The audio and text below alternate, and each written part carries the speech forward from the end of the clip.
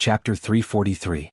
Fatso and Wolf King looked at each other with murderous intent in their eyes. First it was the Lu family, now it was the Dong family. Fatso said, "Boss, why don't we ask the Precious Treasure Pavilion to ban the Dong family?" "No. We don't have any evidence. The Precious Treasure Pavilion won't do that." Qin Feiyang shook his head. Fatso asked, "Then what should we do?" "Let's observe the situation first. We don't lack anything now. We don't need to go back to the city. We can still cultivate. Let's go. Let's go to the beast's nest and see if there are any other herbs. Then we'll cultivate in seclusion. After all, strength is the king." Qin Feiyang pondered for a moment and said with a faint smile, "Okay." Fatso and Wolf King nodded. No matter how chaotic the situation was, as long as Qin Feiyang was by their side, they were not afraid of anything. This was their unconditional trust in Qin Feiyang. In the city, the Dong family was in a mess. The head of the Dong family was furious when he saw Dong Zheng's body. Dong Zheng was an 8-star battle monarch at such a young age. He was extremely talented. The head of the Dong family had put in a lot of effort to nurture Dong Zheng. Dong Zheng was just a step away from breaking through to the combat emperor realm. Who would have thought that he would be killed at this moment? The pain of losing his son almost drove him crazy.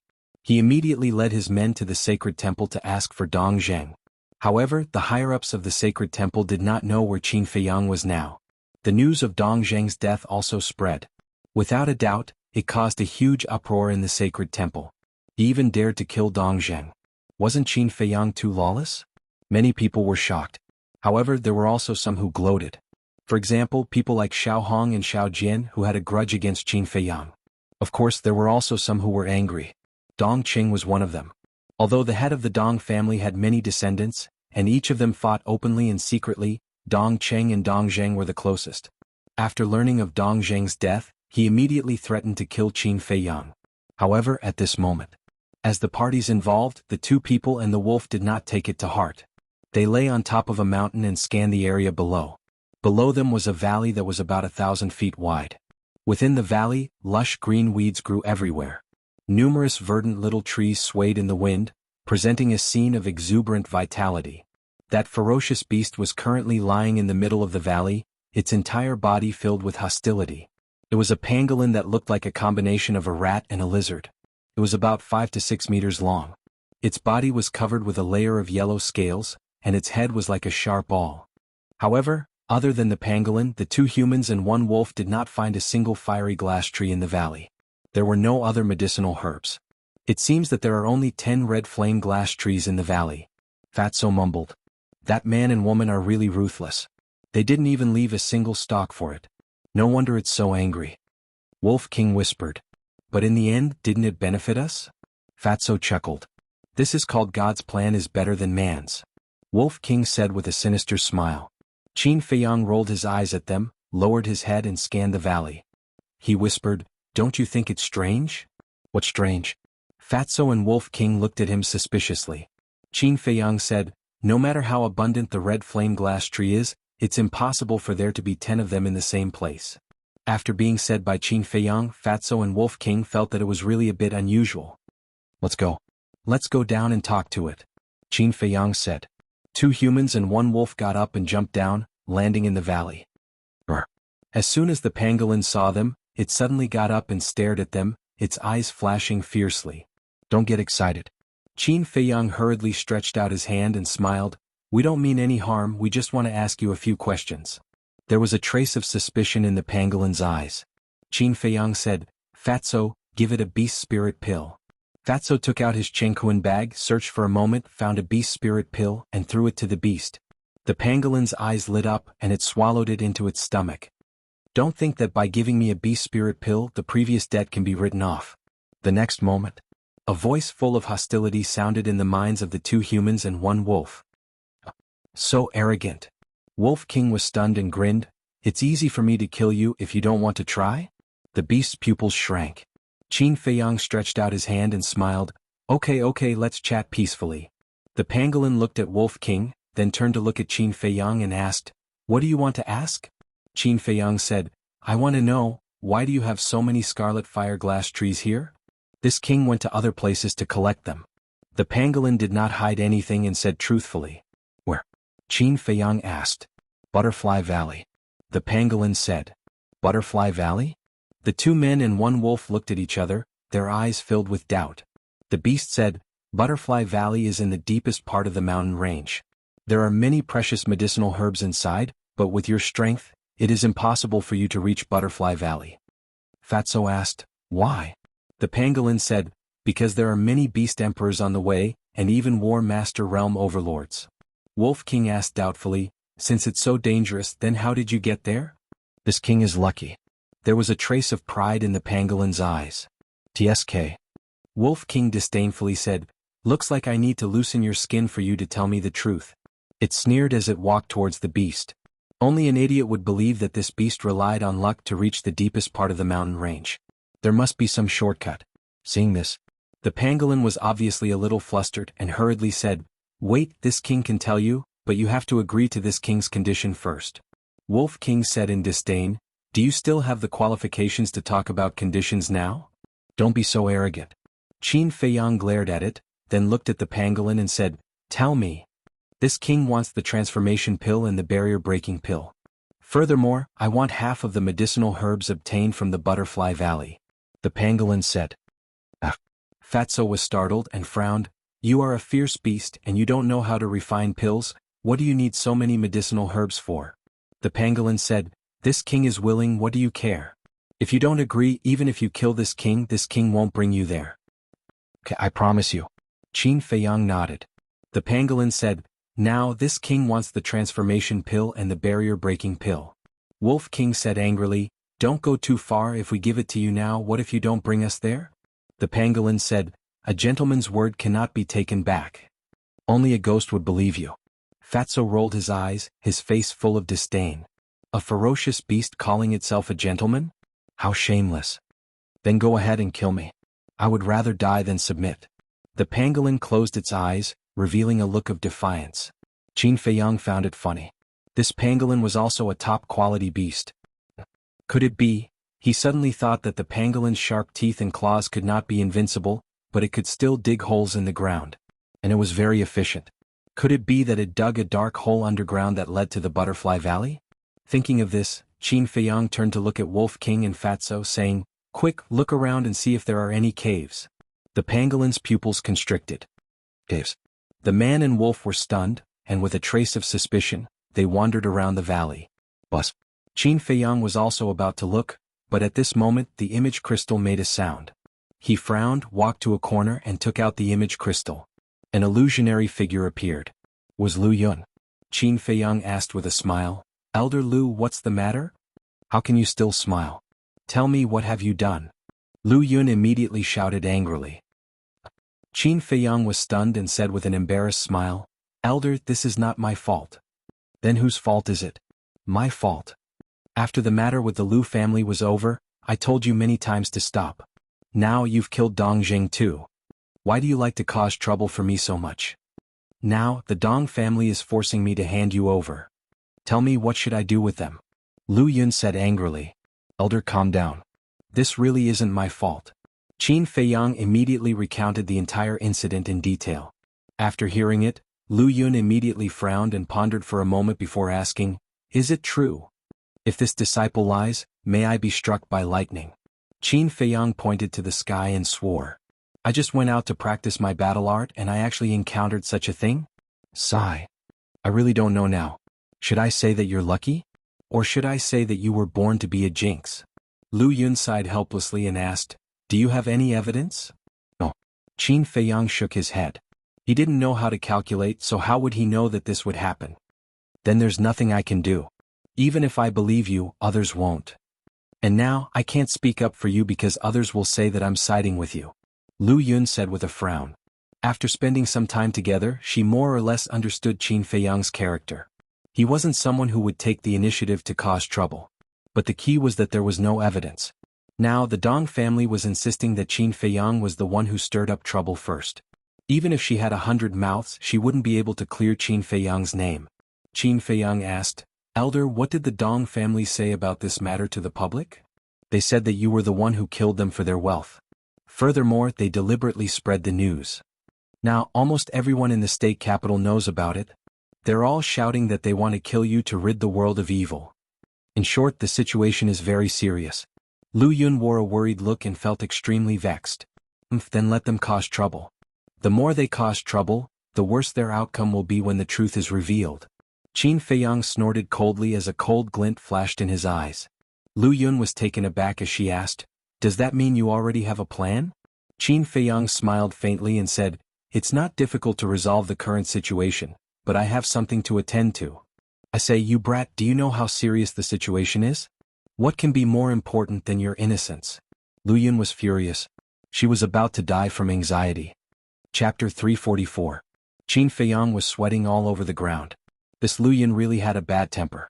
However, his impression of Lu Yun had undoubtedly risen to another level. Seeing Qin Feiyang remain silent, Lu Yun felt even more powerless. "Forget it. I'm too lazy to say anything. It's up to you.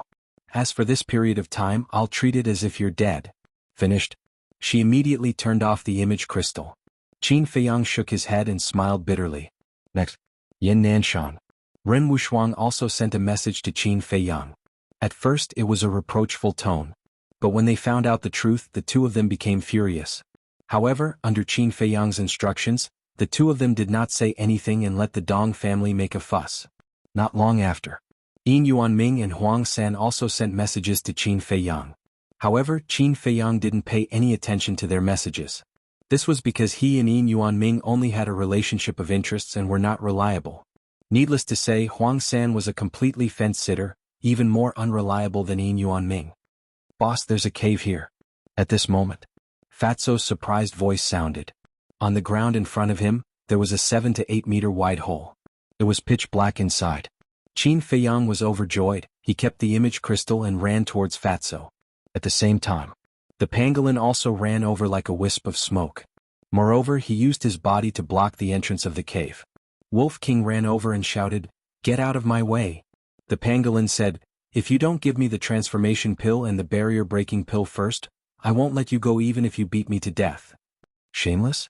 The two men and one wolf looked at each other. After all, it was a war chief realm beast. Could it have some backbone? Wolf King chuckled, "Do you really think that I don't dare to kill you?" The pangolin snorted coldly, "If you dare to make a move, this king will collapse this cave and make you all watch helplessly. Brother has such a bad temper, see if I don't beat you to death today." Wolf King flew into a rage. Boom. Ferocious might erupted. In an instant, it entered battle mode and turned into a muscular wolf. The pangolin's pupils contracted as he roared, "What are you doing? Bullying the weak is not the style of a gentleman." "Do I look like a gentleman to you?" Wolf King was both angry and amused at the same time. This pangolin was too outrageous. It rolled its eyes and chuckled. "Little bug, you look fun. Why don't you be my little brother?" Tisk. The pangolin's eyes were filled with disdain. Just look at him and he wants to be its big brother? What a dream. Interesting.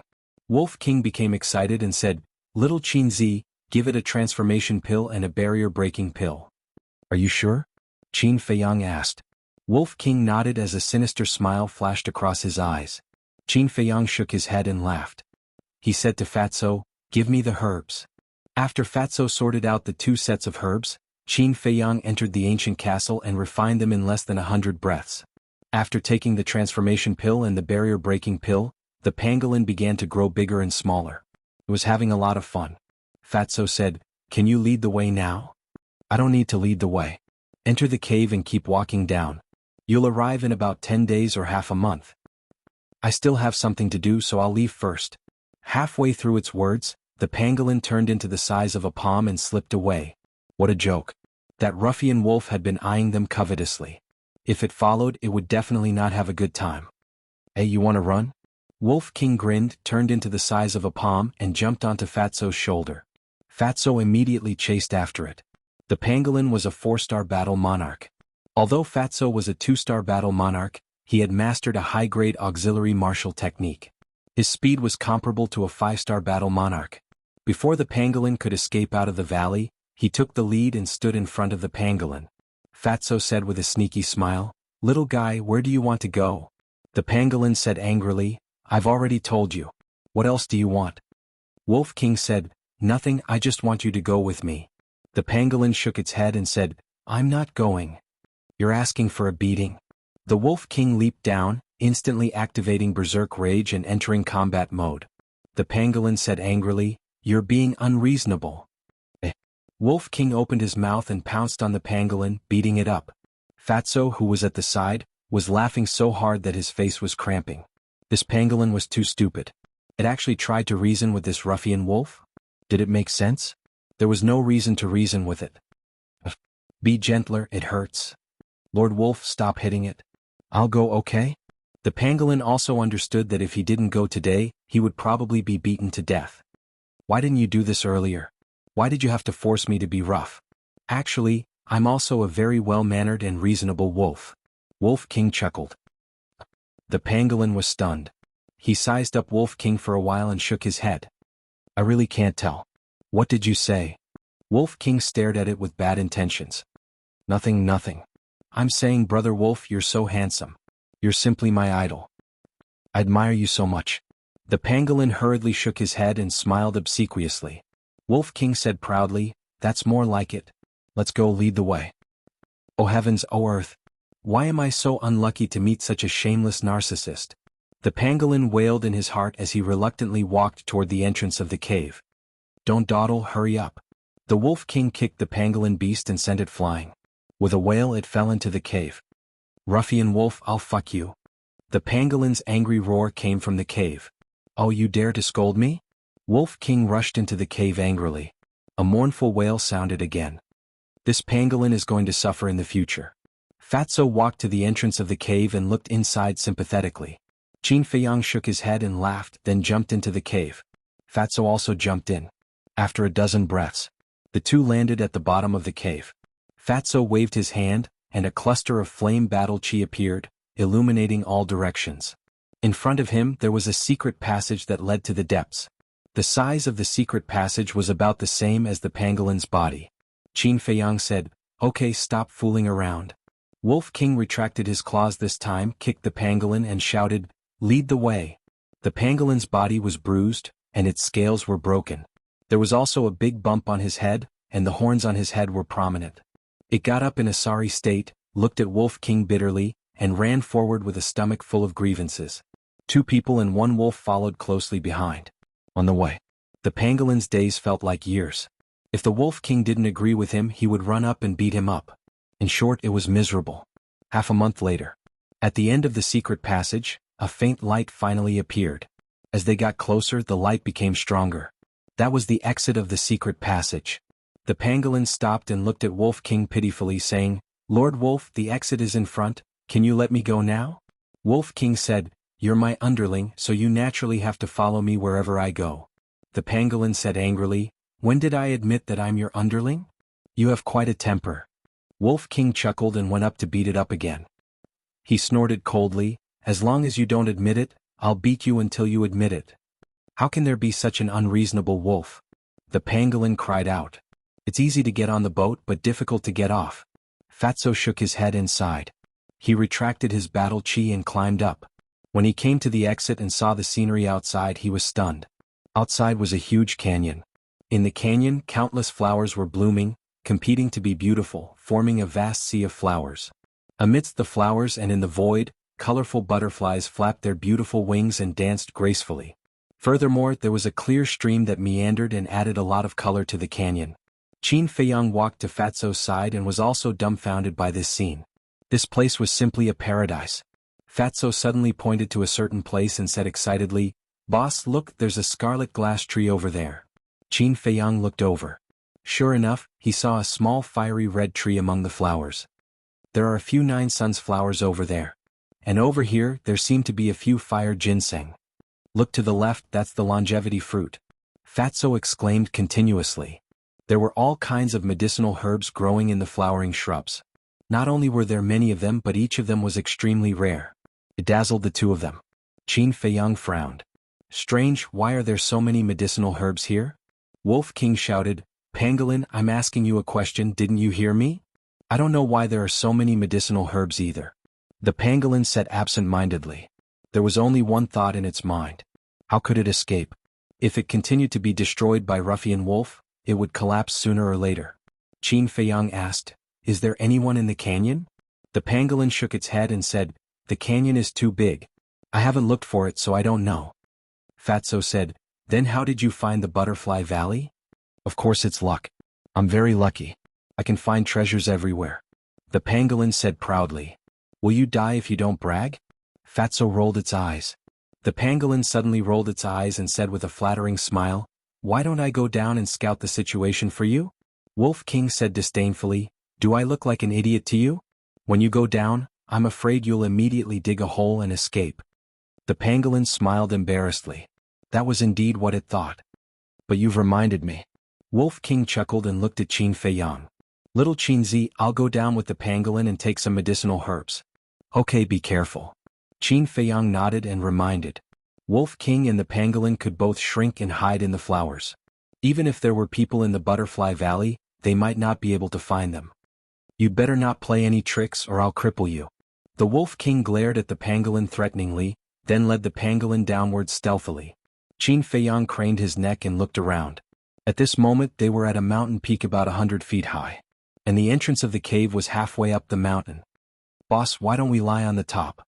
Fatso suggested. Qin Fei Yang nodded. If they stood high they could see further. Chapter 345. Dozens of breaths later. The two climbed to the top of the mountain and stood on a huge rock, overlooking the canyon. The whole picture of the canyon could be seen at a glance. The canyon was beyond their imagination with a radius of more than 10 miles. A rolling mountain range surrounded the canyon without any entrance or exit. It was completely a closed and isolated place. There were 4 different places in the canyon. Sea of flowers. The lawn was green and lush. Jungle.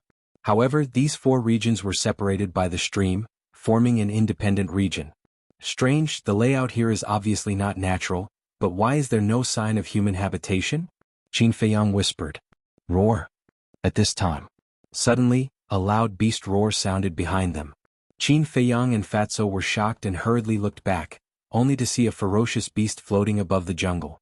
Its body was as huge as a mountain, and its millstone-sized eyes were emitting a shocking murderous light. That beast was staring at them. The two trembled physically and mentally and their faces turned pale. The ferocious aura emitted by this beast was even stronger than Wang Hong, and it was even comparable to the mansion master. This was the beast in the deepest part of the mountain range? It was too terrifying. If it weren't for the mountain pangolin that opened up a shortcut, they wouldn't have been able to reach the Butterfly Valley. But gradually, Qin Fei Yang and Fatso had a trace of doubt on their faces. That beast only saw them and didn't approach them. Qin Fei Yang turned his head to look at the Butterfly Valley and then looked at the beast, with a thoughtful look in his eyes. Not good. Suddenly, he seemed to have thought of something and his face changed drastically, shouting, "Fatso, quickly send a message to the white-eyed wolf, tell them to come back immediately." "What's wrong?" Fatso was surprised. "It's not that this beast doesn't want to approach, but it doesn't dare to. It's afraid of the Butterfly Valley. The Butterfly Valley is definitely not as simple as it looks on the surface," Qin Fei Yang said in a deep voice. Hearing this, Fatso immediately took out the image crystal and sent a message to Wolf King. But at this time, 2 horrified screams came from the sea of flowers below. It was the voices of Wolf King and the pangolin. Qin Fei Yang and Shermu's complexion suddenly changed. They hurriedly looked in the direction of the screams. Immediately, the 2 of them were in the air above the sea of flowers when they saw a white figure rushing towards the forest. It was a human figure. However, his speed was too fast. In almost an instant, he disappeared into the forest, so much so that Qin Fei Yang and Fatso did not see his true appearance. This place is indeed not simple. "Boss, Fat Lord is going to chase after them first. Hurry up and catch up," Fatso shouted. With a poochie sound, the clothes on his back were torn apart and 2 black wings appeared. Whoosh! Spreading his wings, he turned into a stream of light and shot toward the forest. Qin Fei Yang jumped down and dashed into the sea of flowers like a bolt of lightning. He then ran madly, ignoring the medicinal herbs around him. Several hundred breaths passed. He crossed the stream in one step and landed in front of the forest. And Fatso had already taken a step ahead of him and entered the forest. Just as he was about to enter the forest, Fatso's screams also sounded, as if he had encountered a terrifying person, with a sense of panic that could not be dispersed. "Damn it!" Qin Fei Yang cursed and rushed into the forest without hesitation, running towards the place where the sound came from. A moment later, A small, quaint wooden building suddenly entered his line of sight. The small wooden building had a total of 2 floors and was located in the middle of the forest. And on the left side of the small wooden building, there was a beautiful flower garden. All kinds of flowers were budding, beautiful purple and red. However, when he looked to the right, Qin Feiyang's eyes widened, full of disbelief. It was actually a vegetable garden. The lush green vegetables were like young girls, exuding youthful vitality. What kind of place is this? Qin Feiyang frowned and looked up at the small wooden building. The door of the small wooden building was wide open. Looking from the outside, it seemed a little dark inside. The surroundings were also silent. Qin Feiyang's heart became inexplicably nervous. After calming himself down, Qin Feiyang cupped his hands and said, "I'm Qin Feiyang. I've barged into Butterfly Valley rashly.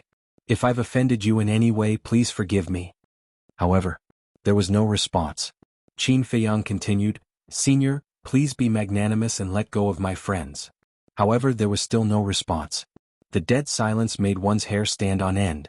Qin Feiyang swallowed his saliva and walked towards the small wooden building. However, he suddenly stopped after taking 2 steps.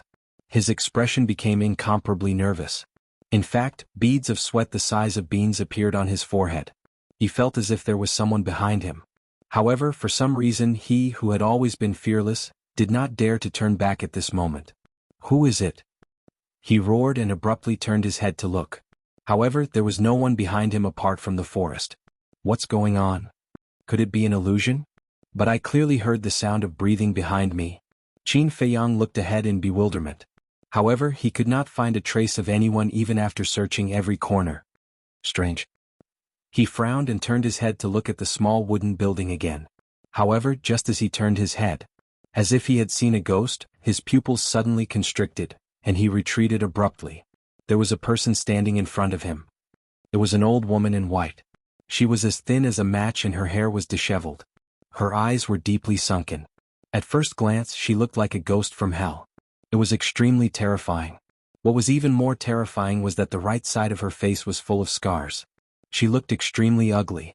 In such an environment and atmosphere, anyone who encountered such a person would be frightened no matter who it was. However, Qin Feiyang quickly calmed down. She was breathing and had a heartbeat, which meant that she was not a ghost. As long as she was not a ghost, there was nothing to be afraid of. Qin Feiyang cupped his hands and said, "Greetings, senior." The old woman did not speak and just stared at him. "It's not easy to communicate." Qin Feiyang mumbled and continued, "I trespassed into Butterfly Valley and disturbed you, senior.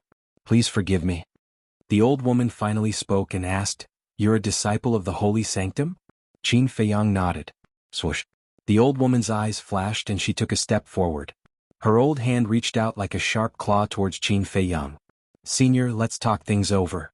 Qin Feiyang's expression changed and he hurriedly retreated. However, his speed could not compare to the old woman's. The old woman grabbed his clothes and tugged hard. With a rip, Qin Feiyang's clothes were torn apart. Ugh! Qin Feiyang was stunned. He covered his upper body with both hands and asked in surprise, "Senior, what are you trying to do?" Could he have encountered a perverted old woman? The old woman shouted, "Take your hands off." "I don't want to." Qin Feiyang shook his head and said with a bitter face, "I already have a sweetheart. Please respect yourself, senior." The old woman was obviously stunned. Her ugly face suddenly showed a fierce look and she said, "Take your hands off again and I'll kill you." "It's over. This old woman is really a pervert. My pure body." Qin Feiyang looked up at the sky and cried out in grief. His arms hung down weakly, revealing his strong body. And he had an 8-pack. Seeing Qin Feiyang's reaction, the old woman could not help but frown. However, she did not say anything and directly looked at the potential mark on Qin Feiyang's chest. Her old eyes were shining. Qin Feiyang was stunned. He thought that the old woman was an old pervert. It turned out that she just wanted to see his potential mark. This was awkward. A moment later, the old woman's gaze turned and looked at the concentric knot. She asked, "What is this heart-shaped mark?" "This?" Qin Feiyang hesitated for a moment and said, "This is a birthmark. I was born with it." The old woman said, "Is there such a birthmark in the world? Kit, are you lying to me?" Qin Feiyang smiled bitterly and said, "How would I dare to lie to senior? This is indeed a birthmark." The old woman did not ask any more questions. She believed him. Qin Feiyang said, "Senior, can I put on my clothes?" The old woman nodded. Qin Feiyang hurriedly took out a piece of clothing and quickly put it on. He asked, "Senior, I wonder what happened to my 3 friends? Dead." The old woman said expressionlessly. "What?" Qin Feiyang's expression changed. The old woman laughed sinisterly, "Trespassing into the Butterfly Valley, whether it's a human or a beast, they all have to die." "Dead?" Qin Feiyang murmured. His face was full of disbelief. Ling Yunfei and the others were dead. Wolf King and the others were also dead now? Why? He gradually clenched his hands and shouted at the old woman, "You killed them for such a small matter. Do you still have any humanity? You have to die too." The old woman's eyes turned cold. "You damn old witch, I'm going to kill you." Qin Feiyang roared, took out Chang Shui, and rushed toward the old woman without fear. When the old woman saw Chang Shui, a strange light flashed in her eyes. Obviously she could see that Chang Shui was not ordinary. She tilted her body slightly and calmly dodged. At the same time she stretched out her arm and slapped the back of Qin Feiyang's head with her palm like a blade. Feeling the arrival of danger, Qin Feiyang suddenly came back to his senses. His rationality that was blinded by anger quickly calmed down. Whoosh! Seeing that the old woman's palm was about to hit him, Qin Feiyang suddenly disappeared without a trace. The old woman's arm paused and she looked around in surprise. But soon, her ugly face showed a look of realization and she said, "Come out quickly, I know you are hiding in that castle." "You even know this? How does she know so much about me?" "In the castle." Qin Feiyang's face was full of surprise and doubt. Lu Hong had already been awakened, and her face was full of disbelief. "If you don't come out, I will really kill your 3 friends." The old woman's voice came in. Qin Feiyang and Lu Hong looked at each other, and a trace of surprise crept up in their eyes at the same time. "You continue to cultivate," Qin Feiyang told Lu Hong, and then appeared in front of the old woman in a flash and asked, "Where are they?" The old woman said, "You want to see them so much?" Qin Feiyang nodded. "Well, come with me." After the old woman said that, she walked toward the small wooden building. Qin Feiyang hesitated for a moment, but finally chose to follow. As soon as he entered the small wooden building, Qin Feiyang saw Fatso, Wolf King, and the pangolin lying unconscious on the ground. "What did you do to them?" Qin Feiyang was shocked and angry, and hurriedly ran up to check on their condition. "Don't worry, they just fainted, nothing serious. But it is easy to come in here but difficult to get out. It's almost impossible for you to leave the Butterfly Valley alive," the old man said. Chapter 346. Qin Feiyang checked carefully and confirmed that Fatso and the others were indeed only unconscious. He heaved a sigh of relief and looked up at the old woman asking, "What do I have to do for you to let us go?" With this old witch's strength, it would be easy for her to kill them. But she didn't kill them now. Therefore there must be an ulterior motive. "You are a very smart young man. Go to a place and help me find something," the old woman said. "Where? What is it?" Qin Feiyang asked. "There is a 6th-grade alchemy fire in the Forgotten Land called the Heavenly Thunder Flame. Go and help me get it," the old woman said, her eyes full of desire. 6th-grade alchemy fire. Qin Feiyang's eyes trembled. 6th-grade alchemy fire was extremely rare. Even in the imperial capital there was only one. He didn't expect that the spiritual state would have it. But where was this Forgotten Land? He knew the territory of the Great Qin Empire like the back of his hand, but why had he never heard of it? Qin Feiyang said, "Senior, can you tell me what kind of place the Forgotten Land is?" The old woman said, "The Forgotten Land is an ancient site that I discovered in my early years." Ancient site? Qin Feiyang was surprised. At this moment, the old woman flicked her finger and a black stream of light rushed into Qin Feiyang's mouth like lightning. At that moment, Qin Feiyang felt as if something had drilled into his body. "What did you do to me?" His expression changed and he hurriedly sank his mind into his body. He saw a wisp of black air flowing in his body, heading straight for his heart. He hurriedly mobilized his battle aura and pounced towards the black air flow. However, whether it was the purple gold dragon aura, the flame battle aura, or the red sword aura, they couldn't shatter the black air flow. They couldn't force the black air flow out of his body either. "This is the black poison. It is a poison that I developed after 3 years of using 99 kinds of poisons and venoms. Just 1 drop is enough to poison a warlord to death. It will fuse with your heart and can end your life at any time. Don't even think about using the detoxification pill because it's useless. Only this old one's special antidote can completely eradicate the black fiend poison," the old woman said. Qin Feiyang's face turned pale. This old witch is too vicious. The old woman then took out a jade bottle, which was filled with a transparent liquid that was about half full. This is not an antidote, but it can stop the poison from acting up. Take 1 drop every month. It can save your life. When you come out of the Forgotten Land, give me the heavenly lightning flame and I will give you the antidote. After saying that, the old woman threw the jade bottle to Qin Feiyang. Qin Feiyang grabbed it and glared at her angrily. This old witch was too treacherous. The old woman replied, "If I were you, I would immediately take a drop." Before he finished speaking, Qin Feiyang felt a strong tearing sensation in his heart. It was as if his heart was being torn apart. He hurriedly poured out a drop of transparent liquid and swallowed it. The effect was immediate. The pain in his heart immediately disappeared. When the black fiend poison doesn't act up, everything is normal, so don't worry, it will affect your cultivation. But there are only 60 drops in the jade bottle. In other words, you have 5 years. If you don't come out of the Forgotten Land after 5 years, then you can only pray for yourself. The old woman said. Qin Feiyang said in a deep voice, "You are so strong, why don't you go in yourself?" Because there is a restriction at the entrance. Only those below the 9-star fighting king can enter. According to the old woman. After discovering that there was a restriction at the entrance, she had been waiting for a young man with the ability to enter the Butterfly Valley. After all, the journey from the continent city to the Butterfly Valley was full of danger. Those who had the ability to come to the Butterfly Valley must have some means.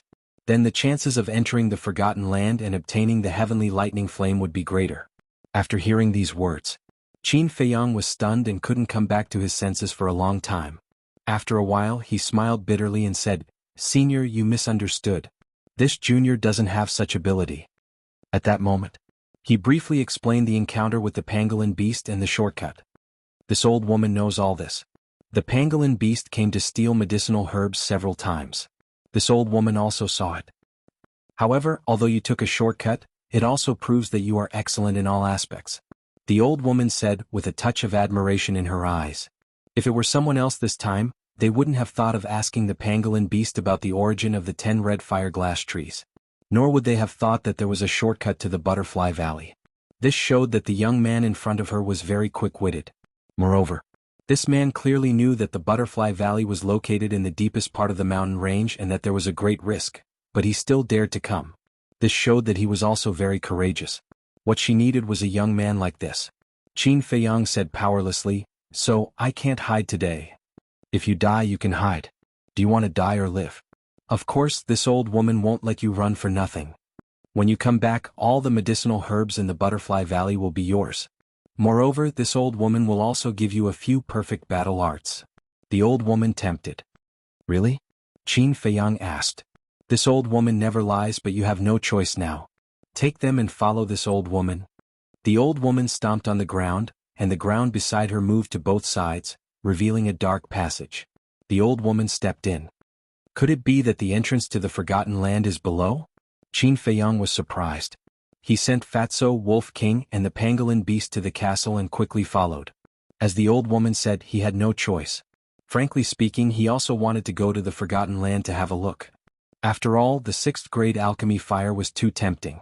If he could get his hands on it, he might be able to refine supreme grade pills with 3, 4, or even 5 pill veins. This would be of great help to him when he returned to the imperial capital in the future. The secret passage slanted downward. After walking for half an hour, Qin Feiyang saw an ancient stone door. It was estimated that it had already gone deep into the center of the ground. The old woman waved her hand, and her battle chi surged and merged into the stone door. With a clang, the stone door quickly opened. A majestic aura surged out like a tide. Qin Feiyang's pupils contracted. This aura was too shocking. What was behind the stone door? The old woman was not surprised at all. Her expression was as usual as she strode in. This was a stone room about a dozen meters in size. And in the center there was an ancient altar. The altar was blood-red as if it had been soaked in blood, exuding a mysterious aura. That majestic aura came from this altar. Qin Feiyang walked in and looked at the altar with a strange light in his eyes. This was the first time he saw this thing. The old woman looked at the altar, and an inexplicable light appeared in her eyes. Then, she turned to look at Qin Feiyang, and the light in her eyes also disappeared. "If you have any last wishes, tell this old woman now.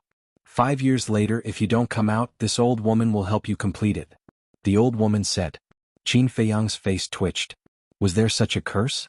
After a while, Qin Feiyang nodded and said, "This junior does have a last wish, but I don't know if senior can do it." The old woman said proudly, "In this land, there is nothing this old woman can't do." So awesome. Qin Feiyang was stunned and said, "If this junior unfortunately dies, then please help this junior destroy the great Qin Empire." And the old woman's body trembled and a shocking cold light burst out of her eyes and said, "Are you playing with this old woman? Senior, you said that there is nothing you can't do, how can you blame me?" Qin Feiyang looked innocent. The old woman frowned and said with a black face, "Except for this, anything is fine." "Forget it then. As for the other matters I can do it myself." "But, this junior wants to say goodbye to two people," Qin Feiyang said. "No, from now on you are not allowed to contact anyone." The old woman decisively refused. Her index finger pointed at the altar, and a stream of battle qi gushed out from her fingertip, continuously pouring into the altar. Suddenly, the altar bloomed with a bloody light. As more battle qi poured in, the bloody light became more and more dazzling. Until the end, the entire altar was shining. And on the old woman's forehead, there were beads of sweat. Obviously, it was not an easy task to revive the altar. When the altar was completely revived, the old woman waved her hand without saying a word, and a vast force rushed toward Qin Feiyang. Immediately, Qin Feiyang uncontrollably rose into the air and landed on the altar. "Wait, senior, this junior still has a question to ask," Qin Feiyang hurriedly said. "Ah." But before he could finish his sentence, he felt as if his body was about to be torn apart, and an indescribable pain came from it. Even with his temperament he couldn't help but howl. And at the same time his eyes were dark and he couldn't see anything. He could only feel that his body was moving quickly. At this moment, every breath was endless suffering and pain for Qin Feiyang. He didn't know how long had passed. With a thud, he felt as if he had fallen into water and a bone-chilling cold current swept over. In an instant, he woke up and opened his eyes. What entered his sight was clear water. "Where is this?" Qin Feiyang was surprised. The water was very cold, but it was still within the range that he could bear. He hurriedly swam upward. Suddenly, he felt that there was a crisis approaching quickly. He looked down and immediately saw 3 giant pythons. The 3 giant pythons were more than 10 meters long, and their bodies were as thick as buckets. Their long and narrow eyes revealed a cold light. And on their bodies, there was a layer of snow-white scales. What kind of giant python is this? Why have I never seen it before? Qin Feiyang's eyes widened, and his battle qi surged. Like an arrow he shot toward the surface of the water. The 3 giant pythons chased after him. Moreover, their speed was several times faster than Qin Feiyang's. War Emperor-level beast. Qin Feiyang was shocked. Wasn't it too unlucky to encounter such a terrifying cold-blooded creature the moment he came here? He didn't hesitate to hide in the castle. Fatso, Wolf King, and the pangolin had all awakened. "Why are you in such a sorry state?" As soon as Qin Feiyang came in, Fatso, Wolf King, and Lu Hong surrounded him, their faces full of surprise. Chapter 347. We have already entered the Forgotten Land. Our luck is also very bad, encountering a War Emperor realm beast as soon as we arrived. Qin Feiyang said helplessly. If they continued to hide in the castle would continue to sink. They didn't know where they were now. Was it a sea, a river, or a lake? If it was a river or a lake, then it wouldn't be a big problem. After all, it wouldn't be too deep. But if it was a sea, then it would be a big problem. Because no one knew how deep the sea would be. After hearing this, Fatso was very worried. He frowned and said, "Who exactly is that old witch?" "Who knows?" Wolf King pursed his lips. Lu Hong asked, "Do you guys feel that it's very strange?" "It is indeed very strange. She said that the entrance to the Forgotten Land is restricted. Only those below the 9-star War Emperor realm can enter. This proves that she has never been to the Forgotten Land. But how did she know that there was a heavenly thunder flame here?" Qin Feiyang frowned. This was the question he wanted to ask the old woman before entering the Forgotten Land. Unfortunately, the old woman didn't give him the chance to ask. Also, why did the old woman know so much about him? As soon as she saw him, she took off his clothes. Obviously, she already knew that he had opened the door of potential. However, other than the people around him in the entire spiritual state, only Yan Nanshan, Wei Zhongyang, Ren Wushuang, and the mansion master knew about the opening of the door of potential. How did the old woman know? Too many doubts filled Qin Feiyang's heart. He had a very real intuition that this matter was not as simple as it seemed on the surface. Fatso and Lu Hong also frowned. Fatso said, someone must have leaked the news. Send a message and ask them. Qin Feiyang nodded, took out the image crystal, and poured his battle aura into it. Suddenly, his eyes were filled with surprise. What's wrong? Fatso and Wolf King couldn't help but look at him in surprise. Qin Feiyang frowned and asked, why can't I send a message? Hehe, it must be because your image crystal is not giving you face. Look at Fat Lord. As Fatso teased him, he took out an image crystal and sent a message to Yan Nanshan. But in the next moment, his eyes widened and his face was filled with bewilderment. Damn it, Fatso, your imaging crystal doesn't seem to have given you any face, does it? Lu Hong teased. Fatso smiled embarrassedly. Lu Hong also took out the image crystal and tried, but she was unable to send a message. Qin Feiyang said, seems like it's related to the Forgotten Land. Now that we can't contact the outside world, we can only rely on ourselves for everything. Little Qinzi, what should we do with it? Wolf King pointed at the pangolin. Qin Feiyang said, I thought it didn't want to follow us? Then let's do as he wishes. The pangolin hurriedly said, don't, I'm not familiar with this place. How do you want me to live? Wolf King said, it's none of our business. Hurry up and get lost. Brother Wolf, don't be like this. After all, we lived and died together in the Butterfly Valley. You can't be so heartless. The pangolin leaned forward and smiled obsequiously. Wolf King said disdainfully, are we close to you? Don't try to curry favor here. The pangolin hesitated for a moment and said angrily, don't you just want me to be your underling? Then are you going to do it or not? Wolf King looked at it proudly with a look that said, I'm going to eat you up. The pangolin was very aggrieved and roared, you're too despicable. A gentleman should convince others with virtue, not take the opportunity to threaten others. Qin Feiyang and the other two looked at each other. This pangolin really made them speechless. He was not a good person, but he kept saying that he was a gentleman all day long. However, in Wolf King's dictionary the words convince others with virtue did not seem to exist. Wolf King chuckled and said, I only know how to use violence to curb violence. Do you want me to demonstrate it to you? The pangolin's pupils constricted and he hurriedly said, okay. As long as you don't chase me away, I'll agree to it. Diske. And here I thought you had some backbone. Wolf King was disdainful. When we leave the Forgotten Land, I'll immediately leave. The pangolin also muttered in his heart. It seemed that they all had their own plans. Qin Feiyang shook his head and laughed. He looked at Lu Hong and said, give me a water avoidance pearl and a cold avoidance pearl.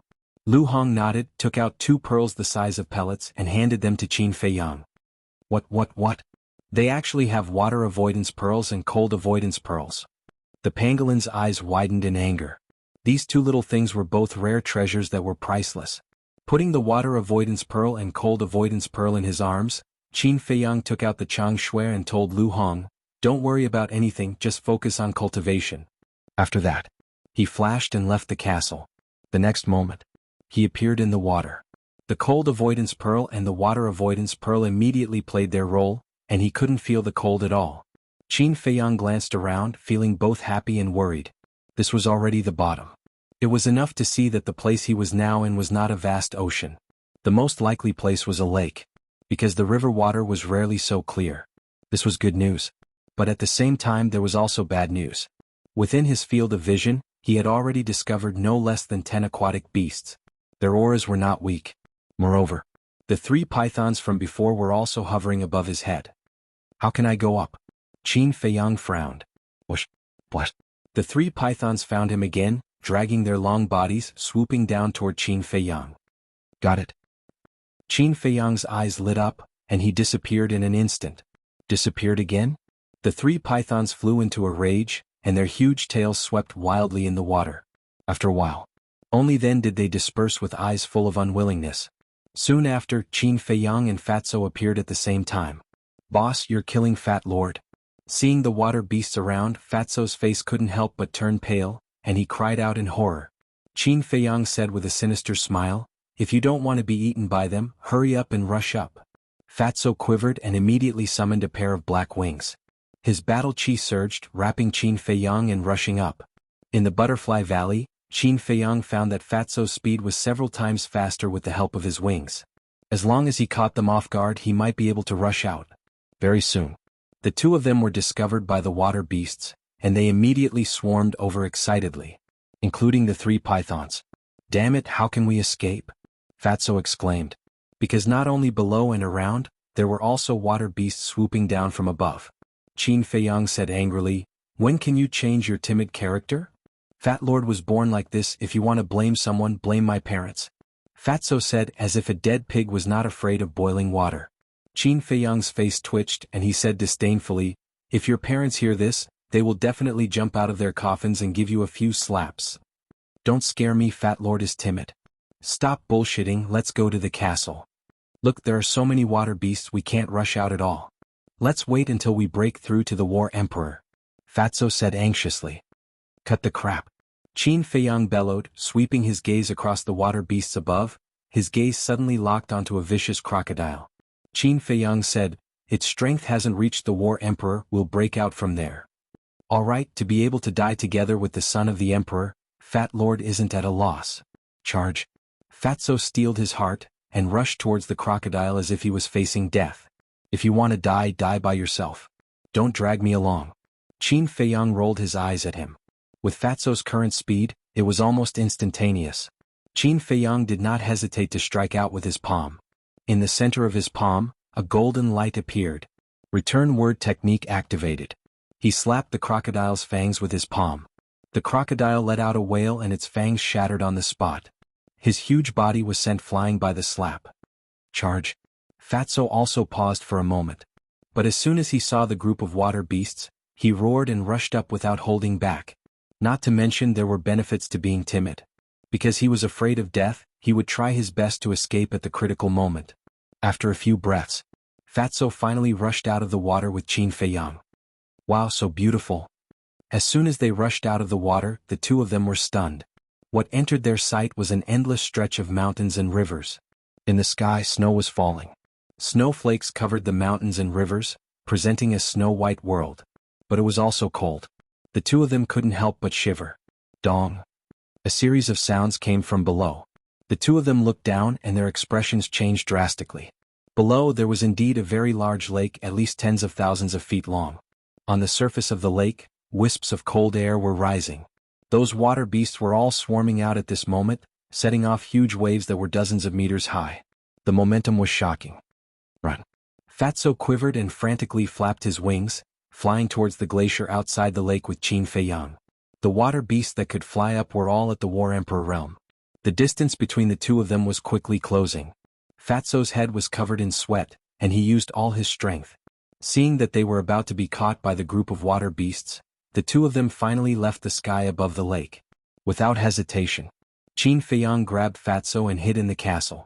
The exposed castle also fell towards the glacier below. Roar! Seeing that the prey in their mouths had suddenly disappeared, the group of water beasts went crazy. They crazily slapped the void, destroying the mountains and rivers. Battle chi surged and a fierce aura shook the surroundings. After about 100 breaths, they returned to the lake in a mighty manner. Inside the castle. You scared Fat Lord to death.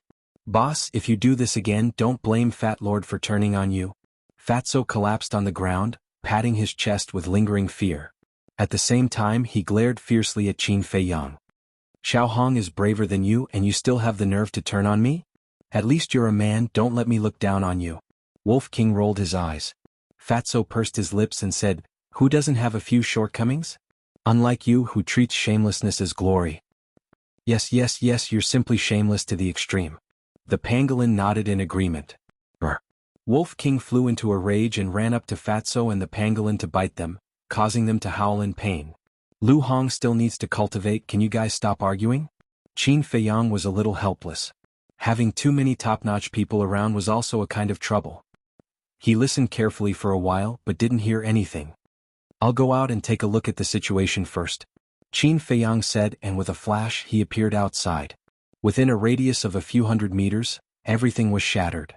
Goose feather heavy snow fell, gradually covering the shattered area. Chapter 348. The cold wind whistled and blew against his face, causing him to feel a piercing pain. Qin Feiyang turned his head and glanced at the lake, then climbed up an ice peak and looked down in all directions. The glacier stretched as far as the eye could see. There was no sign of life. But in the distance he could see the shadows of some vicious beasts. Qin Feiyang did not know anything about the Forgotten Land, so he did not think too much about it. After jumping down from the ice peak, he called out to Wolf King and sped towards the east. Little Qinzi, look, why is that snow ape so strange? A snow ape was wandering on the glacier, probably hunting for food. Its size was about the same as a robust man. Its entire body was covered in snow-white fur. It had merged with the world of ice and snow. If it did not move, one would not think that it was a vicious beast. The Wolf King looked at the ferocious beast with a strange glint in its eyes. Because that snow ape actually had 2 heads. Qin Feiyang sized it up for a while, then frowned. I think I've seen it somewhere before. In the Great Qin Empire, 1-headed apes were very common. But he had never met a 2-headed ape before. Suddenly, Qin Feiyang's gaze trembled and said, I remember now, that's a snow mountain ape. Snow mountain ape? Wolf King was startled and asked doubtfully, is it different from the snow ape? It's different. The snow ape we usually see, no matter how strong they are, only have 1 head. But according to ancient records, the snow mountain ape will grow another head when they break through to the war chief realm. When they break through to the war emperor, they will grow a 3rd head. Qin Feiyang said. There's such a thing? The strange light in Wolf King's eyes became even stronger. Something's wrong. Qin Feiyang suddenly frowned.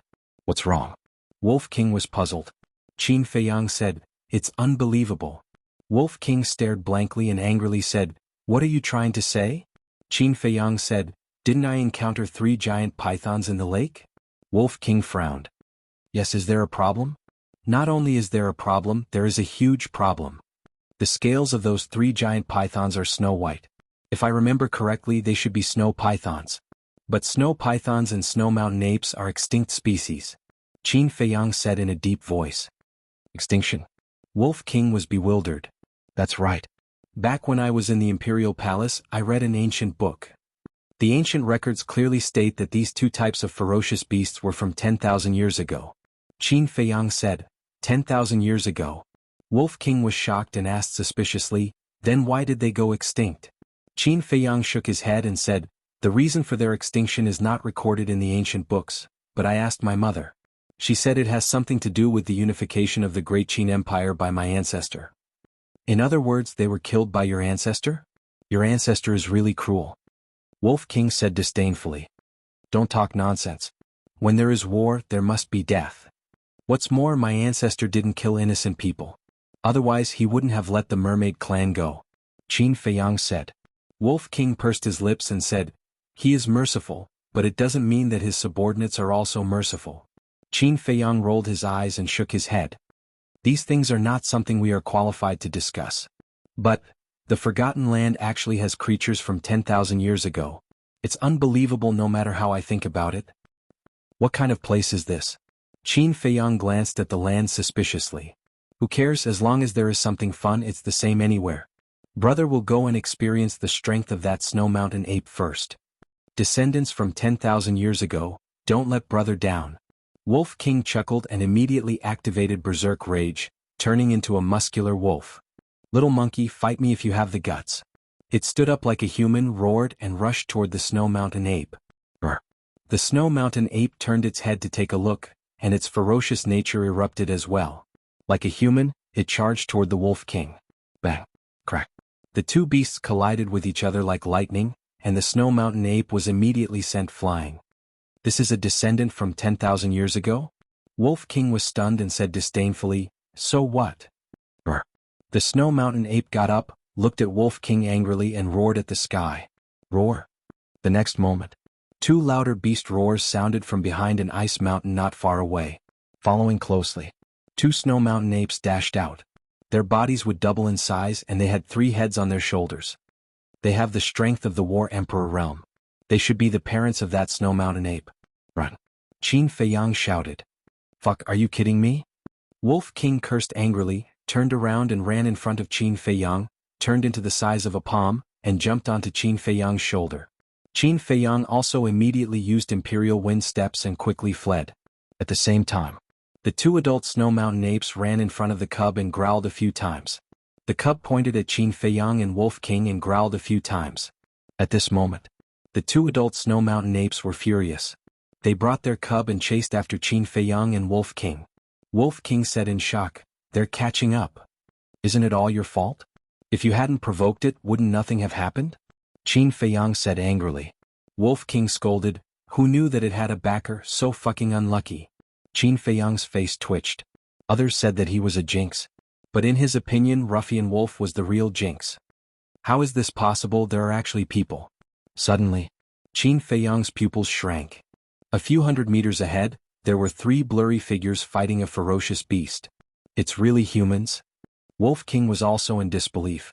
Wasn't the Forgotten Land a historical site? How could there be humans? They all thought that there were no other creatures here except for the fierce beasts. However, the result was far beyond their expectations. Wolf King said, Little Qin Zi, were we fooled by that old witch? It's possible. Qin Feiyang nodded. In the blink of an eye. Roar. The 2 Snow Mountain apes chased closely. Moreover, their speed was countless times faster than Qin Feiyang's. In a few blinks of an eye, they arrived behind the man and the wolf.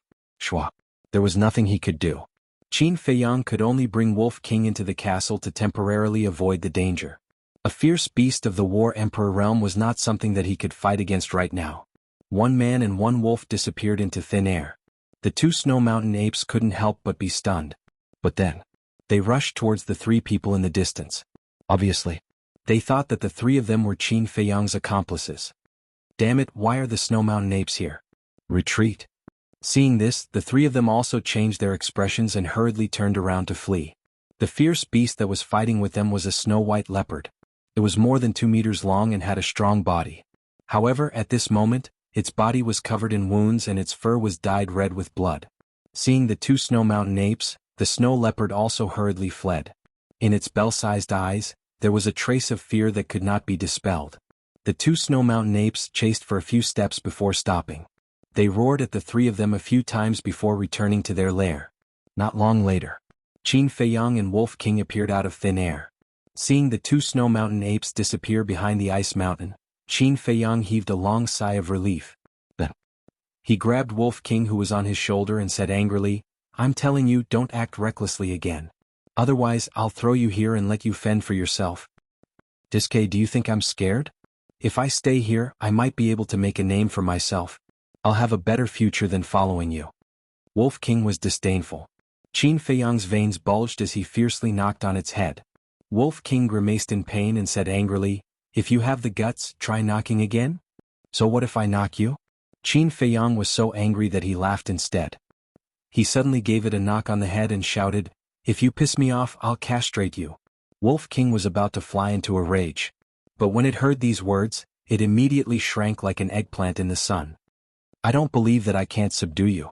Qin Feiyang snorted coldly and chased after the 3 of them. What kind of place was the Forgotten Land? Right now, only those 3 people could find the answer. In front of them there was a vast forest. Even the thinnest tree needed 2 hands to hug it. The thickest tree couldn't be surrounded by 5 or 6 people. On the branches, there was a thick layer of snow piled up, like a huge snow-white umbrella. It was quite spectacular. Those 3 people were currently gathered at the edge of the forest. They were 2 men and a woman, all around 25 or 26 years old. They were all wearing leopard fur coats. One of the 2 men was tall and the other was short. They were about the same size. We were about to kill that snow leopard, but those 2 Snow Mountain apes ruined it. What bad luck. The short young man angrily kicked the trunk next to him. The tree shook violently and pieces of snow fell down. The tall young man and the woman hurriedly retreated to the side and looked at the short young man unhappily. Why are you looking at me? Can't I vent my anger? The short young man said angrily. The tall young man and the woman looked at each other and couldn't help but sigh. In fact, they were also very angry. Forget it, we'll just admit that we're unlucky today. It's getting late, let's go back to the tribe first and come back tomorrow. The woman said. Okay. The tall young man nodded. What bad luck. The short young man cursed angrily. The 3 of you please wait a moment. Just as the 3 of them were about to enter the forest, a loud shout came from behind. Someone's there? The 3 of them were stunned and turned around. When they saw Qin Feiyang, a trace of suspicion crept up on their faces. The short young man said, Look, is that small beast on his shoulder a wolf? The tall young man looked carefully and nodded. It's indeed a wolf, but why is it so small? Even if it's a cub, it's much bigger than this. The woman whispered, It's a little strange, be careful. The 2 young men nodded. A dozen breaths later, Qin Feiyang ran to the 3 of them, cupped his hands and smiled. I'm Qin Feiyang. Please forgive me if I've disturbed the three of you. It's okay. The woman smiled and asked, why are you looking for us? The woman's figure was petite and exquisite, and her cheeks had a touch of red in the bone-chilling wind. Overall she looked quite beautiful. Qin Feiyang was about to speak. The short young man suddenly said, wait. Qin Feiyang, the woman, and the tall young man all looked at him in confusion. The short young man said, were those two snow mountain apes attracted by you? Chapter 349. Qin Feiyang was very polite. This was the first time he was so polite to strangers. However, the short young man did not appreciate it. Apologize? You ruined our plans. How can an apology be enough to settle the matter? The short young man was unforgiving. He threw a punch at Qin Feiyang. There was a layer of dazzling vital energy on his fist. Qin Feiyang frowned. He used the wind-riding steps to dodge the attack. He actually dodged it? The short young man was stunned. He sneered and said, it turns out that you have some skills. No wonder you dare to be so arrogant. As soon as he finished speaking, he moved his feet, raised his fist and threw another punch at Qin Feiyang. Arrogant? Qin Feiyang raised his eyebrows. He had been amiable since the beginning. How could he be so arrogant? Wolf King said telepathically, little Qin Zi, he is only a 7-star martial grandmaster. Let me destroy him. There is no need for that. If he wants to be arrogant, I will show him what true arrogance is. There was a cold glint in Qin Feiyang's eyes. He raised his hand and waved it. Without using his battle aura, he slapped the short young man's fist. He was a 4-star battle king now. He could crush a 7-star martial grandmaster without using his battle aura. Crush. The short young man's arm was instantly lacerated. He flew out and hit the trunk of a big tree. The short young man immediately spat out a mouthful of blood. What? Thick snow poured down and drowned him. He is so powerful. Seeing this, the tall young man and the woman could not help but narrow their eyes. Boom. The short young man lifted the snow and jumped out. Bastard, how dare you hurt me? I will cripple you. His face was ferocious. With a wave of his hand, a big iron bow and 3 arrows appeared. He grabbed the iron bow and released the arrows. Whoosh. 3 arrows were shot towards Qin Feiyang, containing an astonishing murderous aura. Qin Feiyang frowned and said, it was just an accident. Do you really want to make such a big deal out of it? Cut the crap. The short young man roared. Qin Feiyang snorted coldly. This person was simply unreasonable. He slapped out with his palm and crimson red sword chi gushed out, turning into a raging wave. Every wisp of battle chi was like a sharp wind blade that crushed everything in its path. Crack. The 3 arrows shattered on the spot. What? That's battle chi. He's actually a war king.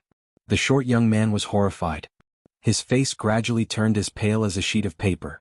On his face there was an unresolvable fear. Plop. In the end he collapsed in the snow, his body shivering. The big iron bow also left his hand. Who was this person? He looked to be about 17 or 18 years old. However, he had actually broken through to the Battle King realm. The tall young man and the woman were also extremely shocked. A 17 or 18 years old person actually had such combat strength. It was truly shocking. The tall young man cupped his hands and said, may I ask which tribe you're from? Tribe. Qin Feiyang was slightly taken aback. He smiled faintly and said, to be honest, I'm actually just a rogue cultivator. A rogue cultivator? The tall young man was shocked. Strength was accumulated by accumulating resources. How could a rogue cultivator with no one to rely on have such strength at such a young age? Unless this person had some kind of treasure on him. At the same time, the woman walked over and helped the short young man to his feet. This person's identity is unknown. Bear with it for now. We'll talk about it after we figure out his background. However, just as she was getting up, the woman whispered into the short young man's ear. The short young man nodded without leaving a trace. A cold light flashed in the depths of his eyes. The two of them thought that their plan was flawless. However, they did not know that Qin Feiyang had already noticed. He could not help but raise his eyebrows. These 3 people seemed to be up to no good. Qin Feiyang's eyes flashed. He cupped his hands and said with a smile, you 3, I still have something to do. I'll take my leave first. After that, he took Wolf King and entered the jungle alone. It was not that he was afraid of trouble. It was better to have less trouble than more trouble. Since there were people and tribes here, he could go to others to inquire about information. There was no need to get into trouble. He's leaving just like that? The three of them were stunned. They looked at each other and hurriedly chased after him. The tall young man smiled and said, "Brother Qin, didn't you come to us for something just now?" Qin Feiyang smiled faintly and said, "It's nothing important. I just wanted to ask for directions." The tall young man asked, "Then where are you going now?" Qin Feiyang smiled and said nothing. The tall young man sighed and said, "Brother Qin, it seems that you don't trust us." "No, it's just that after this kind of thing I don't want to bother you anymore." Qin Feiyang smiled faintly. The tall young man said, "If it's just because of this, I apologize to you on behalf of Lu Zhou." The short young man said angrily, "It's obvious that he was in the wrong first. Why should we apologize?" The tall young man glared at him. Lu Zhou frowned, then snorted coldly and lowered his head to ponder. "Brother Qin, in fact it's not Lu Zhou's fault. You may not know, but we have been eyeing that snow leopard for a long time. If there were no accidents, we would have succeeded in hunting it this time. But at the critical moment, Brother Qin, you caused us to fail in the hunt. Anyone who encounters such a thing will have resentment in his heart. So, please don't blame him, Brother Qin." The tall young man smiled. Qin Feiyang said, "I don't blame him. After all, this matter is indeed my fault." The woman smiled and asked, "May I know how old Brother Qin is now?" Wolf King smiled sinisterly and said, "What? Do you like my little Qinzi?" A row of black lines suddenly appeared on Qin Feiyang's forehead. "A wolf that can talk?" The tall young man and the other two were extremely surprised. That's not right.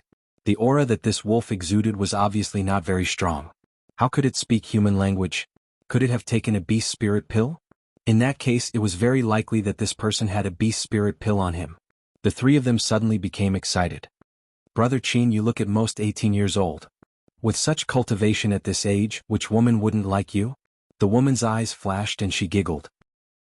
The Wolf King was astonished. "Is this a confession?" he asked playfully.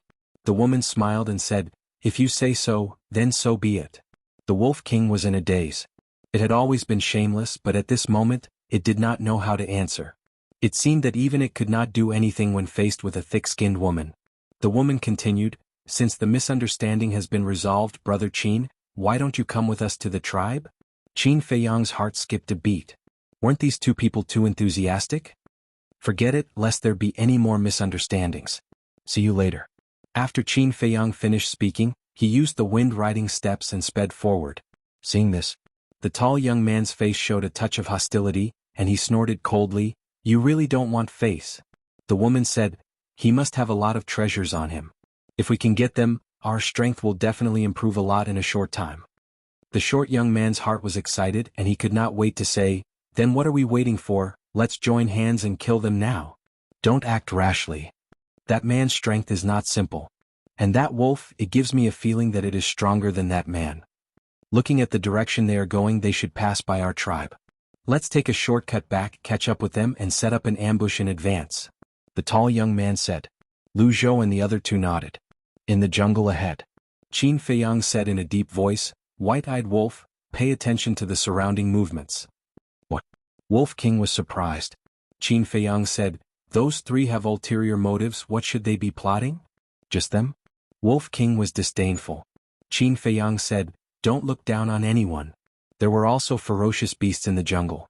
But their strength was not too strong, basically between martial ancestor and battle king. They did not pose much of a threat to Qin Feiyang and Wolf King."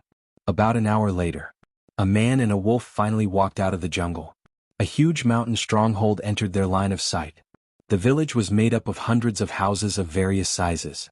It covered an area of about 1 mile, and was backed by a snow mountain more than 100 feet high. Those houses were all built with wood and the roofs were covered with thick snow. Some houses had smoke rising from their chimneys. On the snowy ground there were many children laughing and playing non-stop, having a lot of fun. Around the village there was a row of fences more than 3 meters high. Every distance, there was a strong man guarding to prevent ferocious beasts from breaking into the village.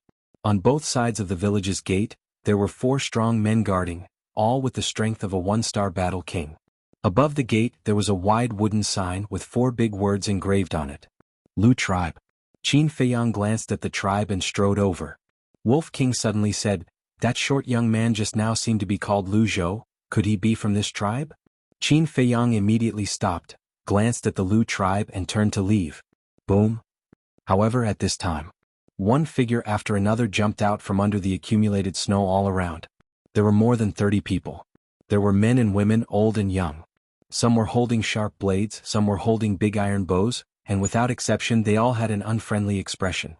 Qin Feiyang glanced at them one by one. The strength of these people was even stronger than the 4 guards at the gate of the tribe. However, he did not find any battle emperors. Suddenly, Qin Feiyang's gaze locked onto a certain place. There stood 2 men and a woman. It was Lu Zhou and the other 2 people he met before. Why is this? Qin Feiyang frowned. Why? Lu Zhou sneered. If it wasn't for you, would that cheetah have been able to escape?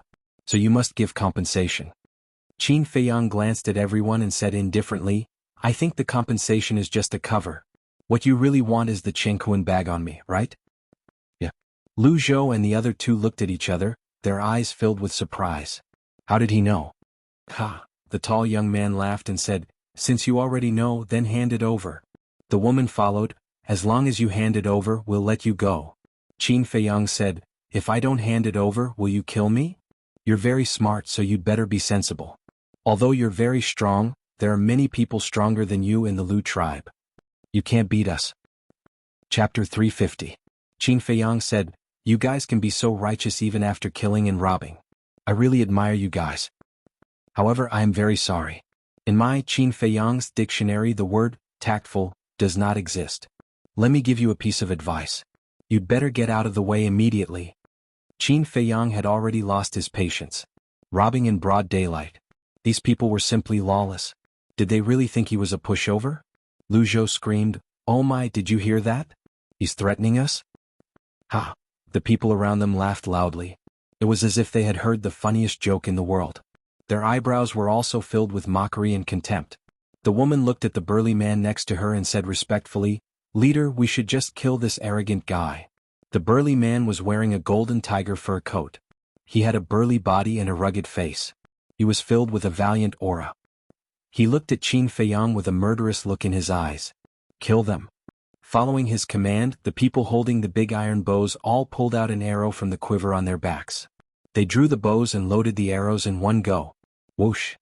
Immediately, more than 10 cold arrows shot toward Qin Feiyang and Wolf King like poisonous snakes bearing their fangs. In an instant, the void here was filled with a murderous aura. Whoosh! At this moment, Qin Feiyang made his move. He used the wind-riding steps and kept dodging the arrows as he went straight toward Lu Zhou and the other 2. He's so fast. Quick, quick, quick, stop him. The 3 of them changed their expressions. Qin Feiyang obviously wanted to kill them first. Lu Zhou had personally experienced Qin Feiyang's strength. The tall young man and the woman had also seen it with their own eyes. Even if they joined forces, they might not be a match for him. Before he finished speaking, 2 burly men stepped forward and stood in front of Qin Feiyang. Boom! The 2 of them threw a punch. A powerful aura swept out in all directions and the snow danced in the air. These 2 men were 5-star battle kings. Whoosh! In the meantime, more than a dozen arrows shot towards Qin Feiyang's legs like bolts of lightning. Qin Feiyang shouted, White-eyed wolf, kill all those people who shot arrows. I've been waiting for you to say that. Wolf King's eyes glowed with an ominous light. He jumped down from Qin Feiyang's shoulder. Tremble, you ants! With a roar, it instantly activated berserk rage and transformed into a muscular wolf. Those arrows that were shot over were like dead wood in front of it, unable to withstand a single blow. With a wave of its claws, the arrows were all shattered. Following closely, it rushed towards the men who had shot the arrows. What? It can actually transform. The surrounding Lu tribe members were all shocked, their faces filled with disbelief. 2 screams were heard. 2 men with iron bows had their heads smashed by the Wolf King's claws. In its berserk state, it possessed the combat strength of a 7-star battle emperor. Those who had shot the arrows were basically 1-star to 3-breath battle kings. How could they be its match? It was a one-sided slaughter. One after another, blood-curdling screams sounded out in succession.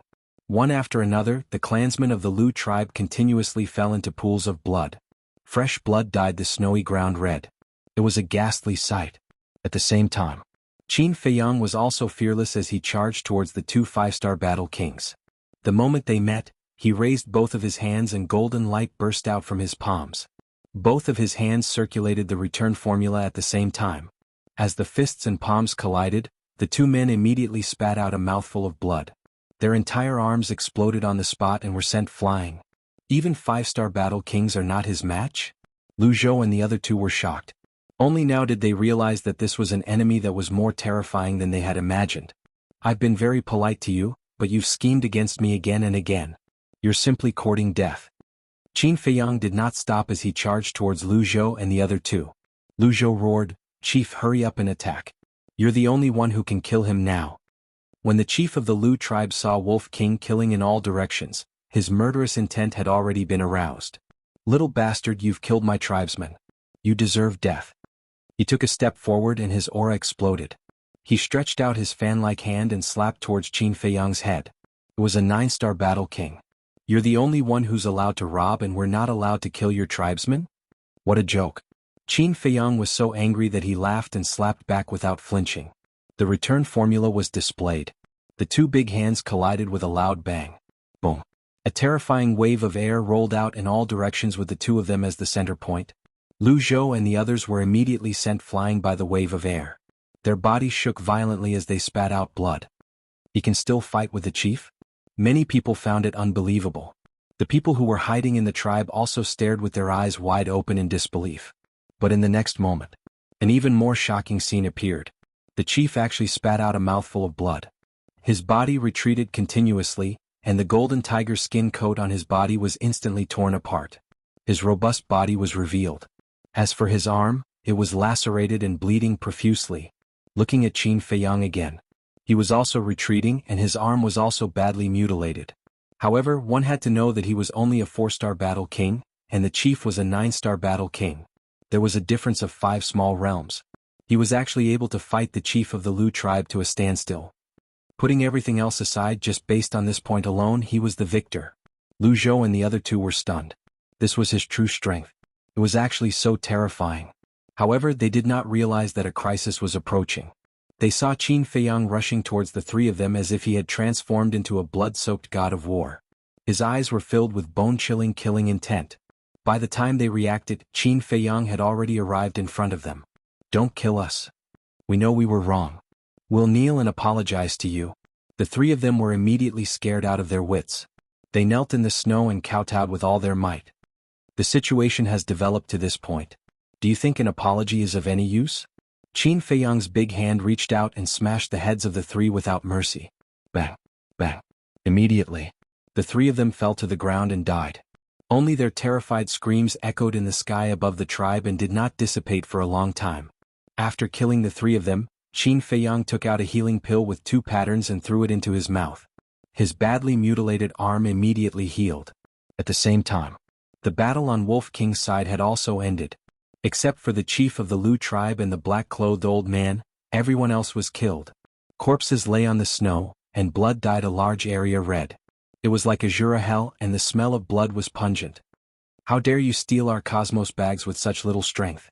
Wolf King walked to Qin Feiyang's side and looked at the chief of the Lu tribe and the black-clothed old man. His bell-like eyes were filled with contempt. "They're all dead." The two of them did not seem to hear as they glanced at the corpses of their tribesmen. Their hands were clenched tightly, and their hearts were bleeding. These people were the elites of the tribe and the pillars of the tribe. They did not expect that in just a moment, they were all lying on the ground. "I'm going to tear you to pieces." The chief of the Lu tribe suddenly looked at Qin Feiyang and Wolf King with a twisted and ferocious face. "You're blaming us? If it weren't for your insatiable greed, would they have died? If you really want to blame someone, you can only blame yourself. You caused their deaths." Qin Feiyang said lightly. Under the healing pill's healing, the wound on his arm had already healed. He was confident that he could get rid of the chief of the Lu tribe. "Haha, no matter what you say, you have to die today." The chief laughed angrily. "If I don't kill you, they won't be able to rest in peace." The black-clothed old man also spoke. His voice was hoarse and low and full of strong killing intent. Boom. The two of them trembled and activated their fighting souls at the same time. The chief's fighting soul was a black panther. Its body was dozens of meters long and it was ferocious. The black-clothed old man's fighting soul was a giant sickle, like the sickle of the Grim Reaper. Its body was pitch black, and the sawtooth revealed an astonishing sharpness. "You guys are really stubborn. Stand still, don't be scared by me." Wolf King laughed and his body emitted a golden light, and a giant golden beast shadow appeared behind him. Strip! Wolf King shouted. The two fighting souls immediately floated toward the golden beast shadow. In the end, they were swallowed by the golden beast shadow. How could this be? The two of them were terrified. They were actually swallowed? What kind of fighting soul was that? It was too scary. However, in the next moment, their bodies and minds trembled, and their faces were filled with disbelief. They could not summon their fighting souls anymore. Now kill? Qin Feiyang shouted in a low voice. The man and wolf were like the Grim Reaper, and they rushed toward the two of them. Chief High Priest, be careful. Seeing this, the people hiding in the tribe hurriedly shouted. The two of them quivered and suddenly came back to their senses. Without hesitation, they raised their fists and punched toward Qin Feiyang and Wolf King. However, it was obviously a little hasty. Let me do it. Qin Feiyang shouted. He stretched out both hands and used the return formula. Bang! The three of them were sent flying at the same time.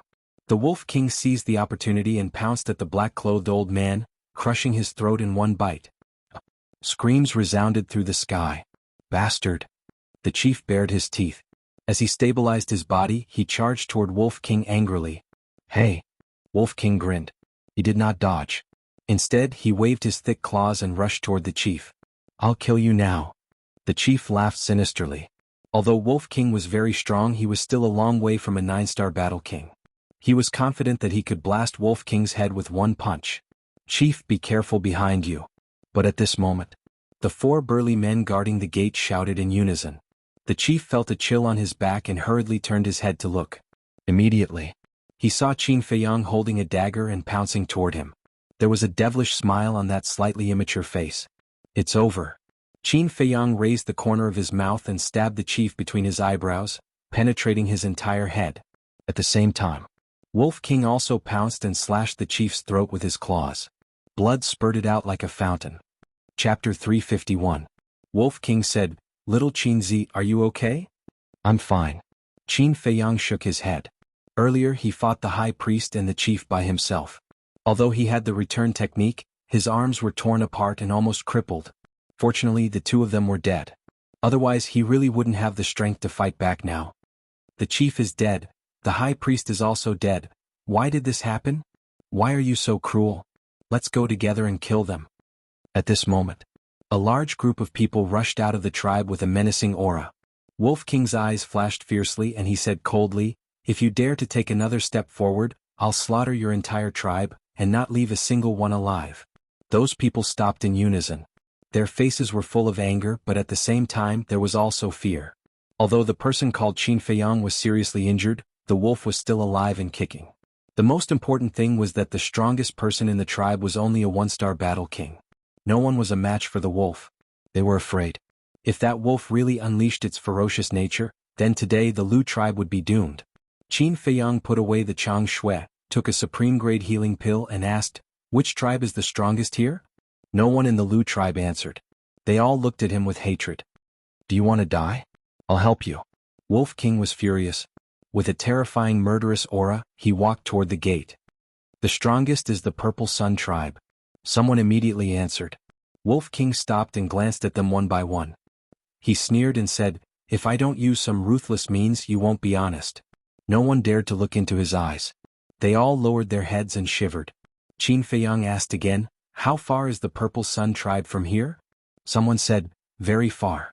It takes a battle king 5 or 6 years to get there. So far? Qin Feiyang frowned. The Heavenly Thunder Flame was a 6th-grade pill fire. People in small tribes definitely didn't know. Therefore he had to go to the Purple Sun tribe and ask those big shots. But he couldn't afford to waste 5 or 6 years. He pondered for a moment. He asked again, Do you know the coordinates of the Ziyang tribe? Everyone shook their heads. Qin Feiyang frowned and said, How many tribes are there in the vicinity? Which tribe is the strongest? A brawny man said, There are more than 10 tribes of different sizes within 100 miles. The He tribe is the strongest. Qin Feiyang asked, Where? The brawny man said, Go straight south. When you see a glacier you'll see the He tribe. Bingha. Qin Feiyang pondered for a moment, glanced at the people in front of the fence and said, Don't make any more trouble. Otherwise this ruffian wolf will really slaughter your Lu tribe. Let's go. Qin Feiyang called out, turned around and rushed to the east. Wolf King bared his teeth and glared at the people of the Lu tribe. Then he turned around and chased after Qin Feiyang. After the man and the wolf had left, the people of the Lu tribe rushed out and rushed towards the corpses of the chief and the high priest.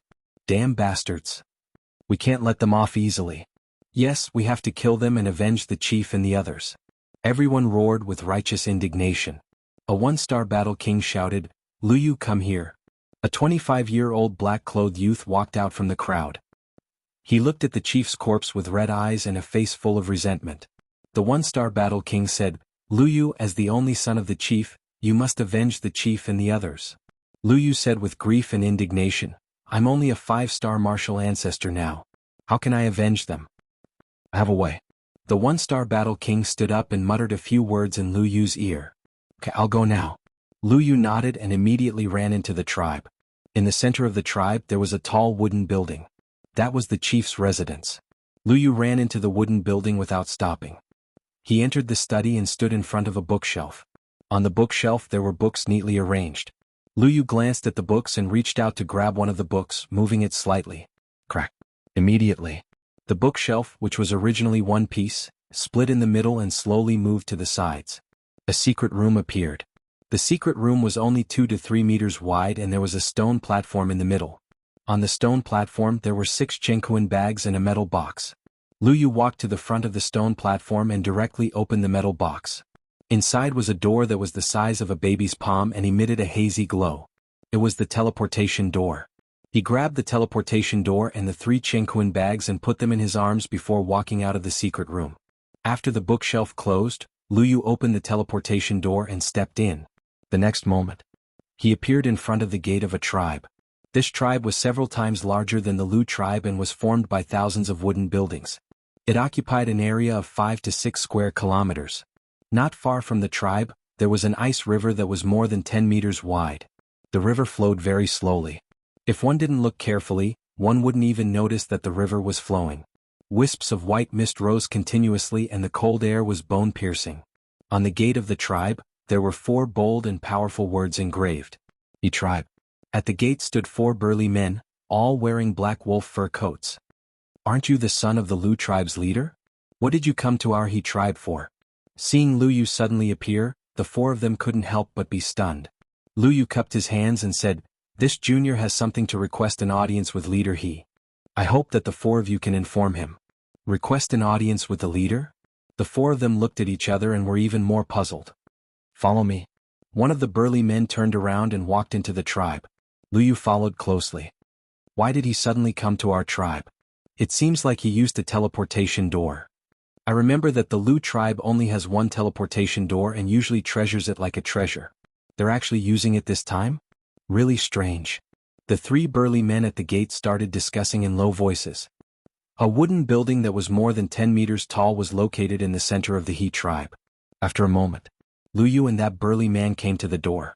The door was tightly shut and it was completely silent. That burly man said respectfully, Leader, the son of the Lu tribe's leader Lu Yu requests an audience. Let him in. A hoarse voice came from inside the house. That burly man reached out and pushed open the door. Inside was a spacious hall. There was a bonfire in the center, burning fiercely and dispelling the cold current. Beside the bonfire, there was a wolf that was more than a meter long. That wolf had already been skinned. The surface was roasted golden, and the fragrance of meat filled the entire hall. Beside it, there was a wide couch covered with a layer of golden wolf skin. A black-clothed old man was lying comfortably on the couch. There were also 2 rather beautiful maids in their 20s serving at the side. One fed him wine and meat. The other sat beside the seat and gently massaged his legs. This simple life was very comfortable. That burly man brought Lu Yu and walked in front of the black-clothed old man. Lu Yu bowed and said, Junior Lu Yu greets leader He Yuan. He Yuan glanced at him indifferently and said, What are you looking for me for? Lu Yu said, Junior wants to ask the leader to kill someone. He Yuan frowned and asked, Who? Lu Yu said, A person called Qin Feiyang. He has a wolf by his side. Wolf. He Yuan and the burly man's eyes lit up at the same time. The burly man asked, Why do you want to kill them? Lu Yu said resentfully, They killed my father, the high priest, and more than 30 war kings of my Lu tribe. What? The burly man and the 2 maids turned pale with fright. He Yuan also suddenly stood up. His old eyes flickered as he asked, "How strong are they?" Lu Yu said, "Very strong, but they haven't broken through to the War Emperor realm. If they haven't reached the War Emperor realm, then there's nothing to worry about." He Yuan smiled disdainfully and said, "However, why should I help you?" Lu Yu took out the 3 cosmos bags and handed them to He Yuan with both hands, saying, "This is half of my Lu tribe's savings, I wonder if it's enough?" He Yuan's eyes flashed as he raised his head to look at the burly man. The burly man understood and grabbed the 3 cosmos bags. After checking them one by one, he nodded to He Yuan. He Yuan pondered for a moment and nodded, "All right, I agree to help you. Tell me the details of their situation." "Thank you, leader." Lu Yu was wild with joy.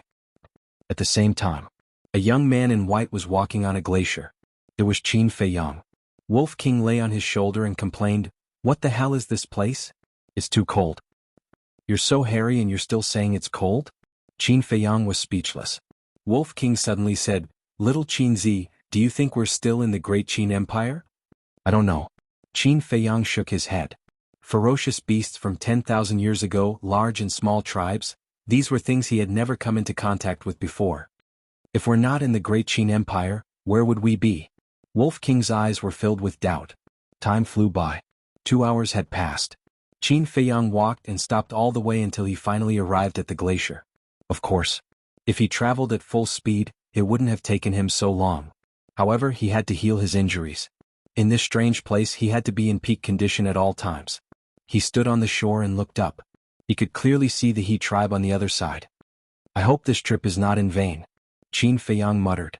He suddenly jumped up and landed on the other side steadily, walking toward the He tribe. Without waiting for Qin Feiyang to approach the He clan, the 4 large men guarding the entrance had already noticed him. "It's him." The eyes of the burly man who took Lu Yu to He Yuan 2 hours ago lit up. "It's the first time I've seen a wolf that can transform and talk. I just don't know if there's any difference between its meat and that of other wolves. I really want to taste it." "He Qing, why don't we kill them here?" The other 3 men licked their lips with a fierce look in their eyes. "Don't act rashly. They killed the chief and high priest of the Lu tribe, which is enough to show that their strength is comparable to a 9-star warrior. I'm afraid only the chief of our He tribe has the ability to kill them." He Qing whispered. Hearing this, the 3 men frowned, but then the corners of their mouths curled into a sneer. Chapter 352. At the same time, Qin Feiyang was also sizing up He Qing and the other 3. The 4 of them all had the strength of a 3-star battle king. In the tribe there were no less than 100 battle king auras. Their overall strength was indeed several times stronger than the Lu tribe. But suddenly, his expression changed and a cold light flashed past the depths of his eyes. Because He Qing and the other 3 were all wearing wolf pelts. Wolf King had followed him through life and death, and he had long regarded Wolf King as family. Thus, he had an inexplicable good impression of other wolves no matter what species they were. At this moment, when he saw the 4 of them wearing wolf pelt coats, he instantly lost his good impression of the He tribe. Similarly, seeing his own kind being killed and their fur being skinned, Wolf King couldn't help but feel a killing intent in his heart. "Calm down." When Qin Feiyang detected the Wolf King's change, he secretly sent a sound transmission to comfort it. Right now they hadn't figured out the strength of the He tribe, so they couldn't act rashly. Walking in front of the 4 of them, Qin Feiyang was about to speak. Wolf King was the first to speak. "Call your leader out. He can really talk." The eyes of the 4 lit up. He Qing said, "Follow me, the leader has been waiting for a long time." Finished speaking. He Qing turned around and walked into the tribe. "You knew we were coming?" Qin Feiyang and Wolf King looked at each other, their eyes filled with surprise. "Hurry up and go, what are you waiting for? It's your fortune that the leader is willing to see you. Don't dilly-dally." The other 3 berated. "That's not right. Little Qin Zi, there's a problem here." Wolf King sent a sound transmission. They had just arrived at the Forgotten Land, so how could the people of the He tribe know about them? It was even more impossible for them to know that they would come to the He tribe. The only explanation was that someone had tipped off the He tribe. As for the person who had tipped them off, there was no doubt that it was the Lu tribe. Isn't solving problems what we're best at? A cold light flashed in Qin Feiyang's eyes as he strode in. As soon as they entered the tribe, the 3 men closed the door and looked at the man and the wolf with cold eyes. Qin Feiyang glanced at the 3 of them, but his expression didn't change at all. He followed behind He Qing and looked around. Gradually, he realized that those who were slightly stronger were all wearing wolf fur coats. Qin Feiyang frowned and asked, "If I may ask, why are you wearing wolf skins?" He Qing turned his head to look at the Wolf King on Qin Feiyang's shoulder. His eyes flashed and he turned his head again. In our He clan, wolves represent a kind of honor. Being able to kill wolves is a symbol of strength. Only those who wear a coat made by Wolf King are qualified to be called strong. He Qing did not hide anything, but his eyes flashed with a fierce light. However, the murderous light in Wolf King's eyes was even more shocking. If it weren't for Qin Feiyang stopping him, he would have killed in all directions and turned the He clan's tribe into a river of blood. A moment later, under He Qing's lead, a man and a wolf walked into the wooden building where He Yuan was. "Bastard, you've gone too far." As soon as he entered the hall and saw the golden wolf roasted by the bonfire, Wolf King exploded on the spot. He Yuan looked at Wolf King and his eyes lit up. "Not bad, I like you. Now I'll give you two choices. First, follow me from now on. Whatever I tell you to do, you will do it. Second, I'll kill you, roast you and eat you. Your meat should be delicious." He Yuan chuckled as he spoke, and he'd completely taken Qin Feiyang to be heir and disregarded him. Interesting. Qin Feiyang crossed his arms, the corner of his mouth pursed with a trace of playfulness, and said, "Make trouble, do whatever you want." "Heard of it?" Wolf King chuckled and looked at He Yuan with disdain. "Follow you? Why don't you go take a piss and look at yourself? Brother will also give you two choices. First, be my human pet. In the future, wherever I point, you will go. Second, I will kill all your clansmen and make you beg for death." Wolf King bared his teeth, his eyes full of ridicule. He Yuan's face darkened. Seeing this, He Qing shouted at Wolf King, "You actually dare to offend the leader? You must have eaten the heart of a leopard. You're the one who ate the heart of a leopard. Brother has tolerated you for a long time. Who do you think you are? How dare you yell at brother? You're courting death." Wolf King flew into a rage. He rushed out from Qin Feiyang's shoulder and slapped He Qing's head with his claws. He Qing immediately screamed, his head burst open and fell to the ground, dying on the spot. The two maids couldn't help but scream when they saw this bloody scene. Their faces were filled with fear. He Yuan also suddenly stood up, his old eyes filled with killing intent. "Human pet, do you still want to rebel?" Wolf King jumped up and landed on Qin Feiyang's shoulder, looking down at He Yuan from above. Previous chapter. Next chapter, boom. A terrifying pressure suddenly roared out from He Yuan's body, pouncing towards the man and wolf. War Emperor. Qin Feiyang frowned. So this person was an expert of the War Emperor realm. No wonder he dared to be so arrogant. But even if it was a war sect, he wasn't afraid, let alone a mere War Emperor. He said indifferently, "I didn't mean to cause trouble, I just wanted to ask for the coordinates of the Ziyang tribe, so please behave yourself."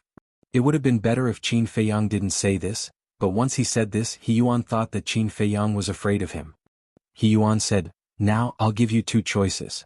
But before he could finish, Qin Feiyang said impatiently, "This choice, that choice, aren't you tired of it?" He Yuan was startled and immediately laughed sinisterly, "Little bastard, there is a price to pay for being arrogant, I will crush your head." As soon as he finished speaking, killing intent surged in his eyes. Taking a step forward, his old hand reached out like an eagle's claw, grabbing towards Qin Feiyang's head. Qin Feiyang was not afraid in the slightest and said indifferently, "Are you sure you want to make a move? Still so calm?" He Yuan's eyes revealed astonishment and he laughed sinisterly, "Then I'll kill that wolf first and then I'll skin it and roast it in front of you. Let's see if you can still be so calm. You won't cry until you're in the coffin." Qin Feiyang's gaze turned cold, and he instantly disappeared with Wolf King. "Where is he?" He Yuan's eyes widened as he hurriedly scanned his surroundings. But there wasn't even a shadow. "What's going on?" Lu Yu walked out from behind a screen, his face also full of surprise. He Yuan suddenly turned his head and said sternly, "You still dare to ask me? Why didn't you tell me earlier that he had such an ability?" Lu Yu's body and mind trembled and he shook his head in horror. "I don't know either." He Yuan raised his eyebrows. But at this moment, Qin Feiyang appeared out of thin air, glanced at Lu Yu and ran outside. Lu Yu shouted, "He's appeared again." He Yuan turned around and shouted, "Stop right there." But Qin Feiyang turned a deaf ear and ran out of the hall like a wisp of smoke. Running out of the hall, he went to the castle again. "Damn bastard." He Yuan flew into a rage and chased after him. Lu Yu also hurriedly ran out. But there was no trace of Qin Feiyang at all. He Yuan looked not far away and shouted, "Did you see that man and wolf? There was a group of children playing there and some adults were watching over them. Hearing that, those people shook their heads and looked at He Yuan in confusion. What the hell is going on? He Yuan's mind was in a mess. Lu Yu stood behind He Yuan, also in extreme disbelief. As soon as they appeared, they disappeared as soon as they ran out of the hall. Could it be that they were ghosts? Shwa. At this moment, Qin Feiyang silently appeared behind Lu Yu. He grabbed Lu Yu's arm. Lu Yu's body trembled and he immediately screamed in panic. Shwa. In the next moment, both of them disappeared. Just as the two of them disappeared, He Yuan suddenly turned his head. Seeing that Lu Yu had also disappeared, he couldn't help but feel his scalp explode. Was this a human or a ghost? Everyone pay attention. From now on, be careful and alert. If you find that man and wolf, inform me immediately. He Yuan's roar alarmed the entire He clan. At the same time, inside the castle, Qin Feiyang, Fatso, and Wolf King surrounded Lu Yu, their eyes shining with a cold light. However, Lu Yu was extremely terrified. Where was this place? Was he still in the He clan? Wolf King glanced at the pangolin dozing off and said angrily, "You idiot, don't you have eyes? Quickly come and help." "He's just a martial ancestor, does he need my help?" The pangolin said unhappily. Fatso said, "It's not a matter of helping or not, it's a matter of attitude. Your attitude is very insincere, you know?" The pangolin said angrily, "Then what? Is this considered sincere?" Fatso said, "You have to really integrate into our small team, unite with us and advance side by side." Wolf King nodded and said, "Yes, we'll share blessings and we'll share misfortunes." It's really troublesome. The pangolin pursed his lips unhappily, but suddenly he was stunned and said, "Wait, what did you say? We'll share blessings and we'll share misfortunes?" Wolf King was stunned, coughed dryly and said, "I'm sorry, I said something wrong. What I want to say is we'll share misfortunes." "You're talking nonsense," asked Qin Feiyang and Fatso, "who doesn't know your character? If I believe your nonsense, sooner or later I will be scammed by you." The pangolin snorted coldly, his eyes full of disdain. Wolf King was a little annoyed. "Can talk too?" Lu Yu, who was at the side, looked at the pangolin in disbelief. "What are you looking at?" The pangolin was extremely angry and ran up to beat him up, causing Lu Yu to scream miserably. "Scream your sister, shut up for this king. Speak, who are you? Why do you want to harm Qin Feiyang? If you don't tell me the truth, this king will find a stick and stab your chrysanthemum." The pangolin roared. Lu Yu's chrysanthemum tightened and said in fear, "I am the son of the Lu tribe's leader." At this moment, he told her everything that had happened without concealing anything. Finished. Seeing the two of them, the eyes of the two beasts became extremely cold. He quivered and hurriedly said, "I was wrong, I won't dare to do it again. Let me go, I promise you, I won't provoke you again." Chapter 353. Lu Yu asked, "What's the problem?" Fatso shook his head and said, "Are you an idiot? Can't you see that Brother Wolf wants to kill you?" Hearing this, Lu Yu's face turned pale. "You don't have to do this kind of thing. I'll take care of it." The pangolin roared and beat him up again. He finally vented all the anger he had suffered from Wolf King. Seeing that Lu Yu was about to be beaten to death, Wolf King hurriedly said, "Stop, stop, don't kill him." The pangolin said angrily, "Didn't you say you wanted to kill him?" Wolf King said, "When did I say that? That's just Fatso's self-righteous idea." Fatso was stunned and puzzled. "Then what are you going to do?" Wolf King said angrily, "How did you become so stupid? Of course we're going to rob the Lu tribe." Rob. The pangolin was stunned and muttered, "It seems interesting." It couldn't help but be eager to try. Fatso also suddenly realized and said with a sneaky smile, "Brother Wolf is really shameless. Damn, looking for trouble?" Wolf King glared at him and asked, "Do you have a portal on you?" "Of course." Fatso patted his chest. "That's good. Let's split up. Fatso, little follower, you take Lu Yu and go to the Lu tribe immediately. Brother and little Qin Zi stay here and turn the He tribe upside down." Wolf King said. "Leave it to Fat Lord." Fatso laughed. Throughout the whole process, Qin Feiyang did not interrupt. It was a tacit agreement. However, he felt more or less helpless. Only when doing this kind of thing would the ruffian wolf be so enthusiastic. Wolf King jumped and landed on Qin Feiyang's shoulder, roaring in high spirits, "Let's go out and do something big." "What should we do?" Qin Feiyang asked. "Kill everyone above the War King level." Wolf King's ferocious nature erupted. Qin Feiyang shook his head and smiled.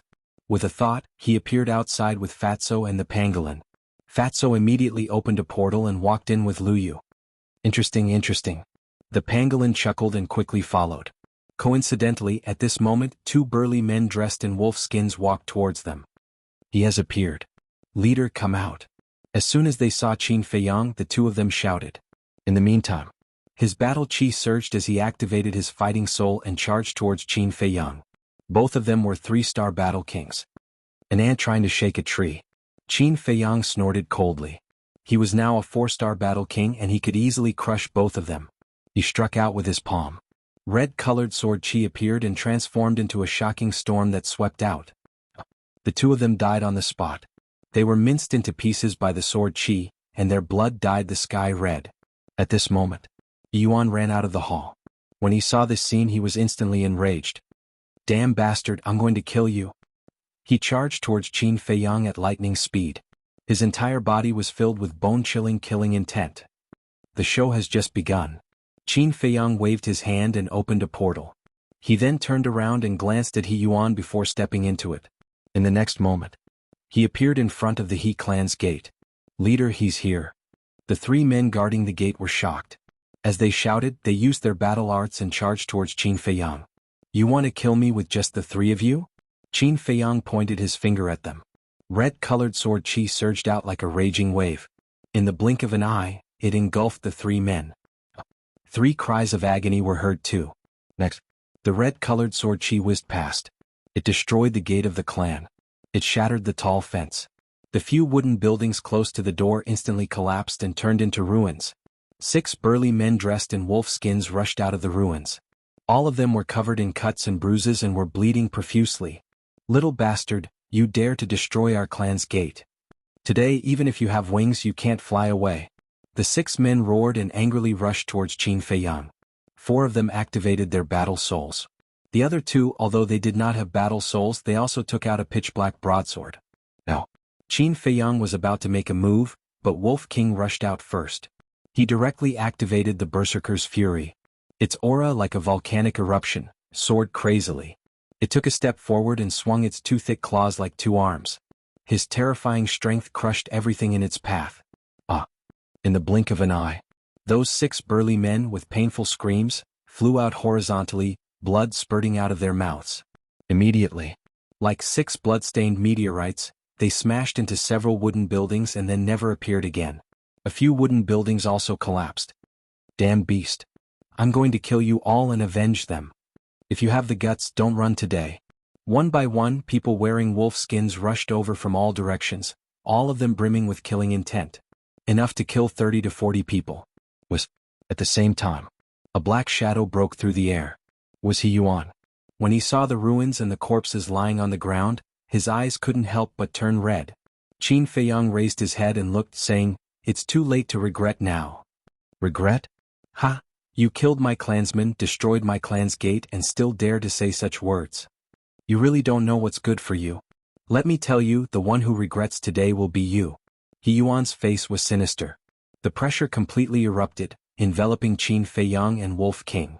Wolf King said, "His strongest aura is about the same as Elder Wan's." Qin Feiyang nodded and said, "This means that he is a 1-star war emperor."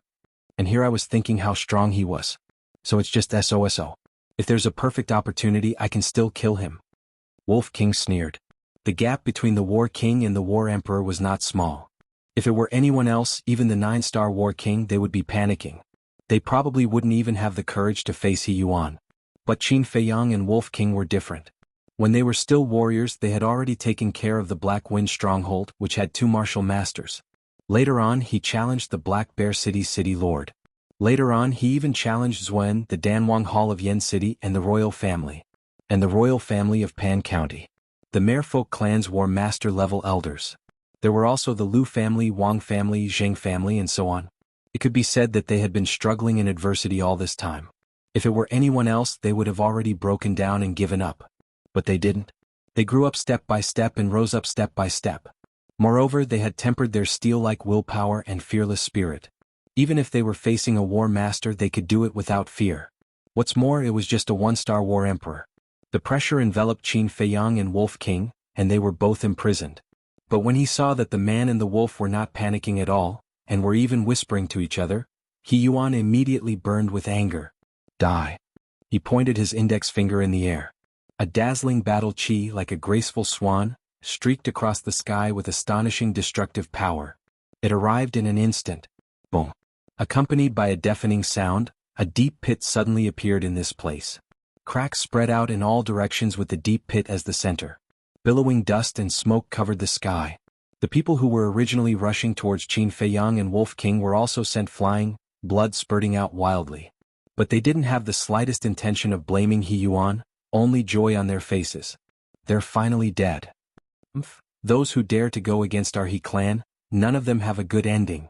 The spectators in the distance also sneered. He Yuan waved his hand and a gust of wind blew, blowing away the dust. Other than that deep pit, nothing else could be found. Looks like they've already been smashed to pieces. Definitely. Our leader is a war emperor. If he uses all his strength with their little strength, there will definitely be no bones left. I still wanted to torture them, but it seems like there's no chance. Many people revealed disappointment. If they died like this, it would be too easy for them. Quickly go and fill the pit. He Yuan also smiled contemptuously, and after giving some instructions to the clansmen below, he turned around and flew away. About 10 breaths later, suddenly, a man and a wolf appeared in the deep pit. Those who were about to fill the pit couldn't help but be stunned. Not dead? How was this possible? Oh. Wolf King howled and rushed out of the deep pit like an arrow. It was as if a death god had descended, crazily slaughtering. For a moment, this place was filled with wails. Broken corpses and broken limbs were flying everywhere. Blood dyed the void and earth red. Previously, on the eve of the battle, Qin Feiyang and Wolf King went to the castle. However, the timing was very good. So much so that even He Yuan didn't see them disappear and thought they were already dead. Leader, they're not dead. Save us. Wolf King killed crazily, to the point that the He clan's clansmen were scared out of their wits, to the point that they were like chickens and dogs, fleeing in panic. What? They're actually not dead. Hearing the cry for help, He Yuan's eyes widened in anger, turned in the air, and rushed towards the gate with monstrous anger. At the same time, Qin Feiyang also rushed out of the deep pit, casually dealt with a middle-aged man who was rushing towards him, and then scanned the He clan. Finally, he locked onto He Yuan's residence and his eyes flashed. Just wait to regret it. Qin Feiyang laughed coldly, opened a teleportation gate and shouted, "White-eyed wolf, He Yuan is here, let's go." With that he walked in. Wolf King took care of 3 more people and also ran into the teleportation gate. The teleportation gate quickly dissipated. At this time, He Yuan finally rushed over. Seeing the corpses all over the ground, he roared, "Where are they?" Qin Feiyang opened a teleportation gate. "We don't know where they went. Leader, you must kill them and avenge the dead clansmen." Those who were lucky enough to survive all roared in grief and indignation. Damn it. He Yuan roared in exasperation and rushed into the sky, overlooking the entire tribe. However, there was no trace of Qin Feiyang and Wolf King at all. Get the hell out of here. He roared again and again, mad with anger.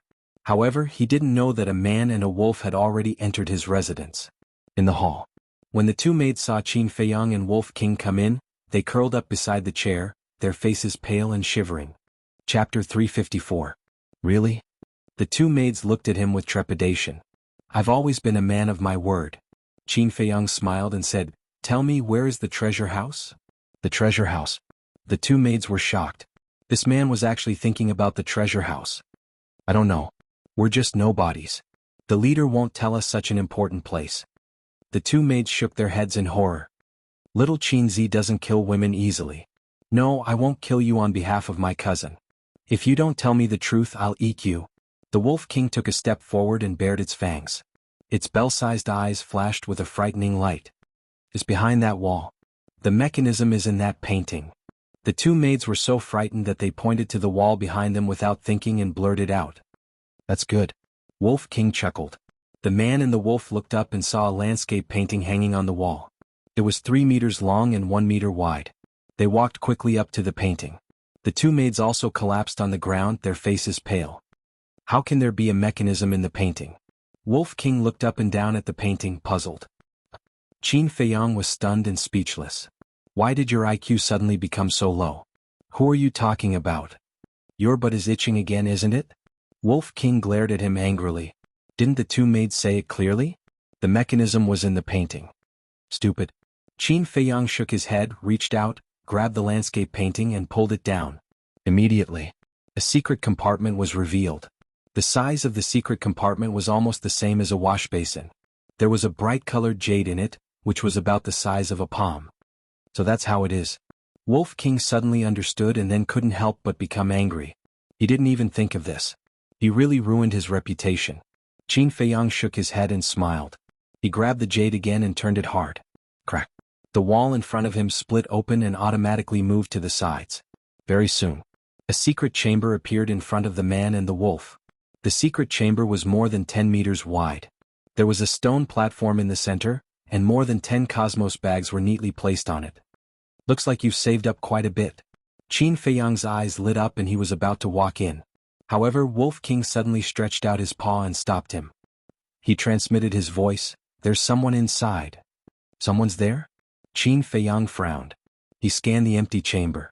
Where was there anyone? But suddenly, he looked at the stone platform. The stone platform was 1 meter tall and 2 meters wide. If there really was someone, they must be hiding behind the stone platform. Qin Feiyang secretly took out the Chang Shui and hid it in his sleeve. He used telepathy to say, "Pretend you don't know." Wolf King nodded. "There are actually so many Jianghu bags. We've struck it rich this time." It shouted excitedly and ran towards the stone platform. Qin Feiyang also ran in. A man and a wolf came to the stone platform. Qin Feiyang stretched out his hand and grabbed the Jianghu bag. Boom. Sure enough, at this moment, a skinny white-haired old man jumped out from behind the stone platform and slapped at Qin Feiyang with lightning speed. Qin Feiyang raised the corner of his mouth. The hand that was reaching for the Jianghu bag suddenly moved up and collided with the white-haired old man's palm. The return formula reappeared. The two of them retreated at the same time, their arms were bleeding. But at the same time, Wolf King pounced. It opened its mouth wide, revealing white fangs. Its current size was 5 or 6 meters long.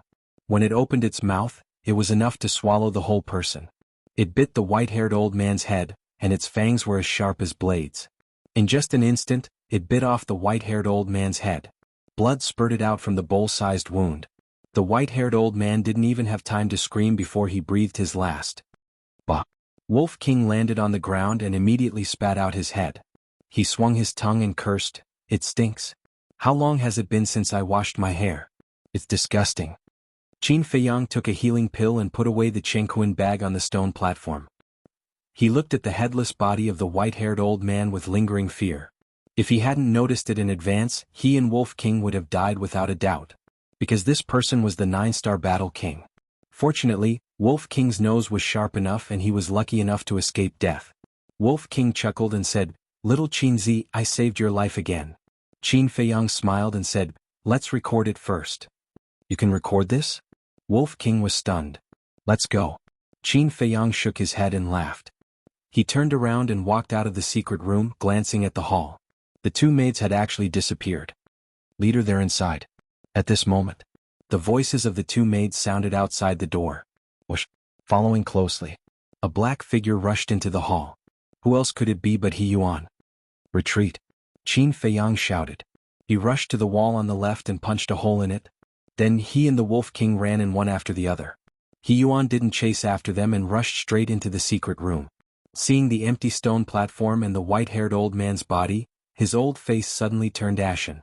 Qin Feiyang and Wolf King were also surrounded at this moment. They were surrounded by people from the He clan. There were more than 80 people, surrounding them so tightly that not even a drop of water could leak out. Those pairs of sinister eyes seemed to want to pull out the tendons, pull out the bones and crush the man and wolf into ashes. "What do you want? Don't think that I'm afraid of you just because you have more people. If you have the guts, let's fight one-on-one." Wolf King shouted timidly. "Who has the mood to fight one-on-one with you? So what if we bully you because we have more people? Activate your fighting souls." Boom! Powerful auras burst out one after another. One by one, fighting souls rose into the air. There were beast fighting souls, weapon fighting souls, and some rare plant fighting souls. In the blink of an eye, there were more than 60 fighting souls. This was incredible. This was because not everyone was able to awaken a battle spirit after breaking through to the Battle Emperor realm. The success rate was only half. Judging from the current situation, 2/3 of the battle kings of the He clan had activated their fighting souls. This probability was very rare. However, in front of Wolf King without absolute strength, it didn't matter how many fighting souls there were. Are you sure you want to do this? Wolf King shrunk his head, feeling a little guilty. Don't talk nonsense with it. Kill. Everyone roared in unison. The sound of killing shook the sky. The 60 over battle souls charged towards the man and the wolf in unison. The aura of a single fighting soul was not strong. But when all the fighting souls were combined, the vast momentum made even Qin Feiyang's expression change. The killing intent soared into the sky. Do you really think I'm afraid of you? Little guy, I'll let you see how powerful I am. Wolf King's eyes were full of disdain, and his previous timidity was swept away. Boom. A shocking aura burst out from his body. A huge golden beast shadow appeared out of thin air, as if the king of all beasts had descended, shaking the entire area. Deprived.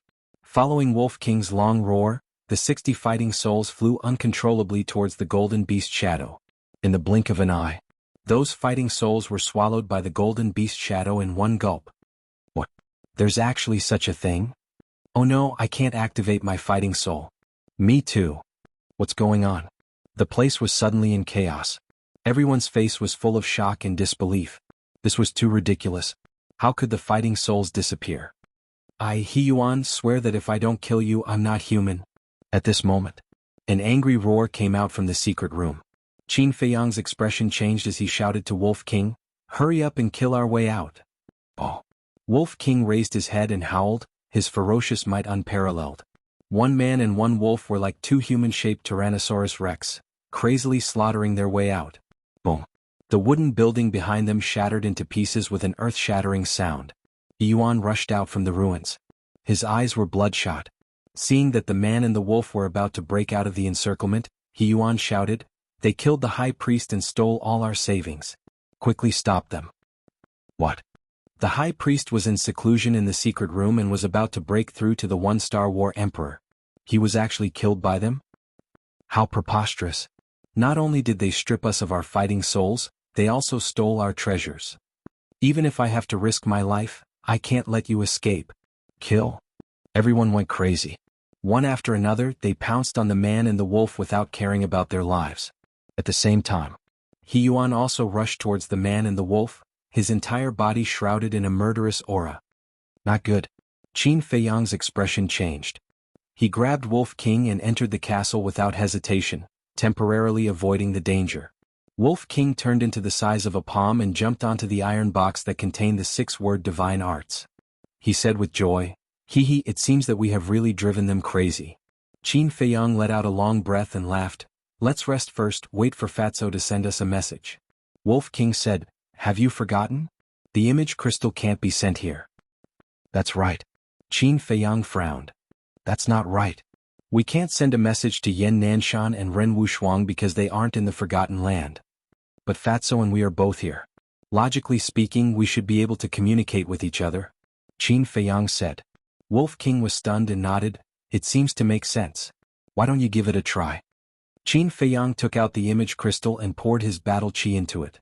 In less than 3 breaths, an illusory figure appeared. It was Fatso. Can it really work?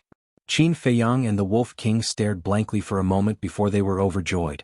As long as they could communicate with each other in the Forgotten Land, it would be much easier to do things in the future.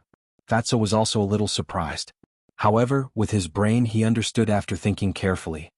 He chuckled and said, "Boss, Brother Wolf, are you guys trapped and asking Master Fatty for help? Tiske. You think they can trap us? You underestimate me and little Qinzi too much. But you haven't come back for so long, are you in trouble?" "I knew it, Fatso is not reliable, I shouldn't have let you go," Wolf King said disdainfully. "What? Let me tell you, the treasure of the Lu tribe has been obtained. As for now, Fat Lord is teaching those disobedient people a lesson," Fatso said. Wolf King shook his head and sighed. "It turns out that you are still acting tough over there. You really haven't changed." After a pause, Wolf King said lightly, "Let me tell you a piece of good news, we also got the treasure of the He tribe." What? When Fatso heard this, he suddenly became excited and roared, "Wait for me when I'm done here, I'll meet you immediately." Chapter 355. The tribe outside was in a mess. The high priest was dead. The treasures were gone. The war soul was also taken away. 40 to 50 war kings had also fallen. The overall strength of the tribe could be said to have plummeted. They searched everywhere for Qin Feiyang and Wolf King. If they didn't take revenge, they wouldn't be human. But after searching the tribe, they couldn't find any trace of the man and the wolf. Where the hell did they go? Get out here and die. Some people roared. He Yuan didn't look for them. He stood at the place where Qin Feiyang disappeared, his eyes flickering. Every time they disappeared, they would appear in the same place. This was enough to show that the man and the wolf definitely didn't leave. As long as he waited here, he should be able to find them. With that thought in mind, a strong cold light burst out from his old eyes. But after a long time he didn't see Qin Feiyang and Wolf King appear. He began to wonder if his judgment was wrong. Had the man and the wolf left long ago? His mind was in a mess. He didn't know if he should continue to wait or go somewhere else to look. Inside the castle, Qin Feiyang pricked up his ears and listened carefully to the movements outside. Wolf King asked, "How is it? Is it safe outside?" "I didn't hear anything. But I'm afraid that He Yuan will silently wait outside. After all, we've been in and out several times. Anyone with a bit of brains will be able to find some clues," Qin Feiyang said. Wolf King said, "Don't we have a teleportation gate? Can't we just teleport out?" Qin Feiyang couldn't help but be stunned. He had never tried to teleport out of the castle. However, the castle was an independent space divine object. Could it be directly teleported out? Probably not. He took out a teleportation gate and tried it. The result was that it really couldn't be teleported. Wolf King was a little disappointed. But Qin Feiyang didn't. Everything was within his expectations. Right. As if he suddenly thought of something, he turned his head to look at the Wolf King and asked, "That battle soul of yours, can it be taken away from everyone?" "Of course." Wolf King nodded and said, "But it also depends on the opponent's cultivation." "What do you mean?" Qin Feiyang was suspicious. Wolf King said, "As long as they are in the same realm, I can strip them of their battle souls." Qin Feiyang was shocked and asked, "If you were a 1-star battle king now, would you still be able to seize the battle soul of a 9-star battle king?" "That's right." Wolf King nodded and added, "However, if the opponent's cultivation has surpassed the battle king realm and reached the battle emperor realm, then it won't work." So, Qin Feiyang gasped. Wasn't this too heaven-defying? If Wolf King broke through to the 1-star combat emperor, wouldn't he be able to take away the fighting soul of a 9-star combat emperor? With such a terrifying ability, who would dare to go against it in the future? Wolf King smiled proudly and asked, "What are the innate abilities of your 3 war souls?" Qin Feiyang smiled and said, "Don't you always like to keep people in suspense?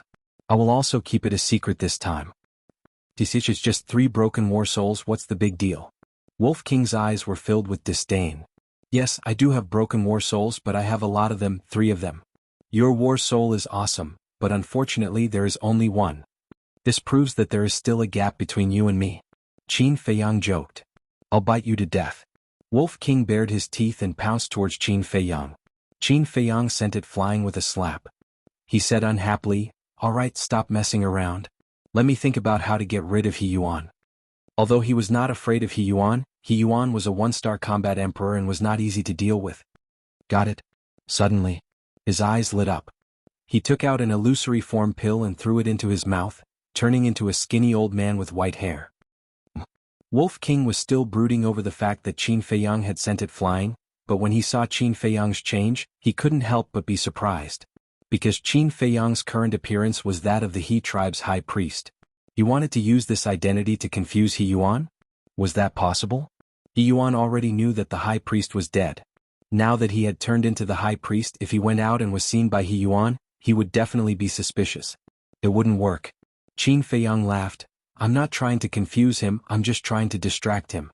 As long as he's distracted, we'll have a chance to launch a sneak attack." At the same time, he took out Chang Shui and threw it to Wolf King, saying seriously, "I'll leave the mission of the sneak attack to you, you must kill him in 1 hit." This, Wolf King hesitated for a moment, then nodded, "All right, big brother will fight it out with him."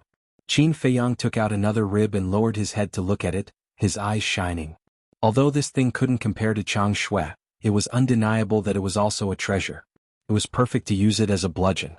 Putting the rib into the leader's body, he turned to the Wolf King and asked, "Are you ready?" "Attack at any time." Wolf King's eyes flickered with a cold light. Qin Feiyang smiled coldly and appeared outside in an instant. He Yuan was about to lose his patience and was about to go somewhere else. But suddenly, He sensed an aura appear. I've been waiting for you for a long time. Killing intent crawled up from his eyes, and without hesitation he turned around and punched out. However, just as he turned around he immediately braked and stopped, his old face instantly filled with bewilderment. High Priest? Wasn't he dead? Driven by instinct, He Yuan turned his head to look at the wooden building behind him that had already turned into ruins. He had clearly seen with his own eyes that the High Priest had died in that secret room, so why did he suddenly appear again? Not good. It must be Qin Feiyang who had disguised himself as the High Priest, trying to pass himself off as a fake. He Yuan was not stupid and immediately thought of this. But just as he thought of this, Qin Feiyang quickly took out the rib. Grabbing one end with both hands, he used it as a stick and smashed it towards He Yuan's head. At the same time, with a thought, Wolf King also appeared out of thin air. Its 2 rows of steel teeth were biting Chang Shue's hilt, and the tip of the blade was pointed forward. At this moment, Wolf King was like the shaft of an arrow and Chang Shue was like the tip of the arrow. The wolf and the dagger fused together and transformed into a bone-piercing arrow. As soon as it came out, it shot towards He Yuan's lower abdomen. In the blink of an eye, He Yuan had just turned around when the hard rib smashed into his head. Bang!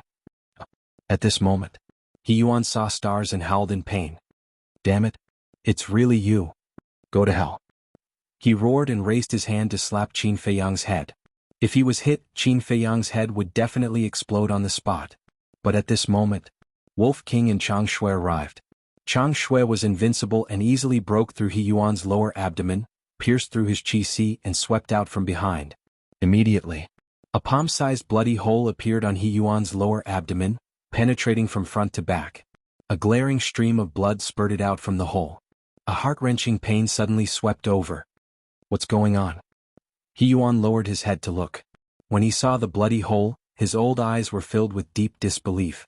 2 mere war kings actually had the ability to break through his lower abdomen and qi? Was he dreaming? The next moment, he couldn't help but scream. At the same time, Qin Feiyang and Wolf King also retreated. While He Yuan screamed, he turned to look at Wolf King.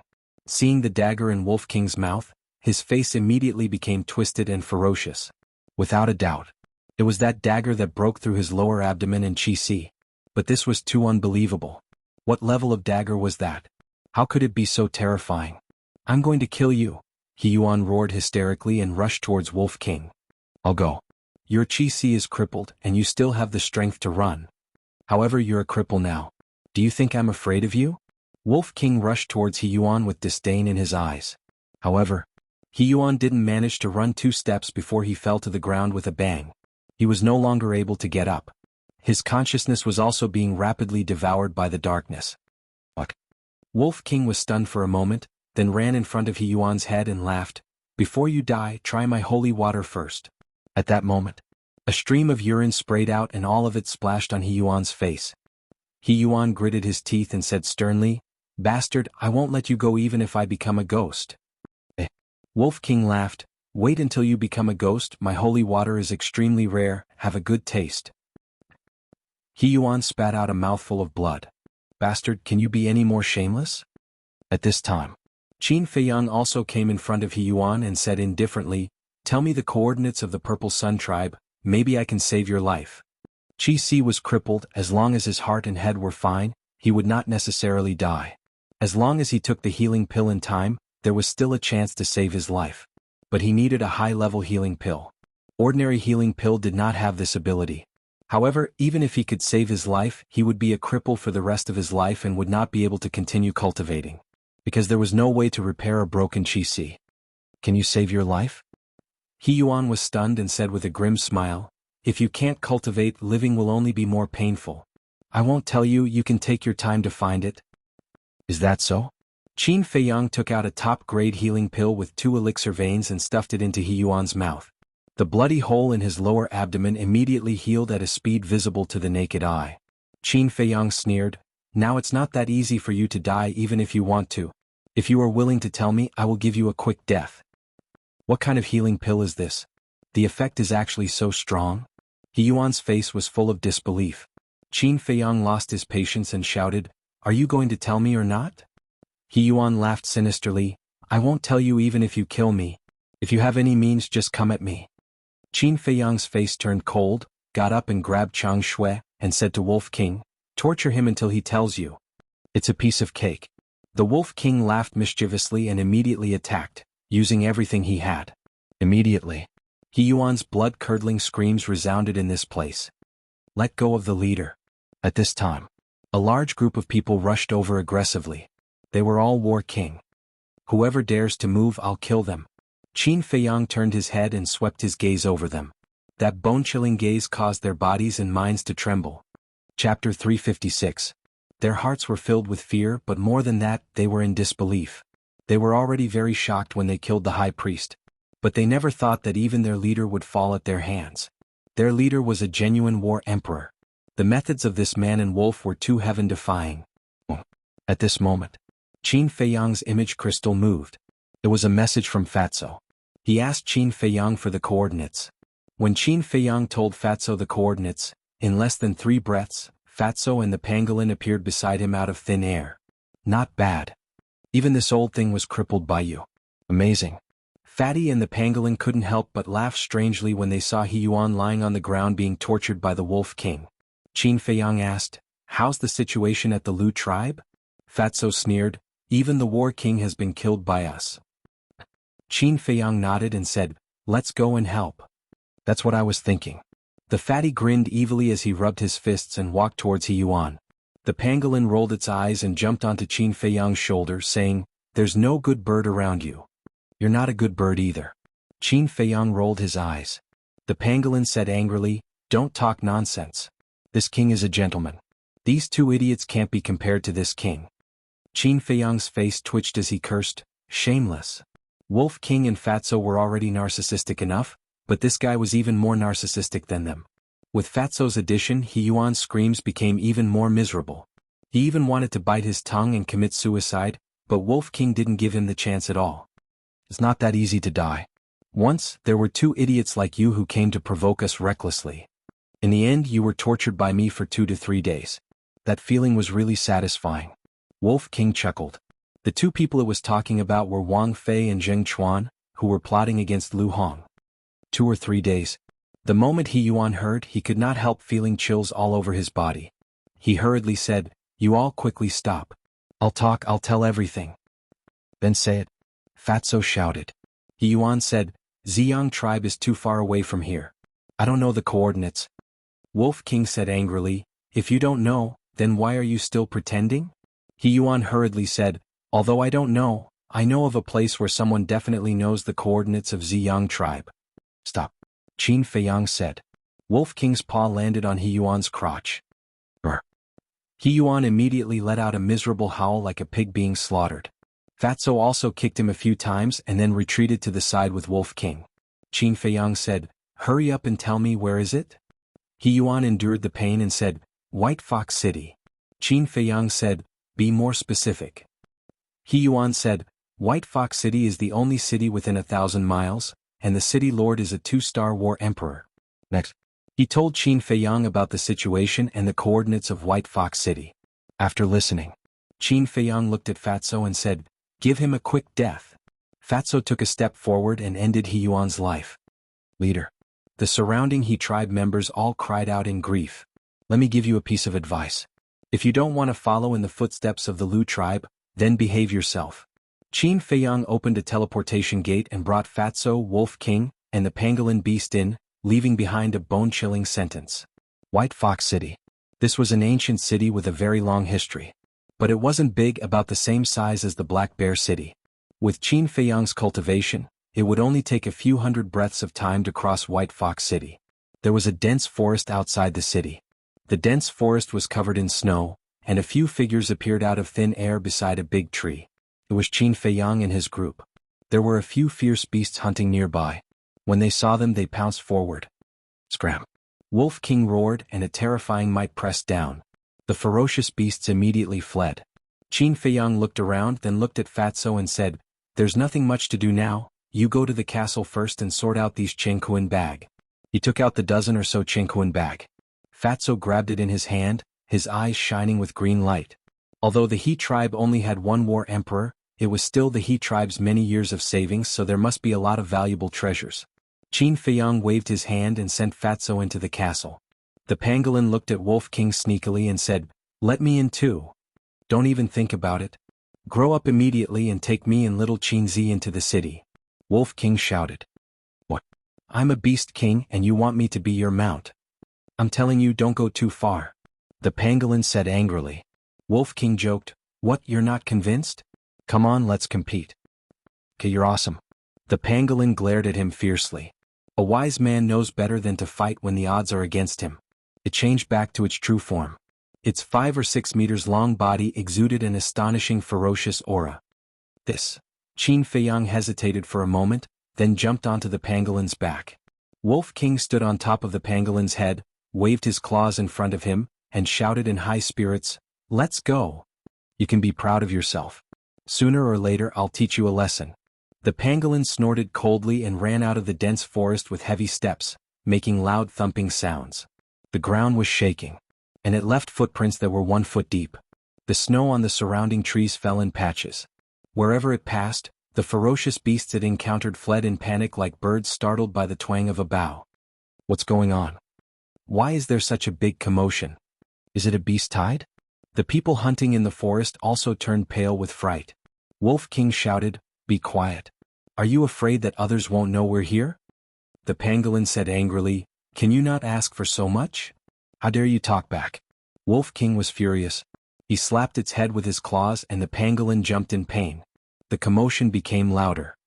"It must be a beast tide. Let's go and take a look." One figure after another rushed over from all directions. Sensing those auras, Qin Feiyang couldn't help but frown. Then he jumped down and landed on the ground saying, "Both of you, go and stay on my shoulder." The pangolin was as if it had been granted amnesty. It instantly turned into the size of a palm and landed on Qin Feiyang's left shoulder. "Bastard, I told you to do it on purpose." Wolf King angrily jumped up and slapped the pangolin flying with a claw. It crashed into a big tree and its body was about to fall apart. It got up in a sorry state and looked at Wolf King angrily. "If you continue like this king will become angry. If you have the guts, then come. A little follower should have the awareness of a little follower. If you dare to do this again, I will directly cripple you." Wolf King coldly snorted. "I'll endure it." The pangolin took a deep breath, walked in front of Qin Feiyang, and jumped onto his right shoulder. Qin Feiyang frowned. It seemed that he couldn't let these two little fellows stay together too often.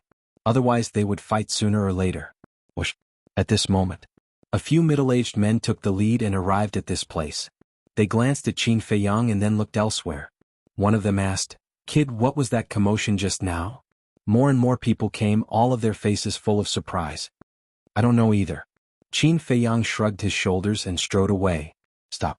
A young man around 25 or 26 years old wearing a leopard skin suddenly shouted. "What's the matter?" Qin Feiyang stopped and turned to look at the young man in leopard skin. The young man in leopard skin walked to a footprint left by the pangolin. After carefully observing it for a moment, he gradually frowned. He raised his head to look at the other footprints and then looked at Qin Feiyang and said, "You said you don't know, then what's going on with these footprints?" "How would I know? Besides, what does it have to do with me?" After Qin Feiyang finished speaking, he turned around and continued to walk forward. The young man in leopard skin shouted, "If you don't explain it clearly, you can't leave." Whoosh! Immediately, more than 10 people blocked Qin Feiyang's path. These people were men and women, all of them middle-aged.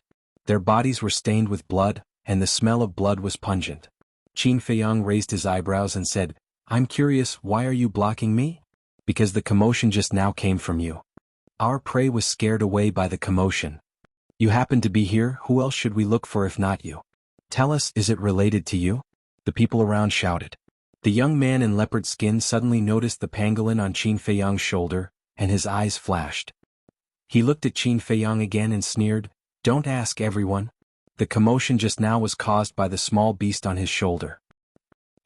Why is it so small? Did they all take the transformation pill? Everyone looked at it and they were very surprised. The transformation pill was very expensive, and there were not many in White Fox City who could afford it. And this person was a stranger. He should be someone from somewhere else. Wasn't this a good opportunity to blackmail? An old woman in a green robe walked out and said in a hoarse voice, "Although the pangolin is small, the shape of its hooves and footprints are exactly the same. It must be them." The pangolin was already full of anger, and when it heard the word, it was furious and shouted, "Old witch, I dare you to say that again." It can speak. Everyone was stunned. The value of the bottleneck-breaking pill was almost on par with the transformation pill. This young man must be a rich man. The old woman in the green robe's eyes flashed coldly. She looked at Qin Feiyang and said, "Boy, what's your name and where are you from?" Before blackmailing, he had to find out the other party's identity. Otherwise it would be bad luck if he ran into an iron plate. Qin Feiyang frowned. It seemed that today was not going to be kind. He glared at the pangolin and Wolf King fiercely. If it weren't for these two bastards, he wouldn't have encountered such trouble. After a moment of silence, Qin Feiyang said, "I'm from the Purple Sun tribe." What? The Purple Sun tribe? The surrounding people were shocked. Everyone, don't be fooled by him. He's not from the Purple Sun tribe. Because the Purple Sun tribe is too far from here. It's impossible to come here without a few years. The young man in leopard skin sneered with a trace of mockery in his eyes. Qin Feiyang turned to look at the young man in leopard skin and said indifferently, "Don't you know that there's something called the teleportation gate? What's wrong with this person? He kept getting in the way. Did he have a grudge against him?" Chapter 357. The young man in leopard skin said, "Stop quibbling. You're not from the Z Sun tribe at all." Qin Feiyang said, "How can you be so sure?" The young man in leopard skin sneered. "Of course I'm sure. You can fool others but you can't fool me." Qin Feiyang frowned. That's not right. Why did he feel that this person knew him very well? Could he be from the He tribe or the Lu tribe? The old woman in green robe said, "Since Ding Ming said no, then he's definitely not from the Z Sun tribe." Ding Ming? Qin Feiyang was stunned.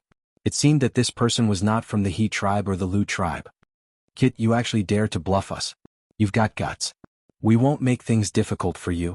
1,000,000 gold coins each. Hand over the gold coins and we'll let you go. But if you don't hand it over, don't even think about walking out of this forest alive." Everyone's eyes were cold. 1,000,000. Qin Feiyang was stunned and glanced at them one by one. There were about 50 people around him. 1,000,000 per person was only 50 million. To him, 50 million was just a drop in the ocean. However, man's greed knows no bounds. If he really gave it to them now, these people would definitely demand an exorbitant price. Putting all this aside, at present, no one could take half a gold coin from him. Unless he was willing. Qin Feiyang's eyes flashed coldly and said, "White-eyed wolf, pangolin, go test their strength." "I've been waiting for you to say that." The two beasts rushed out from his shoulders at the same time. Boom. Their small bodies expanded in the wind and instantly changed back to their true forms. They were both 5 to 6 meters long and had white fangs that shone with a shocking cold light. So big. Their aura is also very strong. The 50 people were shocked. "What are you afraid of? We have so many people. Do you believe that we can't kill them?" Ding Ming shouted. "That's right. If you want to make a fortune, you have to be willing to risk your life. No one will give it to you. Everyone come with me." The old woman in green robe roared and her aura exploded. She took the lead and rushed toward the Wolf King and Pangolin. She was a 5-star battle king. The others also unleashed their auras and pounced towards them. For a moment, the place was filled with snowflakes. "Brother Wolf, I'll leave that old witch to you." Seeing this, the pangolin turned around and charged at the others. The green-robed old woman was a 5-star battle king, while it was a 4-star battle king. Although there was only a difference of 1 level between them, it was very likely that the green-robed old woman still had more battle arts. Therefore, it wisely chose to leave this heavyweight opponent to Wolf King to deal with. However, it specifically targeted those who were weaker than it. Useless. Wolf King glared at it in disdain and instantly activated Berserk Rage. The bird that sticks out gets shot. Haven't you heard of that? Apart from the young man in leopard skin, this old witch was the most arrogant one. Wolf King naturally wouldn't show mercy to such a person. It rushed in front of the green-robed old woman and waved its claws. Ah! Before the green-robed old woman could react, she was sent flying with a shrill scream. What a strong force. It has a battle art. The green-robed old woman's face was full of regret. If she had known this would happen, she wouldn't have used her brain. She flew more than 30 meters away and smashed into a huge stone door the size of a house. She spat out a mouthful of blood and died on the spot. As for the boulder, it also shattered into pieces. What? A 5-star battle king was killed in an instant. Everyone was shocked by this scene. Everyone looked at the Wolf King, their eyes filled with unresolvable fear. I'll kill it. At this moment, a burly man dressed in tiger skin jumped out and walked towards the Wolf King with a bold and decisive manner. His aura was very strong. He was a 6-star battle king and also the strongest among these people. Frost Arrow. When he was 5 meters away from Wolf King, the burly man in tiger skin waved his fan-like hand, and the surrounding snow rose into the air. In the blink of an eye, numerous ice arrows were formed in front of him. It was densely packed in a large area. They flickered with an astonishing sharpness. Die, you bastard! As the burly man in tiger skin roared, the frost arrows pierced through the air and shot toward Wolf King. There are so many people who aren't afraid of death.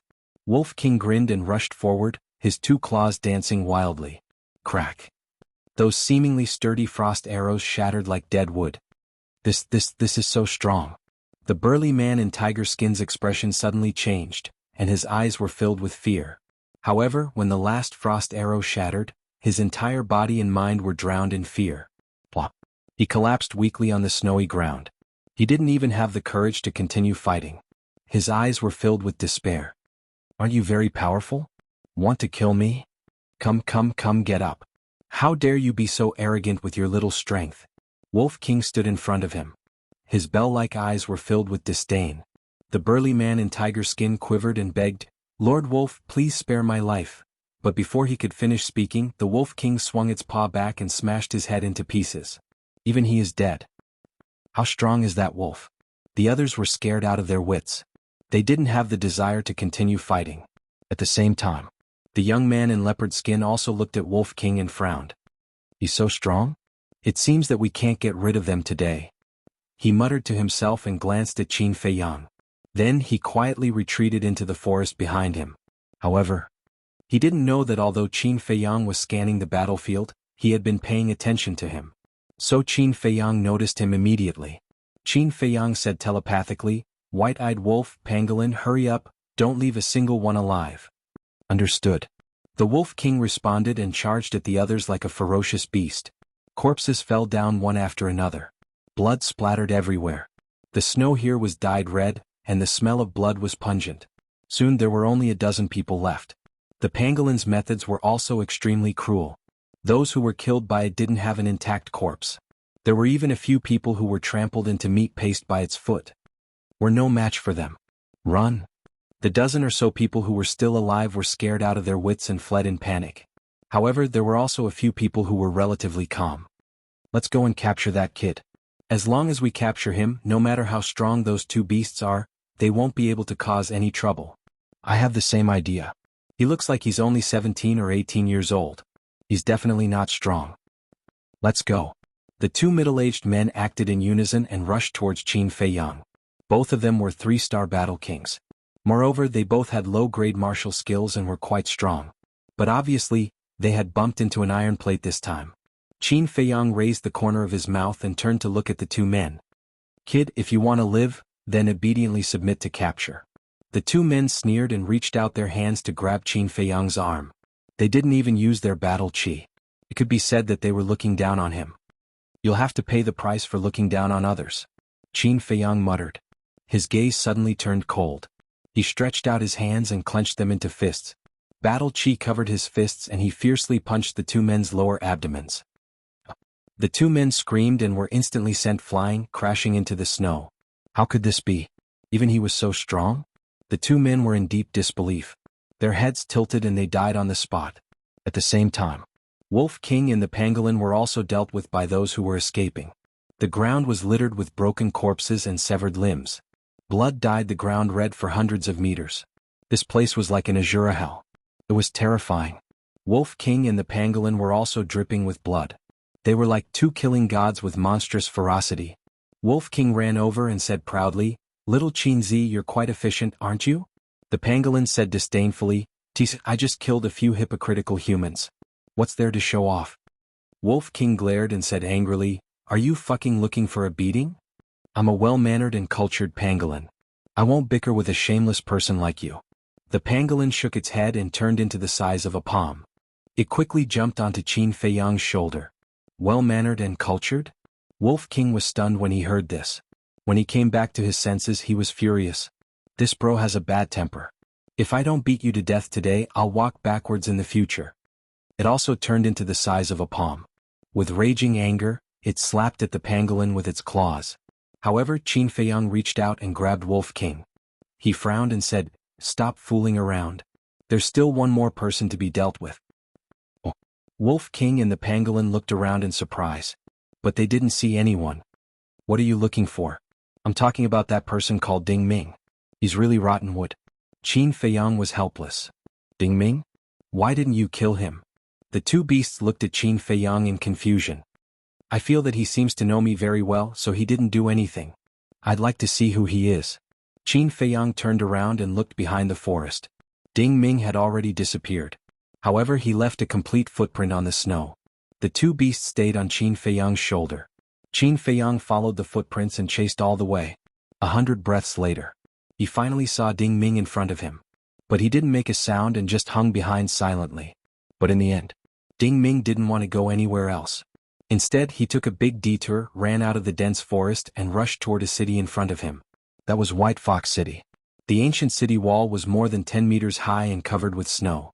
The buildings in the city were also covered with a thick layer of snow. At a glance, it was all snow white. Wolf King suddenly asked, "Little Qinzi, is there any place in the Great Qin Empire where it snows all year round?" Qin Feiyang said, "There must be, and there are a lot of them." Wolf King said, "Is it possible that the Forgotten Land is one of those places?" "I don't know." Qin Feiyang shook his head. He dared to say other things, but he really didn't dare to be sure about this. Wolf King pondered for a moment and said, "Have you thought about a problem? How can we go back?" "Yes, that old witch didn't tell us how to go back. Are we going to be trapped here for the rest of our lives?" The pangolin said in surprise. "It's useless to worry now. That old woman sent us here. She must have a way to go back. Let's wait until we find the flame of heavenly thunder." Qin Feiyang smiled faintly. Although he was talking to Wolf King and the others, his eyes were always on Ding Ming. Chapter 358. At the gate of the city, two burly men stood straight like javelins. They were both wearing a trench coat made of the fur of a black panther. They looked very impressive. The Wolf King sighed. "The ferocious beasts living here are really miserable." "Yes." "Along the way, all the humans we met, no matter strong or weak, were wearing animal fur coats. If this continues, the beasts of the Forgotten Zone will be extinct sooner or later." The pangolin said, somewhat indignant. "Why could humans kill beasts wantonly like this?" Qin Feiyang laughed. "Extinction is a bit too serious. A beast fur coat can be worn for many years." The pangolin said, "Then you should also get one. There are ready-made ones here." "Where is there ready-made ones? Why didn't I see them?" Wolf King looked around suspiciously. The pangolin chuckled. "Isn't it on your body?" Wolf King was stunned, and suddenly his eyes revealed a fierce light, looking at the pangolin unkindly. The pangolin shrank his neck and hurriedly said, "A gentleman uses his mouth, not his fists." Wolf King smirked. "I like to be a villain, so what?" The two little guys began to pinch each other again. Qin Feiyang couldn't help but feel a headache and said angrily, "Can you give me some peace and quiet?" Seeing Qin Feiyang angry, Wolf King and the pangolin immediately became obedient. But they still stared at each other. "Stop." Just as Qin Feiyang was about to enter the city, the two city guards looked at him, raised their eyebrows and blocked in front of Qin Feiyang. Qin Feiyang was stunned and asked doubtfully, "What's the matter, two big brothers? Were you the ones who killed people in the dense forest over there?" One of the burly men asked. He had a black mole the size of a pellet on the left side of his face. Qin Feiyang raised his eyebrows. When Ding Ming entered the city just now, he didn't greet these two people. He hadn't even spoken a single word, so how did these two know? The mole man said, "Don't try to quibble. When you were killing people, someone saw it with their own eyes from afar. So there are still fish that escaped the net." Qin Feiyang mumbled and said with a smile, "Two big brothers, we were also forced to kill them." "Is that so?" The two of them sneered. "Yeah, they joined hands to blackmail me. What can I do?" Qin Feiyang looked helpless. "They were indeed in the wrong to extort you. However, you shouldn't have killed them all. Do you know what kind of impact your actions will have on White Fox City?" The two of them shouted. Wolf King said telepathically, "Little Qinzi, hurry up. Ding Ming is about to disappear." Qin Feiyang looked at the streets of the city. Ding Ming had reached a crossroad and was walking to the right. "What are you looking at? Do you think we don't exist?" The two burly men said angrily. They were very unhappy with the feeling of being ignored. The pangolin said telepathically, Damn it, they are simply courting death. Don't be impulsive. These two just want some benefits. Problems that can be solved with money are not problems. Qin Feiyang secretly sneered. He took out 200 gold coins and handed them to the two men, saying with a smile, "This is a small gift from me." The two men's eyes lit up, but when they glanced at the 200 gold coins, they frowned again. "That's all? Are you trying to dismiss beggars?" The two men sneered. "Oh, are you not satisfied?" Wolf King's eyes flashed fiercely. Qin Feiyang also raised his eyebrows and said, "I'm alone and don't have much savings. Please don't mind." "Is that so? Then show me your Cosmos bag." The burly man with moles stretched out his hand in front of Qin Feiyang and looked at Qin Feiyang arrogantly. "You want to search my Cosmos bag?" The smile on Qin Feiyang's face was instantly replaced by frost. "You really don't want face? Do you still want it or not?" He casually tossed 200 gold coins to the two of them, then turned around and walked into the city. "What? How dare you be so arrogant here?" The people coming in and out all looked at Qin Feiyang in shock. The two burly men's faces were also livid. Although their strength was not very good, they had support. After guarding the city gate for so long, no one had ever dared to say a word to them loudly. Not to mention throwing gold coins at them and humiliating them. "Stop right there!" The two men shouted at the same time. Qin Feiyang turned a deaf ear. "I told you to stop, didn't you hear me?" The burly man with moles rushed behind Qin Feiyang in anger and immediately slapped him. However, Qin Feiyang was indifferent, as if he did not notice. The slap was about to land on his head. At this moment, the Wolf King waved its little paw and slapped the burly man's wrist, directly slapping the man's hand away. "You still dare to fight back?" The burly man with moles was furious. Battle Chi appeared in his palm and he slapped toward the Wolf King. "One-star Battle King?" The Wolf King was stunned, and his eyes were filled with sarcasm. Why were there so many people who didn't know what was good for them? Boom. It waved its paw. The golden Battle Chi rolled out like a torrent. The burly man with moles screamed and was sent flying on the spot. In just an instant, his skin and flesh were lacerated and he was dripping with blood. With a bang, he hit the city wall and then fell to the ground, unable to get up. It actually hurt the city guards? The surrounding crowd was dumbfounded. The other city guards stood at the city gate and saw this scene. His mouth was wide open and he was filled with disbelief. "Take the 200 gold coins as money to buy healing pills for you," Qin Feiyang said without turning his head and rushed toward the crossroad. Throughout the whole process, he did not even turn back to look at the two guards. The guard at the city gate ran to the burly man with moles and asked, "Are you okay?" "It's nothing serious." The burly man with moles shook his head. He climbed up in a sorry state and raised his head to look at Qin Feiyang's back. His eyes flashed with a terrifying murderous light. "You stay here and watch. I'll go find the captain and let him suffer a fate worse than death." After the burly man with moles said this, he dragged his heavily injured body and quickly disappeared into the crowd. At this moment, Qin Feiyang also came to the center of the crossroad and turned to look at the street on the right. The streets were crowded with people and carriages, but Ding Ming was nowhere to be found. The pangolin said angrily, "Those two guards are really in the way." Wolf King laughed and said, "Don't you claim to be a gentleman? Why are you still scolding people?" The pangolin snorted coldly. "A gentleman also has times when he gets angry. Forget it, with your shameless character, you won't understand even if I tell you." Wolf King said disdainfully, "I don't understand, but as long as I'm here, Ding Ming can't run away." The pangolin was stunned and said, "That's right, your nose is more sensitive than a dog's. You're courting death." Wolf King was angry. What he hated most was people comparing his neck with a dog's nose. He jumped up and landed in front of the pangolin like lightning, and directly slapped the pangolin away with his paw. "Ruffian wolf, this king and you are irreconcilable." The pangolin roared again and again, startling everyone on the street. They all looked at it. A beast that could talk? Everyone surrounded it in surprise. "This is what happens when you talk dirty." Wolf King snorted and clapped his paws. Qin Feiyang pushed the crowd and walked in front of the pangolin. He said helplessly, "Can you guys stop?" The pangolin said angrily, "It's not my fault, you should scold ruffian wolf." "What did you say?" Wolf King's eyes flashed fiercely. These few times, it was the pangolin who started the trouble first and now it was blaming it? "Enough. You're all my masters." "Masters, can you give me some face?" Qin Feiyang's face was filled with anger. He really wanted to slap them. The pangolin smiled embarrassedly. It did not dare to be this fierce person's master. Although it had not known Qin Feiyang for long, it already knew his character. Although he looked very easy to talk to now, if he really got angry it would definitely not end well.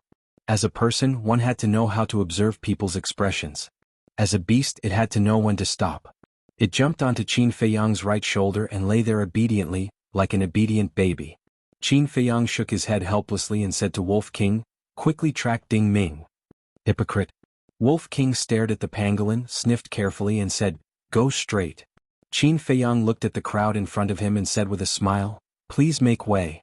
The people retreated to the sides and made a path. But a young woman in her teens did not move aside and blocked the path. She was wearing a snow-white mink fur coat. She was about 1.7 meters tall, with delicate facial features, slim clothes and a blush on her cheeks in the cold weather. Her fine black hair was tied up high with an exquisite jade hairpin inserted into it, revealing her extraordinary background. Because the jade hairpin, whether in terms of workmanship or quality, could be regarded as the best. Ordinary people could not afford it at all. She looked at Wolf King curiously, her big eyes shining with a strange light. Qin Feiyang asked, "Miss, what's the matter?" The woman in mink fur stretched out her slender finger and pointed at the Wolf King. "Sell it to me." Qin Feiyang frowned and was about to refuse. But Wolf King said first, "No need to ask him, just tell me what can you give me? If I'm satisfied, I'll abandon the dark and join the light, and follow you in the future." It laughed sinisterly. Abandon the dark and join the light? Qin Feiyang's face twitched. The woman in mink fur's eyes lit up and she looked at Wolf King and said, "As long as you follow me, you can have whatever you want." Wolf King asked, "Really? I'm a woman of my word." The woman in mink fur nodded. Wolf King laughed and said, "I want to go to the Purple Sun Tribe, do you have a way?" "Why are you going to the Purple Sun Tribe?" The woman in mink fur was shocked. The surrounding crowd also began to discuss in low voices, their eyes filled with bewilderment. Wolf King said, "Don't ask so many questions, just tell me, do you have a way?" The woman in mink fur said, "Of course, my father knows the coordinates of the Purple Sun Tribe." Qin Feiyang's eyes lit up. He thought that it would take a lot of effort to find the coordinates of the Purple Sun Tribe. But he did not expect to find it as soon as he entered White Fox City. Chapter 359. Wolf King was also overjoyed and jumped onto the shoulder of the woman in mink fur. It began to fish for information. But Wolf King and the woman in mink fur were communicating with each other through telepathy, so no one else could hear them. The pangolin looked at Wolf King and then at Qin Feiyang.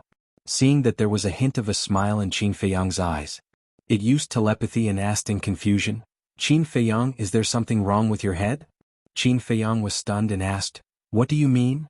The pangolin said, "Ruffian Wolf is about to betray us and you're still laughing?" "Betray us?" Qin Feiyang was stunned and said with a smile, "Don't worry, it won't betray us." "You're so confident?" The pangolin was surprised. "You won't understand my friendship with Ruffian Wolf." Qin Feiyang smiled faintly. At this moment, Wolf King suddenly shouted, "Little girl Meng, aren't you being too insincere? Forget it, I'll continue to follow little Qin Zi." After that, Wolf King jumped and landed on Qin Feiyang's shoulder. The woman in mink fur frowned. Qin Feiyang said through telepathy, "How is it? Did you find out?" Wolf King said, "Let's go first, we'll talk later." Qin Feiyang's eyes flashed and he walked past the woman in mink fur. The woman in mink fur turned to look at Qin Feiyang and frowned, "How many gold coins do you want before you're willing to sell it to me? If it's not willing, what can I do?" Qin Feiyang turned his head and smiled at the woman, then turned around and strode away. "Wait, you'll soon know the consequences of rejecting me." The woman in mink fur snorted and also left.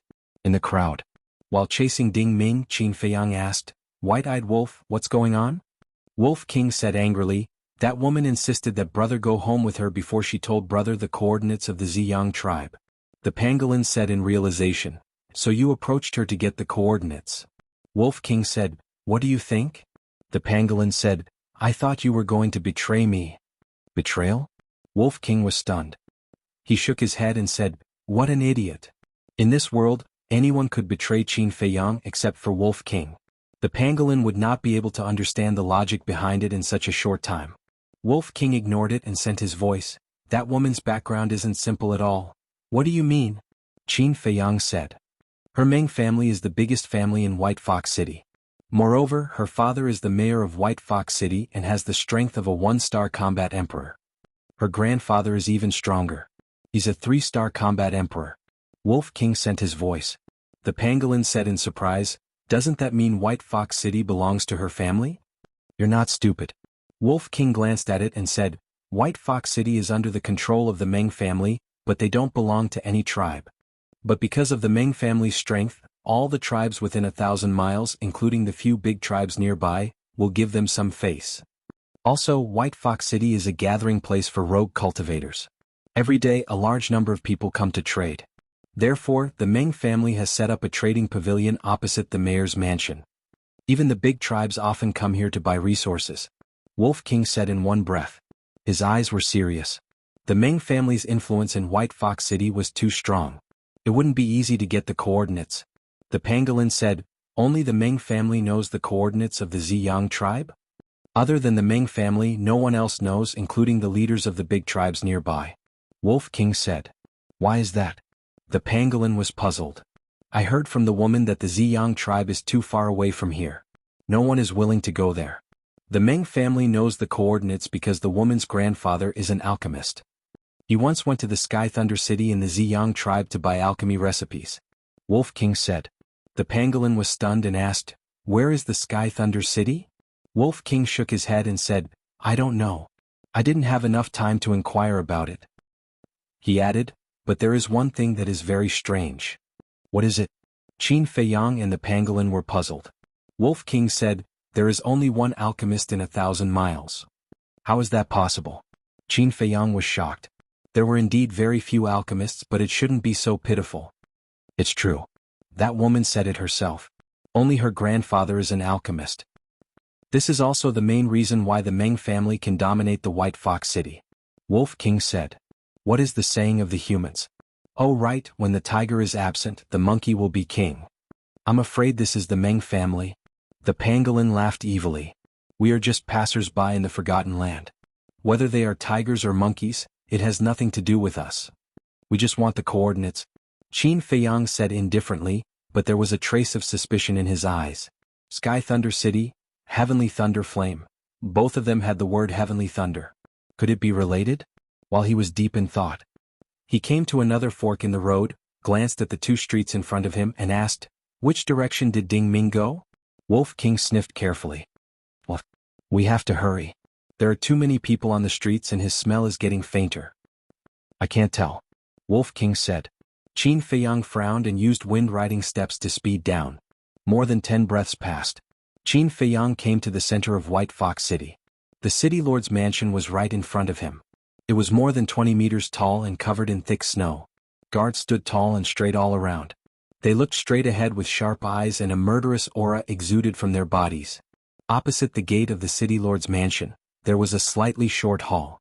Similarly, there was a guard every 3 steps and a sentry every 7 steps. The security was extremely tight. There were 3 bold words engraved on the gate of the hall. Trading Pavilion. Many people came in and out in a hurry. "Stop." The moment he arrived, Wolf King shouted secretly. Qin Feiyang slammed on the brakes. Wolf King glanced at the city lord's mansion and then at the trading pavilion. His eyes flashed and he said, "He entered the trading pavilion. What is he doing in the trading pavilion?"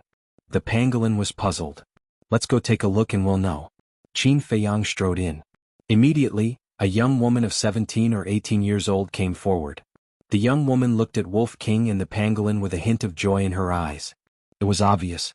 Both of these small beasts had consumed the transformation elixir. This also proved that the person in front of her was definitely a rich man. She looked at Qin Feiyang and smiled. "Young master, is there anything I can do for you?" "There's no need to entertain me. I'm just strolling around." Qin Feiyang smiled and walked past the young woman, scanning the hall. A hint of disappointment appeared in the young woman's eyes. But she wasn't discouraged. She walked to Qin Feiyang's side and said with a smile, "Everyone who comes is a guest. Whether young master wants to buy something or not, I should entertain you well." Qin Feiyang looked at her in surprise and said to Wolf King and the pangolin, "You two pay attention. I'll go take a look at the elixirs here." The 2 beasts nodded in agreement. Then they carefully scanned everyone in the hall. Qin Feiyang said to the young woman, "Take me to see the elixirs." "Elixirs?" The young woman's eyes lit up and she said with a smile, "The elixirs are all on the 2nd floor. Young master, please follow me." There's a second floor?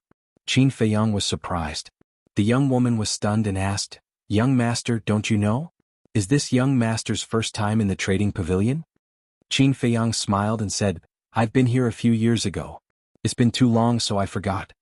The young woman suddenly realized and said with a smile, Our trading pavilion has a total of 6 floors. The first floor only sells some very ordinary things and daily necessities. The second floor sells elixirs and medicinal materials. The third, fourth and fifth floors are a super large auction house. The young woman explained. Qin Feiyang said, What about the 6th floor? The 6th floor is the VIP hall. Only the distinguished guests of the trading pavilion or those who have big deals are qualified to go up. The young woman said. Qin Feiyang nodded. Wolf King said with a voice transmission, Little Qinzi, I can't find Ding Ming. His scent isn't on the 1st floor either. The pangolin said, I didn't see him either. Then let's go to the 2nd floor. Qin Feiyang responded secretly and said to the young woman with a smile, Take me to the 2nd floor. Okay. The young woman nodded and led the way in front. After a while, she came to a staircase and walked up quickly. Wolf King's eyes lit up and he said to himself, There's Ding Ming's scent here. I'd like to see who he is. A cold light flashed in Qin Feiyang's eyes. On the 2nd floor it was much quieter. There were only 50 or 60 people in the hall, which was hundreds of miles long. On the ground there were transparent counters neatly placed. Inside there were all kinds of medicinal materials and elixirs, which were dazzling. There's no one here either? Qin Feiyang glanced at the 50 or 60 people and didn't find Ding Ming. Was he in the auction house? But at this moment, Wolf King said with a voice transmission, Ding Ming's scent is in the hall. How is that possible? Qin Feiyang looked carefully again. Even the staff members. But in the end he didn't see Ding Ming. But why did Wolf King say that Ding Ming's scent was here? Could it be, suddenly? He thought of a possibility. Ding Ming might have changed his appearance. At this time, the young woman asked, Young master, what kind of elixir do you need? Qin Feiyang smiled and said, Just take a look. The young woman led him towards a counter. At the same time, at the opposite counter, there was a black-haired old man wearing a leopard skin. He was looking at the elixirs on the counter, but his gaze would occasionally glance at Qin Feiyang. Wolf King had been looking for Ding Ming the whole time and also saw the black-clothed old man. At first it didn't care, but soon it realized that something was wrong. Because Ding Ming's scent was coming from the black-clothed old man. So it's you. Chapter 360. Qin Feiyang was holding a healing pill and looking at it carefully. Hearing Wolf King's sound transmission, his eyes flashed and he turned to look at the black-haired old man. A person's appearance could change, but the smell they emitted would not change. He believed in Wolf King's sense of smell, so it would definitely not be wrong. But he only glanced at it for a moment, then turned to look at the young woman and said with a smile, Is there no better quality medicinal pill? Young master is not satisfied? The young woman frowned. Her expression was a little displeased. This was the best medicinal pill in White Fox City, and he actually didn't like it? However, the young woman did not know that Qin Feiyang was not dissatisfied, but very dissatisfied. This healing pill was just an ordinary medicinal pill. Moreover, even among the ordinary healing pills, it was considered a low-grade item. How could such a medicinal pill enter the eyes of a top-grade alchemist who could refine 2 pill veins? Even the medicinal pills that he casually refined were stronger than this. But he just smiled, put the healing pill on the counter and turned to walk to another counter. Although the young woman was a little dissatisfied, she still followed. Because in her eyes, Qin Feiyang was a little fat sheep waiting to be slaughtered. In fact, Qin Feiyang was not in the mood to look at these medicinal pills at all. He had been paying attention to the black-haired old man. But after a while he came to a counter. A fiery red flower attracted his gaze. It was actually a 9 suns flower. And beside the 9 suns flower, there was a red fire glass tree. He had really picked up a treasure. Qin Feiyang was overjoyed and was about to ask the young woman about the price. But he suddenly frowned and asked secretly, Don't you think it's strange? What's strange? Wolf King and Pangolin were puzzled. Within 1,000 miles, only that woman's grandfather is an alchemist. Then why would he sell medicinal herbs in the trading pavilion? Qin Feiyang said. Logically speaking, the Meng family should directly refine these medicinal herbs into medicinal pills. Because the price of a finished medicinal pill would be several times higher than that of medicinal herbs. Moreover, medicinal herbs were only useful to alchemists. If one was not an alchemist, no matter how precious the herbs were, it would be useless. In this entire area besides the Meng family, there were no other alchemists who would come here to sell these herbs. For some reason, Qin Feiyang had an intuition when he saw these herbs. The Meng family's selling of these medicinal herbs was not as simple as it seemed on the surface. Hearing Qin Feiyang's words, Wolf King and Pangolin also felt a little strange. Seeing that Qin Feiyang was sizing up the medicinal ingredients, a strange look flashed across the young woman's eyes. She asked, "Young master, do you want these herbs?" Qin Feiyang asked, "How much is this 9 suns flower?" 200,000 gold coins per flower. There's more in the warehouse. If young master needs a large amount, I can give you a discount. The young woman smiled. So cheap? Qin Feiyang was stunned and asked, "How many?" The young woman said, "I'm not sure, but there should be no less than 20 flowers." Qin Feiyang was secretly surprised. 9 suns flowers were rare in the spiritual state, but he didn't expect there to be so many here. Wolf King urged, "Little Qinzi, what are you waiting for? Hurry up and buy them all." Qin Feiyang secretly said, "Don't worry, let's figure out the situation first." He believed in his intuition that there must be a secret behind the medicinal herbs sold in the trading pavilion. At this moment, the black-haired old man opposite bought an elixir, put it in his arms and walked towards Qin Feiyang. Qin Feiyang noticed it immediately. A glint flashed across his eyes.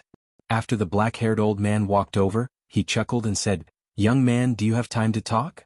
Qin Feiyang turned to look at the black-haired old man and asked in confusion, "Old man, are you talking to me?" The black-haired old man nodded. Strange. Why would he take the initiative to approach me?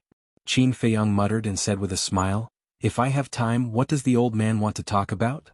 The black-haired old man glanced at the young woman and said in a hoarse voice, "Let's find a restaurant and talk slowly." Okay. Qin Feiyang nodded. Seeing this, the young woman hurriedly said, "Young master, do you still want to buy these herbs? I'm not an alchemist, what use do I have for these herbs?" Qin Feiyang smiled faintly, took out 50 gold coins and said, "This is for your hard work." "Thank you, young master." The young woman's eyes lit up, and she hurriedly accepted it and bowed to thank him. "It's fine." Qin Feiyang waved his hand and looked at the black-haired old man. "Old man, after you." The black-haired old man nodded and turned to walk to the first floor. Qin Feiyang followed closely behind.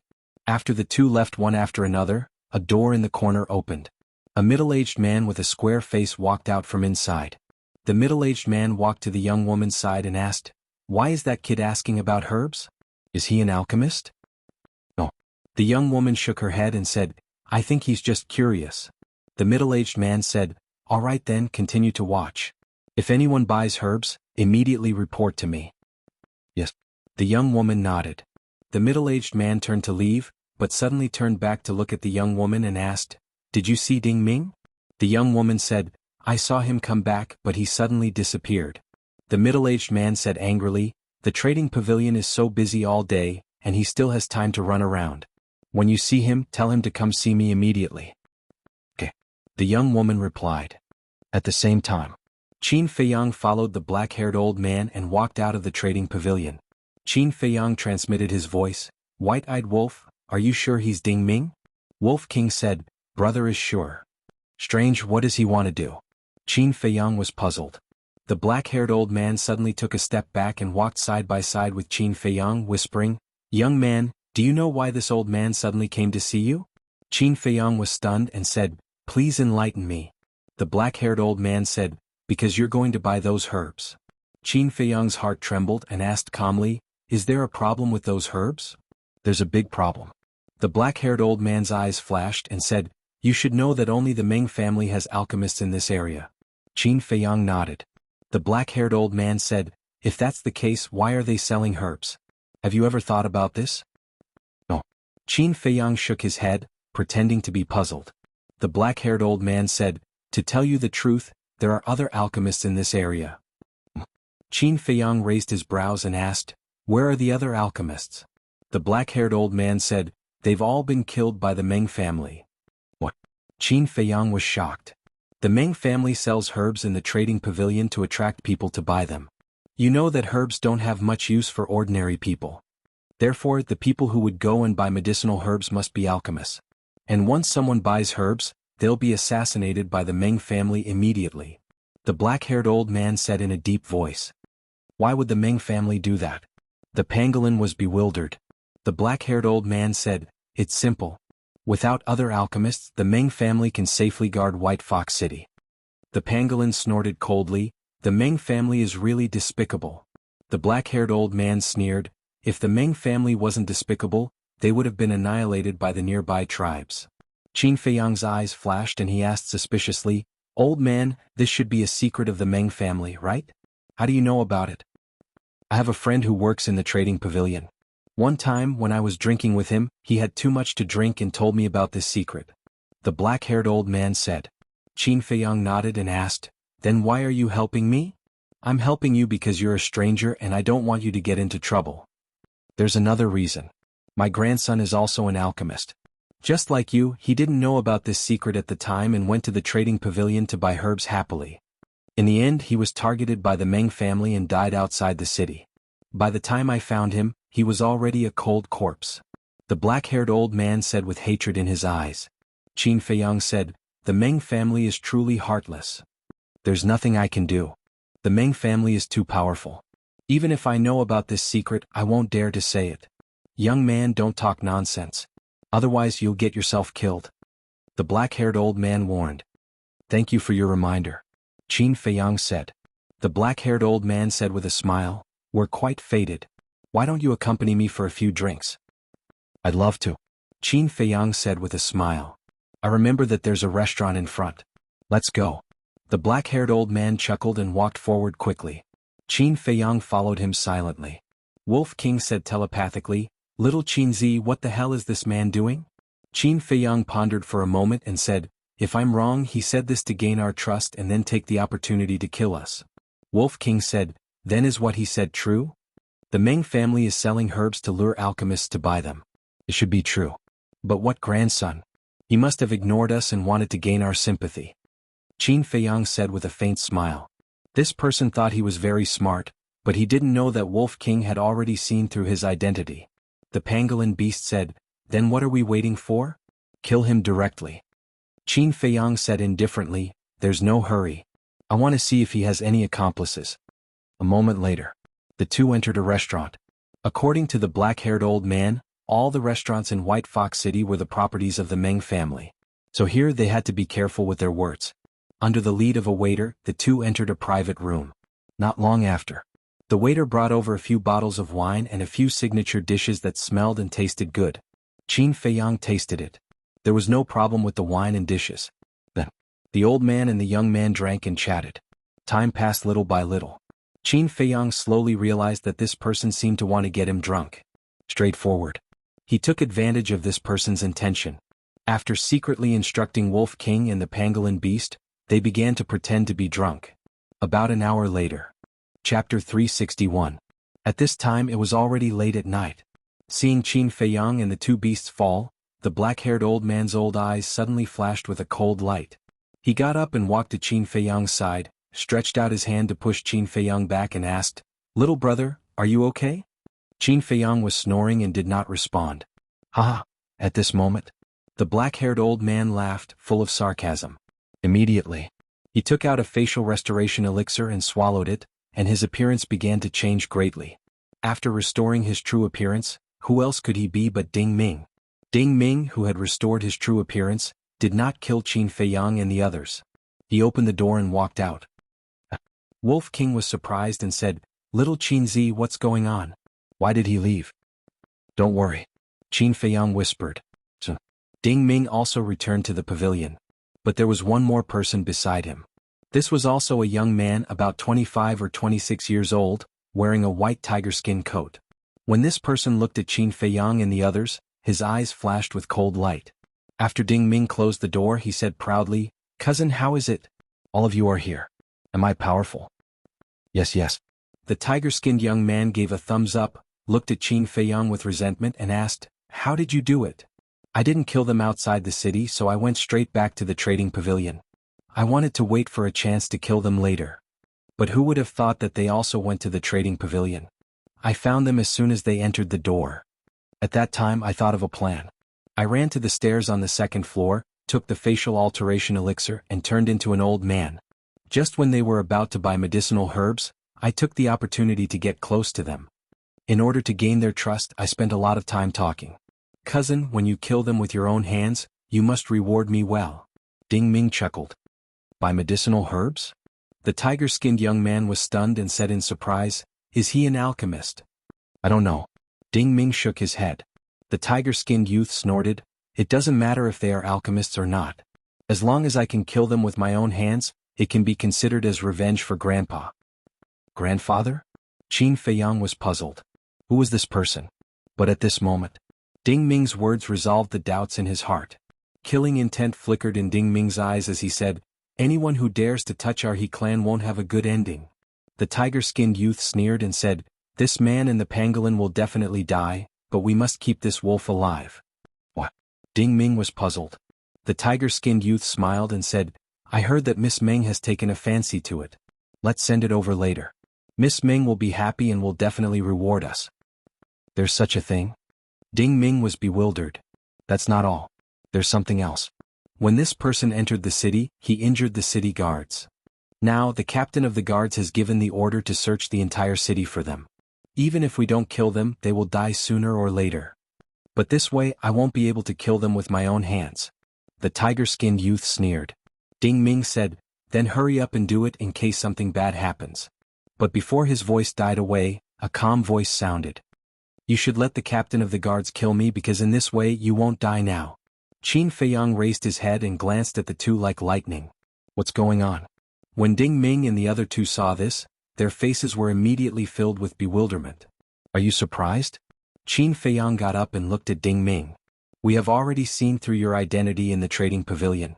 The Wolf King and the pangolin also got up, their eyes flashing with astonishment. What? Ding Ming's face turned pale. Seen through? Then why didn't they kill him in the trading pavilion?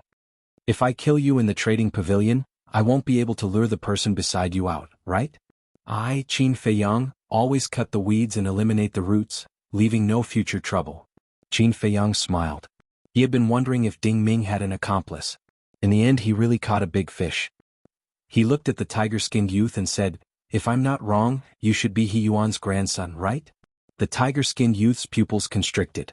Without needing him to answer, Qin Feiyang already had the answer in his heart. He said to himself, white-eyed wolf, do it. The Wolf King instantly activated the Fury of Fury, jumped up, landed in front of Ding Ming and smashed out with his claws. A scream resounded through the night sky. Ding Ming flew out like a meteorite on the spot, crashing into the wall behind him. Bang! A big hole was made in the wall, and the railings of the corridor outside were smashed. With a loud bang he fell into the lobby below.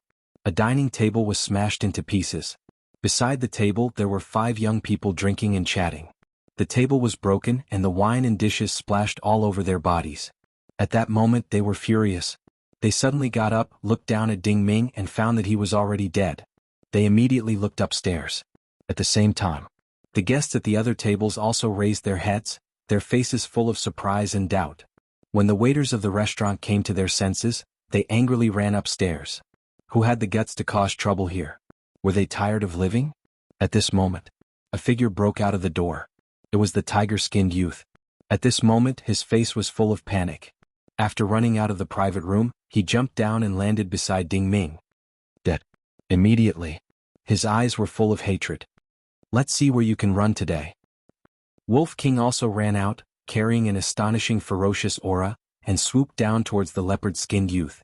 Why does this wolf look a little familiar? Everyone was puzzled. It's the one that injured the city guard. Someone exclaimed. What? It actually dares to appear? Everyone was dumbfounded. Cousin, I will avenge you. The tiger-skinned youth said in a low voice, raised his head and looked at Wolf King with resentment and fled towards the door. Where do you want to go? But at this moment, Qin Feiyang and the pangolin beast suddenly stopped outside the door. He knew that the tiger-skinned youth would escape. So, when the tiger-skinned youth broke out of the door, he also jumped down from the window with the pangolin beast to stop him at the door. It's him. Everyone's pupils shrank. It was this person who used gold coins to hit the 2 city guards. His attitude was even more arrogant than that wolf. Do you have to kill me? In front of him was Qin Feiyang and the pangolin beast blocking the way, and behind him was the violent Wolf King.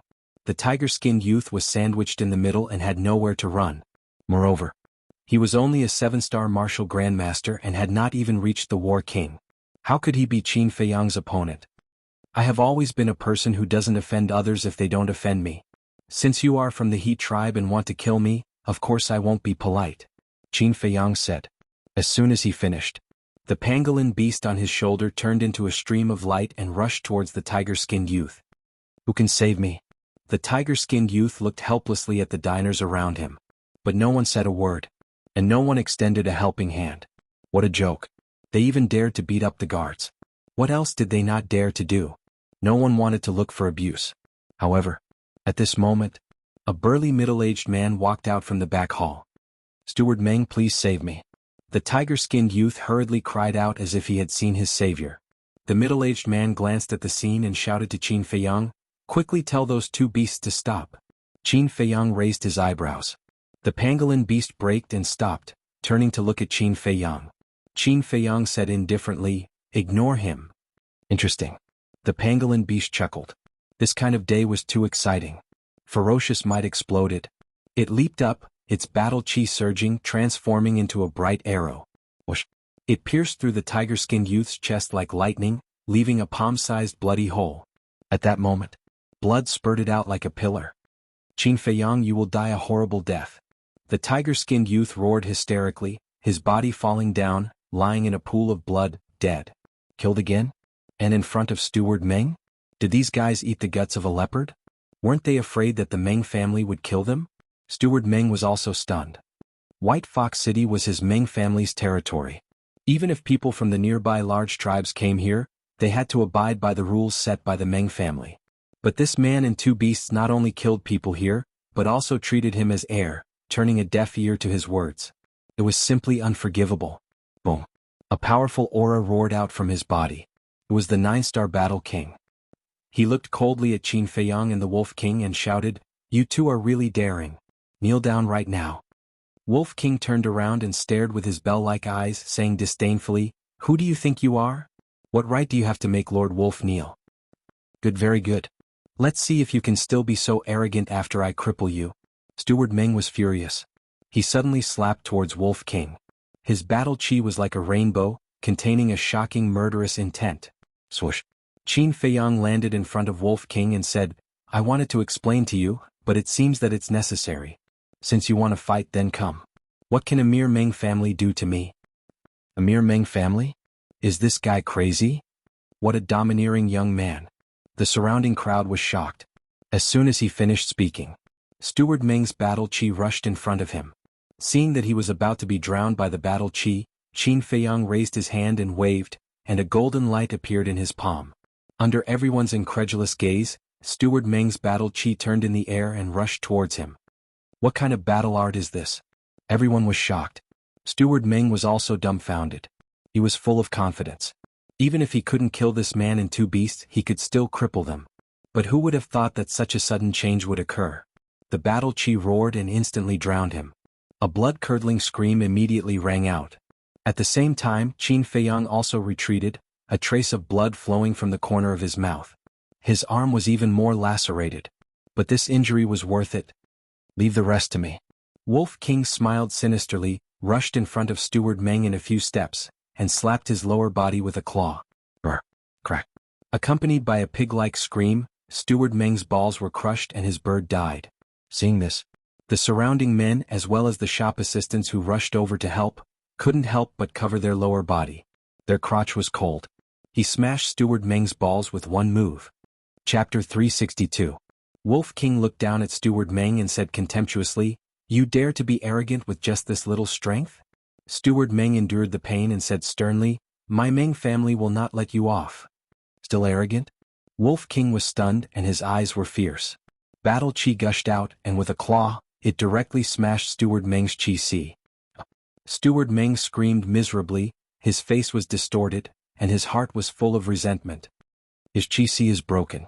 Then even if he survives, he will only be a cripple in the future. They are really challenging the dignity of the Meng family by doing this. The surrounding crowd was discussing. This man and two beasts were simply lawless. Wolf King laughed and said, old man, are you still arrogant now? Steward Meng roared, you will be torn into pieces and your bones will be crushed to ashes. Stubborn. Looks like I can only use my ultimate move. Wolf King laughed evilly.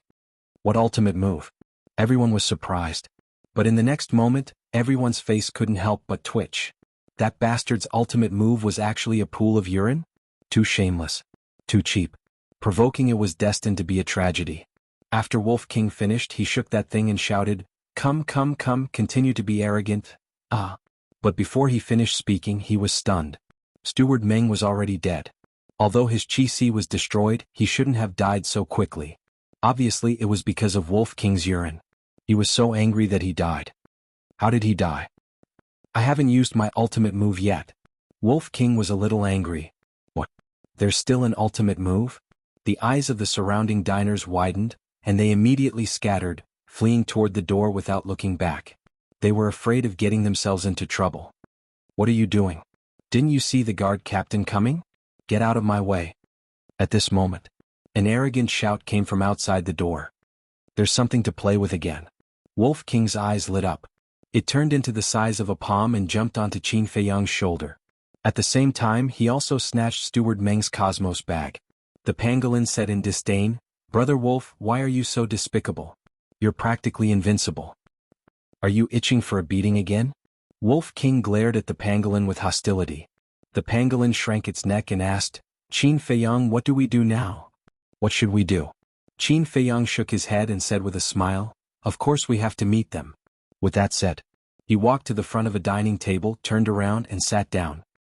He raised his head and looked at the door, waiting for the guard captain to come in. He's not running away? Seeing this, the waiters of the restaurant were dumbfounded. If it were anyone else, upon hearing that the captain of the guards had arrived, they would have fled long ago. But this person was just sitting there leisurely. Was he not afraid at all? A short while later, all the diners ran out. Following closely, a middle-aged man wearing a golden tiger skin strode into the restaurant under the escort of a group of guards. There were a total of 11 people.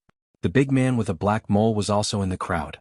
As soon as he saw Qin Feiyang and Wolf King, the big man with a black mole became angry and said to the captain of the guards, "Sir, it's them." The captain of the guards glanced at Qin Feiyang and the others, then scanned the messy lobby. When he saw Steward Meng lying in a pool of blood, his face suddenly sank. What's going on? Why did Steward Meng die? The captain of the guards shouted. They killed Steward Meng. The group of waiters pointed at Qin Feiyang and the others indignantly. What? Coming to our Meng family's territory and killing our Meng family's people? How preposterous. Captain of the guards, quickly take them down. The big man with a black mole and the other guards were all ferocious and murderous. The captain of the guards also had a gloomy face. This was especially true when he saw Qin Feiyang still sitting there leisurely. The anger in his heart was unable to be contained. "Drag him up for me." He waved his hand and 2 guards immediately walked out of the crowd and rushed toward Qin Feiyang. One of them was the big man with a black mole. "Little beast, even if the heavenly king descends to the mortal world today, he can't save you," he muttered secretly, and the murderous look in his eyes was not concealed at all. As soon as they rushed to Qin Feiyang, the 2 stretched out their arms and grabbed at Qin Feiyang. Qin Feiyang glanced at the 2 and said lightly, "I advise you not to touch me." The 2 were slightly stunned. "What? With the captain of the guards here, you dare to attack us? Boy, we advise you'd better be honest, or there won't be anyone to collect your corpse later." The 2 smiled disdainfully and continued to grab at Qin Feiyang.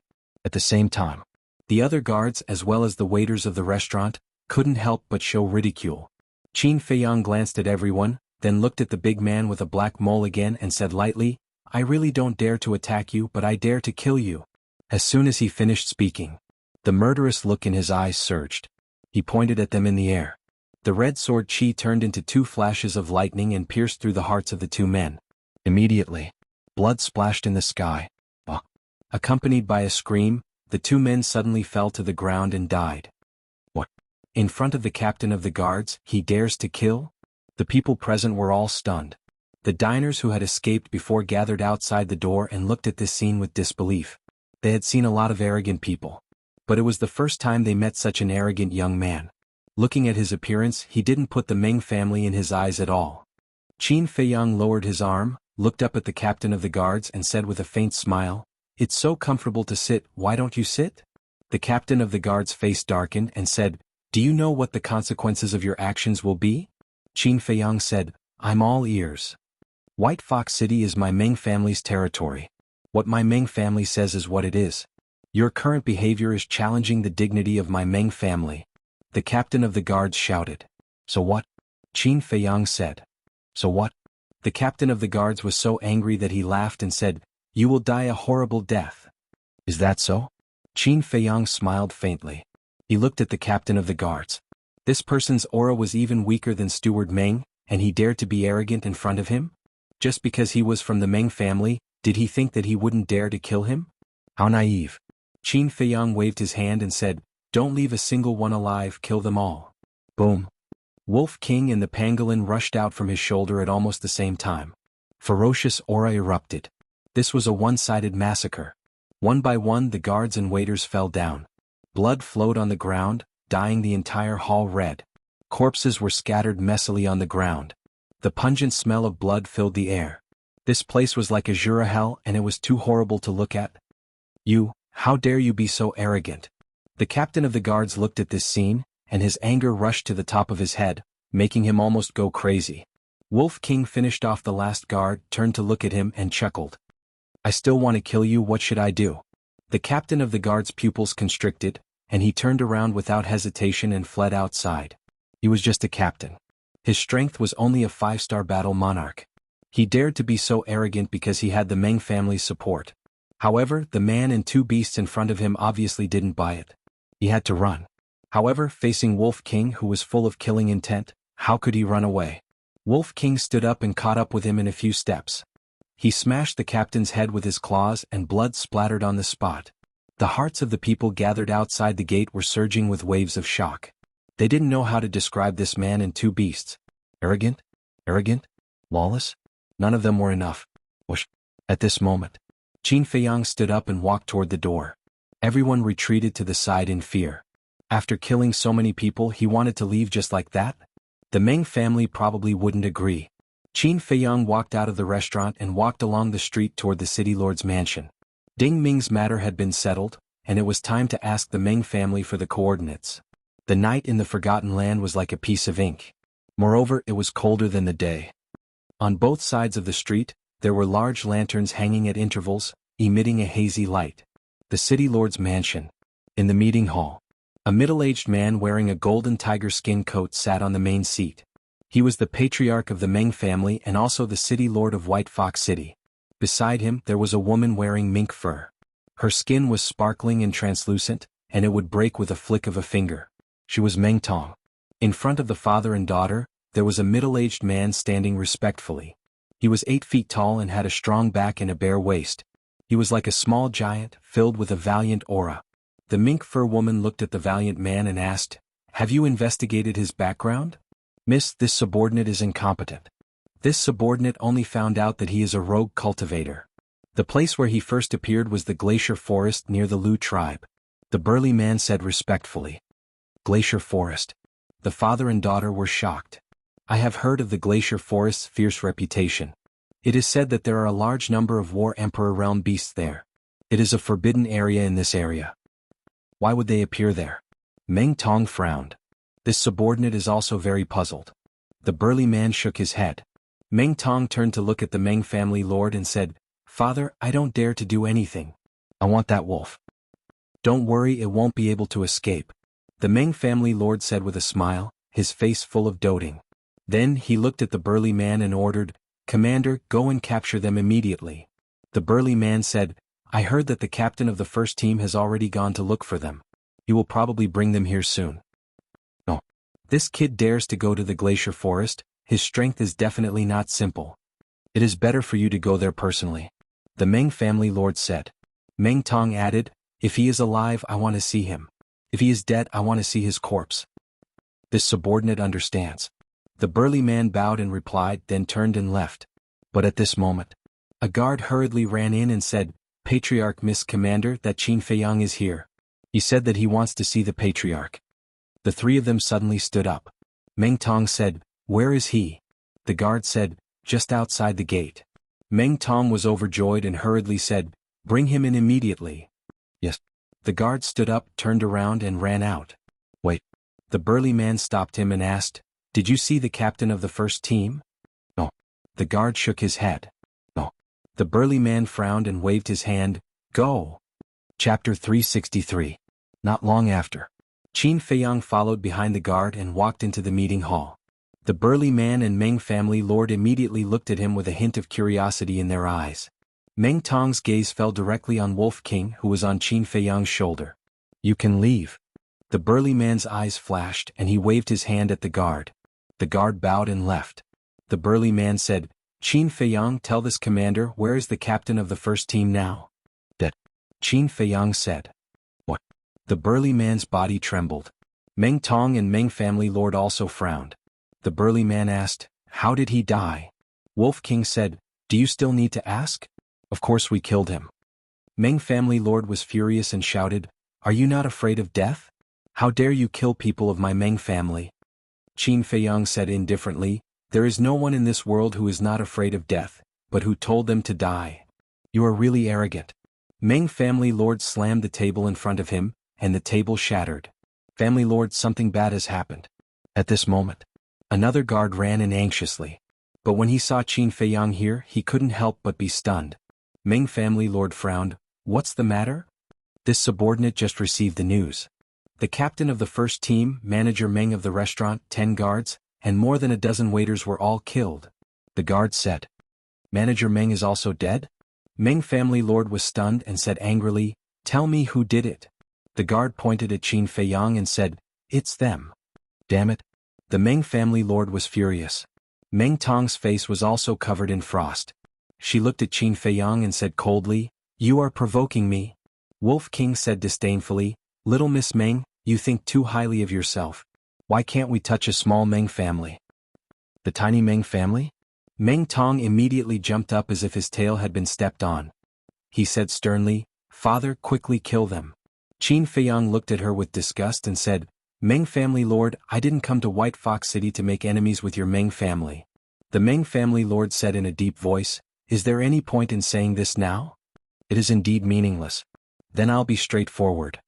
Give me the coordinates of Purple Sun Tribe or Sky Thunder City, and I will leave White Fox City immediately. Qin Feiyang said. The three of them looked at each other with a trace of surprise in their eyes. The burly man asked, why do you want the coordinates of Purple Sun Tribe and Sky Thunder Pool? Qin Feiyang said, that has nothing to do with you. Haha, you are now in the city lord's mansion. Whether you can come out alive or not depends on our wishes. So, you'd better be honest and answer whatever I ask you. The burly man let out a hearty laugh as he shouted in a sinister voice. Then I'm sorry. I am afraid of everything, but I am not afraid of threats. But I don't know if you are afraid or not. Qin Feiyang said with a smile. What do you mean? The three of them frowned. Qin Feiyang said with a smile, assassinating the alchemists in this area will cause public outrage. How do you know? Meng Tong was surprised. The burly man's face changed. He immediately looked at Meng Tong and shouted, young miss, don't talk nonsense. After being scolded by the burly man, Meng Tong suddenly came to her senses and cursed in her heart. Why was she so stupid? By asking this question, wasn't it equivalent to admitting that there was such a thing in disguise? Don't hide it. I can't be bothered with your despicable business. As long as you give me the coordinates, I will pretend that I have never been to White Fox City. Qin Feiyang said. Do we look like idiots to you? I thought you were a talent and wanted to spare your life to serve the Meng family. But now it seems that I have no choice but to silence you. Commander, do it. Meng family lord shouted. Boom. The burly man's body trembled and his aura burst out. He was a 9-star battle monarch. Go to hell, you little bastard. With a roar, his large fan-like hand slapped towards Qin Feiyang's head with an astonishing astral wind. You will pay for this. Qin Feiyang's eyes flashed coldly. He activated the return formula and slapped with his palm without dodging. Bang. The two palms collided and both of them retreated at the same time. How is this possible? Meng family lord and Meng Tong were stunned. The guard commander was a 9-star battle monarch. Qin Feiyang's aura was only that of a 4-star battle monarch. How could he block the guard commander's full-strength palm strike? Furthermore, the two of them were evenly matched. The reason for that was because both of their arms were lacerated. The guard commander was the most shocked. He could clearly feel that the force of his palm strike was completely reflected back. In other words, the other party did not use any strength at all. He was just borrowing the force of his attack. What kind of battle technique was that? Was there such a battle technique in the world? I'd like to try again. He stepped on the ground, stopped his body and rushed toward Qin Feiyang again. Qin Feiyang's eyes flashed fiercely, and he also rushed forward. The two of them raised their other hand at the same time and slapped each other. The situation from before reappeared. Sure enough, he's borrowing the force of his attack. The burly man's heart trembled. But then, a sneer appeared on his face as he stared at Qin Feiyang and said, "My Ming family has alchemists. We have as many healing pills as we want. You have any?" He took out a healing pill and waved it in front of Qin Feiyang as if he was showing off. Then he threw it into his mouth. Qin Feiyang was stunned. Wolf King and the pangolin also looked at each other. How could he show off an ordinary healing pill in front of a top-grade alchemist? Was this person's head kicked by a donkey? What a joke. However, Qin Feiyang did not say anything. He took out a healing pill with 2 veins and threw it into his mouth at lightning speed. It was so fast that even the Meng family lord could not see it. The injuries on both of his arms began to heal at a speed visible to the naked eye. The Meng family lord and the other 2 were still wondering what kind of pill Qin Feiyang had taken. But when they saw the situation, they turned pale with fright. What kind of pill did he take? How could his recovery speed be so fast? Clang. Qin Feiyang waved his hand, and Chang Shui appeared out of thin air. He grabbed it in his hand and pounced on the commander of the guards. This was the advantage of high-quality healing pills. The speed of recovery was faster than the commander of the guards. He could seize the opportunity and quickly counterattack before the commander of the guards could make a move. Seeing this, the commander of the guards instinctively took a step back with a trace of panic in his eyes. But then his face twisted. He was a 9-star battle king. How could he be afraid of a 4-star battle king? His pride did not allow him to retreat, let alone be afraid. "Family lord, don't make a move. Kill." Without turning his head, he growled at the Meng family's patriarch, and a white beast shadow appeared behind him. That was a snow mountain ape. It had 2 heads and 4 bell-sized eyes that flickered with a terrifying ferocious light. As soon as the battle soul appeared, it beat its chest and stomped its feet. With an extremely terrifying ferocious aura, it pounced on Qin Feiyang. However, Qin Feiyang turned a blind eye to it. "How dare you activate your battle soul in front of me? Are you looking for trouble?" Wolf King chuckled. His whole body emitted a golden light, and a golden beast shadow appeared out of thin air. Boom! With a loud bang, the entire conference hall collapsed. The battle soul of the commander of the guards was directly swallowed by the golden beast shadow. At the same time, Qin Feiyang's murderous aura was monstrous. He stabbed the lower abdomen of the commander of the guards. Then, he disappeared without a trace in an instant. The conference hall was built with a kind of black stone bricks. For a moment, countless gravel flew in all directions, smashing deep pits on the ground, and a loud rumbling sound was heard. Dust filled the air and nothing could be seen. And in the loud noise, there was a painful scream that echoed endlessly. That was the scream of the commander of the guards. Hearing the scream, the Meng family lord's expression changed abruptly. He protected Meng Tong by his side and continuously attacked, shattering the falling stone bricks one after another. A moment later, he finally found the commander of the guards. However, at this moment, the commander of the guards had already been smashed beyond recognition by the falling stone bricks. Even his body was about to turn into a pile of mud. His breathing and heartbeat had also stopped. He had already died. Damn bastard!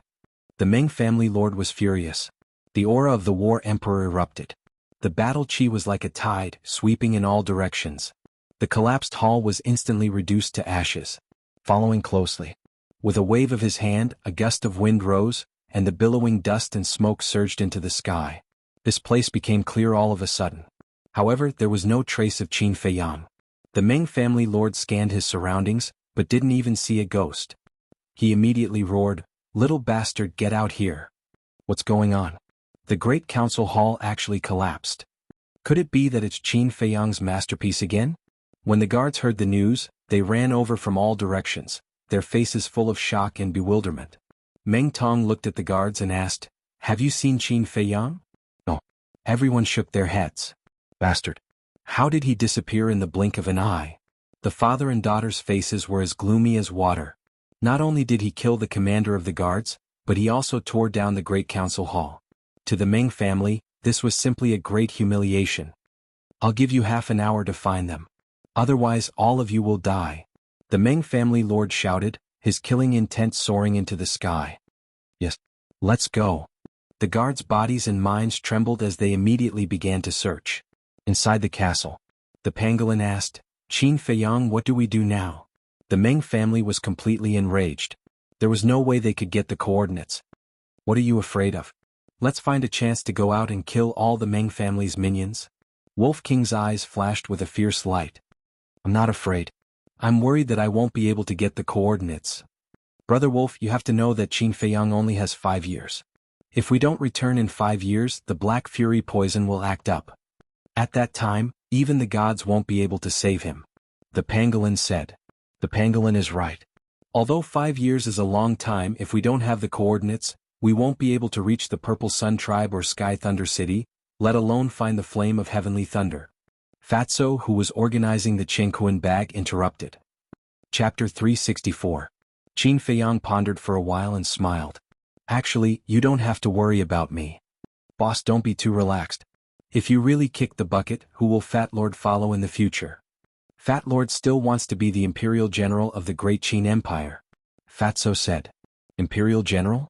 The pangolin widened its eyes and said in surprise, "Qin Feiyang, are you from the Imperial capital?" Wolf King stared at it unkindly and said, "Little follower, if you want to live, you have to understand one thing. Don't ask what you shouldn't ask." "That's right. The more you know, the worse it will be for you." Fatso also realized that he had let it slip. The pangolin shrunk its neck, but its eyes were filled with thoughts. Qin Feiyang rolled his eyes at Fatso and said unhappily, "If I don't let you be the Imperial General, will you want me to die?" "What are you talking about? We are brothers. If anyone wants to kill you, they will have to step over Fat Lord's corpse first." The fatty patted his chest, looking as if he was ready to risk his life, and made a solemn vow. "That's enough." Qin Feiyang rolled his eyes and said with a smile, "Let's go into seclusion for a while." "What? You're still going into seclusion?" Fatso, Wolf King, and the pangolin all looked at him in disbelief.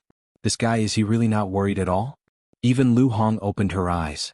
There was a trace of worry in her bright eyes. "Even if we can't get the coordinates here, we can still go to other areas. The Forgotten Land is so big. I don't believe that only the Meng family knows the coordinates of the Purple Sun Tribe and Sky Thunder City." Qin Feiyang said with a smile. Seeing that Fatso and the others still wanted to say something, he waved his hand and said, "Cut the crap. Go into seclusion." Then he walked to the iron box and began to draw the fourth stroke of the battle formula. Although he had won the last few battles, he still felt that it was very strenuous. This was especially true when he fought with the 9-star battle monarch. Every time he fought, both sides would suffer great losses. Therefore he had to quickly break through another small realm. When he broke through to the 5-star Battle King realm, he would be able to crush a 9-star Battle King with the power of the return character art. He might even be able to resist a 1-star Combat Emperor. Seeing this, Wolf King and Fatso didn't say anything else. Wolf King took out a Supreme Grade Battle Chi pill and began to refine it. Fatso also continued to check the Cosmos bags. The pangolin looked on enviously. It eagerly approached Fatso.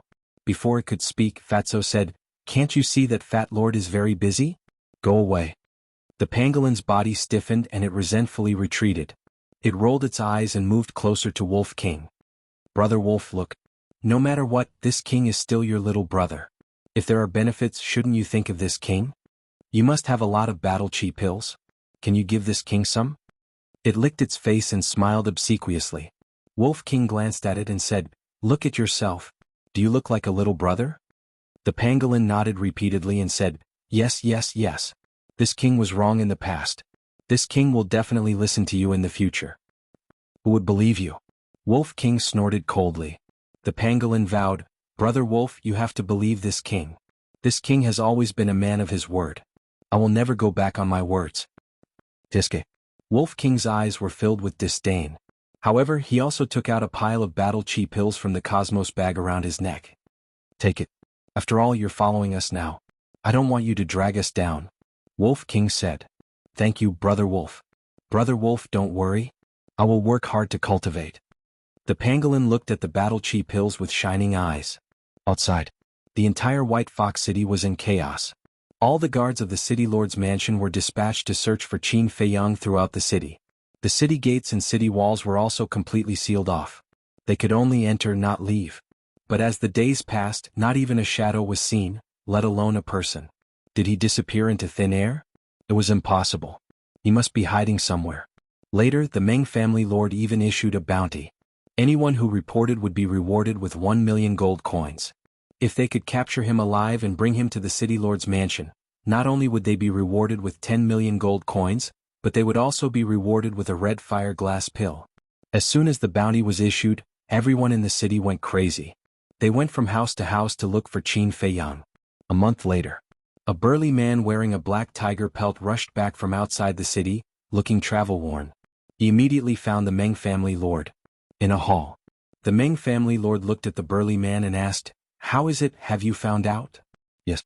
I've asked the people of the He family tribe. They said that Qin Feiyang has an ability that allows him to disappear and reappear suddenly. It's because of this ability that the He family tribe can only watch him do evil. But it's said that he can't move when he disappears." The burly man said. "What do you mean?" The Meng family lord frowned. The burly man said, "It means that he has been staying at the place where he disappeared." The Meng family lord was surprised. He stayed at the place where he disappeared, but no one could see or sense his aura. How could there be such a bizarre thing in the world?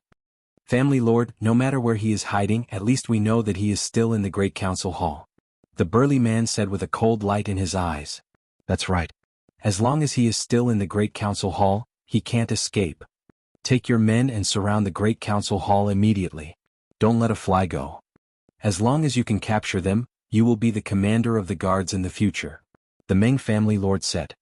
"Thank you, family lord. This subordinate will definitely capture them and live up to family lord's high expectations." The burly man was overjoyed. He bowed and thanked Meng family lord before turning around and leaving quickly. The collapsed Great Council Hall had been rebuilt. The burly man ran over with a group of guards. There were 50 to 60 of them. The burly man glanced at the Great Council Hall, waved his hand and shouted, "Quickly surround the Great Council Hall. Don't let them escape." "Yes." The group of guards responded. Some people surrounded the Great Council Hall. Some people entered the Great Council Hall. In short, there were people both inside and outside. A short guard came up to the burly man and said with a flattering smile, "Brother Meng Cheng, congratulations. Please take care of me in the future." Meng Cheng shook his head and said, "It's too early to congratulate me. Let's capture Qin Feiyang first." "With Brother Meng Cheng personally taking action, won't it be a piece of cake? Isn't that right, everyone?" the short guard shouted. "Yes." The other guards responded loudly with fawning expressions on their faces. All right. Be serious. When I really become the commander, I definitely won't forget my brothers." Meng Cheng chuckled. In his opinion, the position of the commander was already set in stone. There was no way he could run away from it.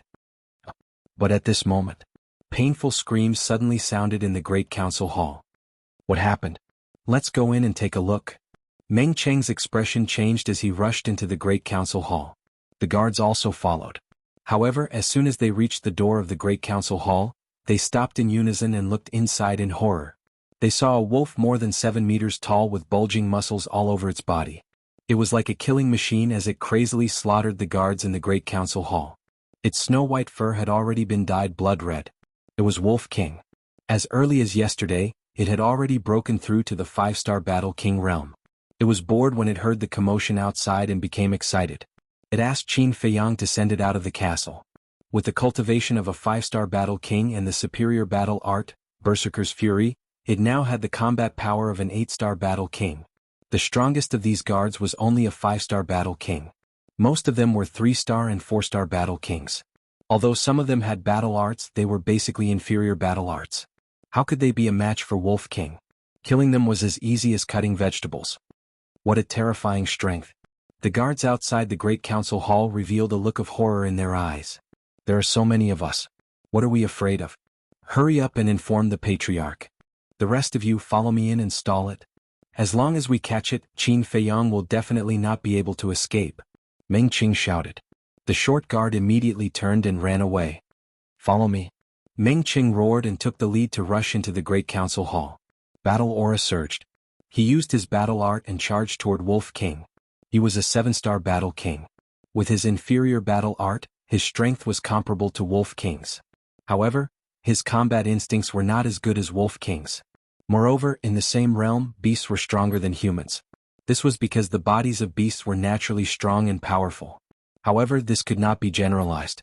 Some people's physical bodies were no worse than those of ferocious beasts after being tempered. However, this was a minority. Meng Qing was obviously not this kind of person. After a few rounds he was hit by Wolf King's claws on his lower body. The intense pain caused by his balls being crushed almost made him faint. The Wolf King seized the opportunity and snapped his throat in one bite. Seeing this, the other guards no longer had the courage to continue fighting. They began to flee. Wolf King seemed to be possessed by the god of death. He killed one person with every step he took. Blood was everywhere as he killed his way out of the main hall. In less than 10 breaths, all the guards fell to the ground and their blood flowed like a river. After killing, it glanced at the corpses on the ground and howled at the sky. Whoosh! Qin Feiyang appeared out of thin air and came to the main hall. He brought Wolf King to the castle. The man and the wolf disappeared in less than 3 breaths. The Meng family's patriarch arrived with the short guard and landed outside the main hall. Looking at the bloody scene around him, the short guard was paralyzed on the spot. His face was pale. A pool of water flowed out from under his crotch. The smell of urine permeated the air. Crack. Meng family lord's eyes were red. His 10 fingers were tightly clenched together. These were all the elite disciples of the Meng family. However, in just a short while all of them had died. Unforgivable. Absolutely unforgivable. Little beast, if you have the guts, come out and fight me fair and square. He roared at the sky, his anger soaring to the sky. However, no one responded to him at all. Call someone over immediately and bury the bodies. From now on, I will personally guard this place and wait for them to come out. After an unknown amount of time, the Meng family's patriarch took a deep breath and instructed the short guard. Then he strode into the conference hall. However, he did not know that Qin Feiyang had already left the main hall. Chapter 365. Inside the castle. With the Meng family lord overseeing the meeting hall, the restless Wolf King could only continue to cultivate. Qin Feiyang's black demon poison also acted up again. The sudden sharp pain from his heart almost made him faint. Fortunately, he calculated the time and was prepared, so he took the transparent liquid in time. 5 days later. Boom. His arm trembled and at the same time his aura erupted. His cultivation realm was like a volcanic eruption, climbing to the 5-star battle king.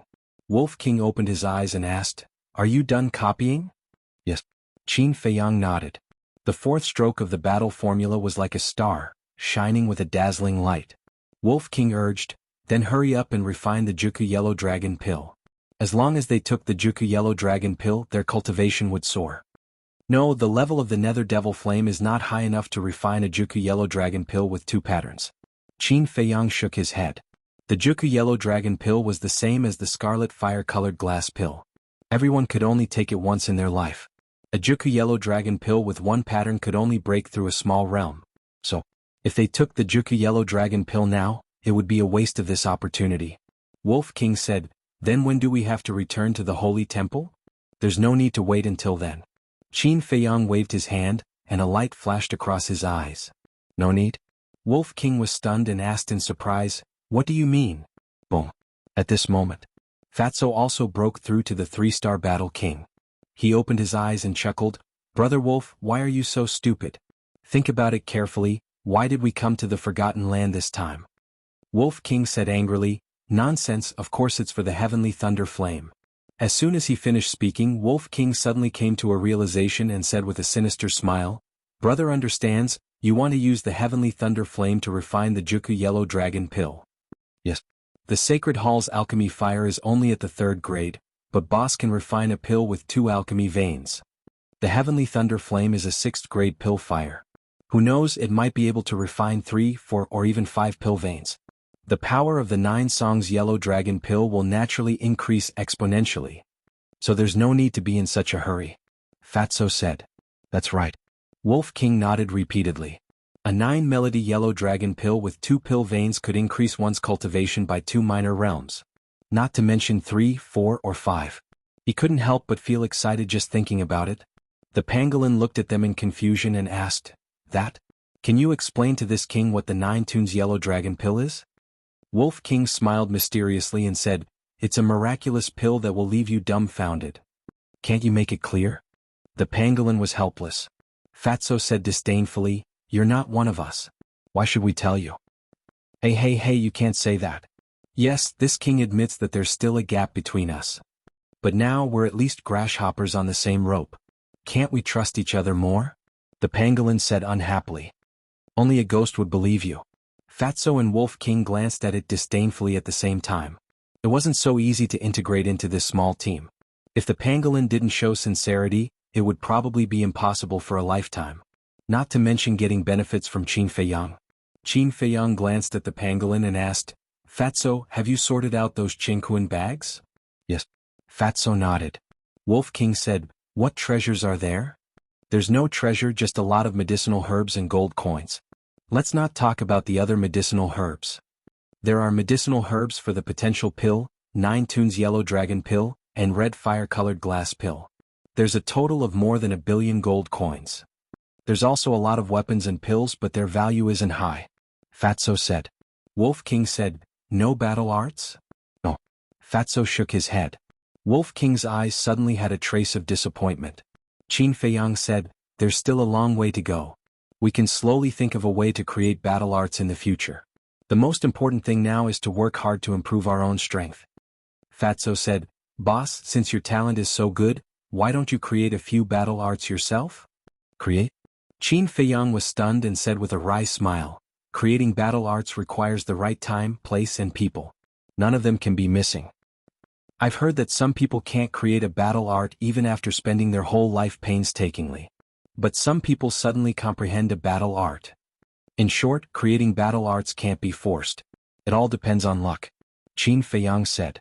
Fatso and Wolf King looked at each other. They didn't expect that creating battle arts would be so difficult. Okay, you guys continue to cultivate. I'll go out and meet the Meng family head. Qin Feiyang's mind stirred, and he disappeared without a trace. At the same time, outside the Great Council Hall. Who is it? Qin Feiyang's appearance immediately alarmed the guards in front of the hall. It's you? Family head, Qin Feiyang has appeared. When they saw that it was Qin Feiyang, the few guards' faces changed and shouted loudly. Whoosh! The next moment, the Meng family's patriarch rushed out of the hall.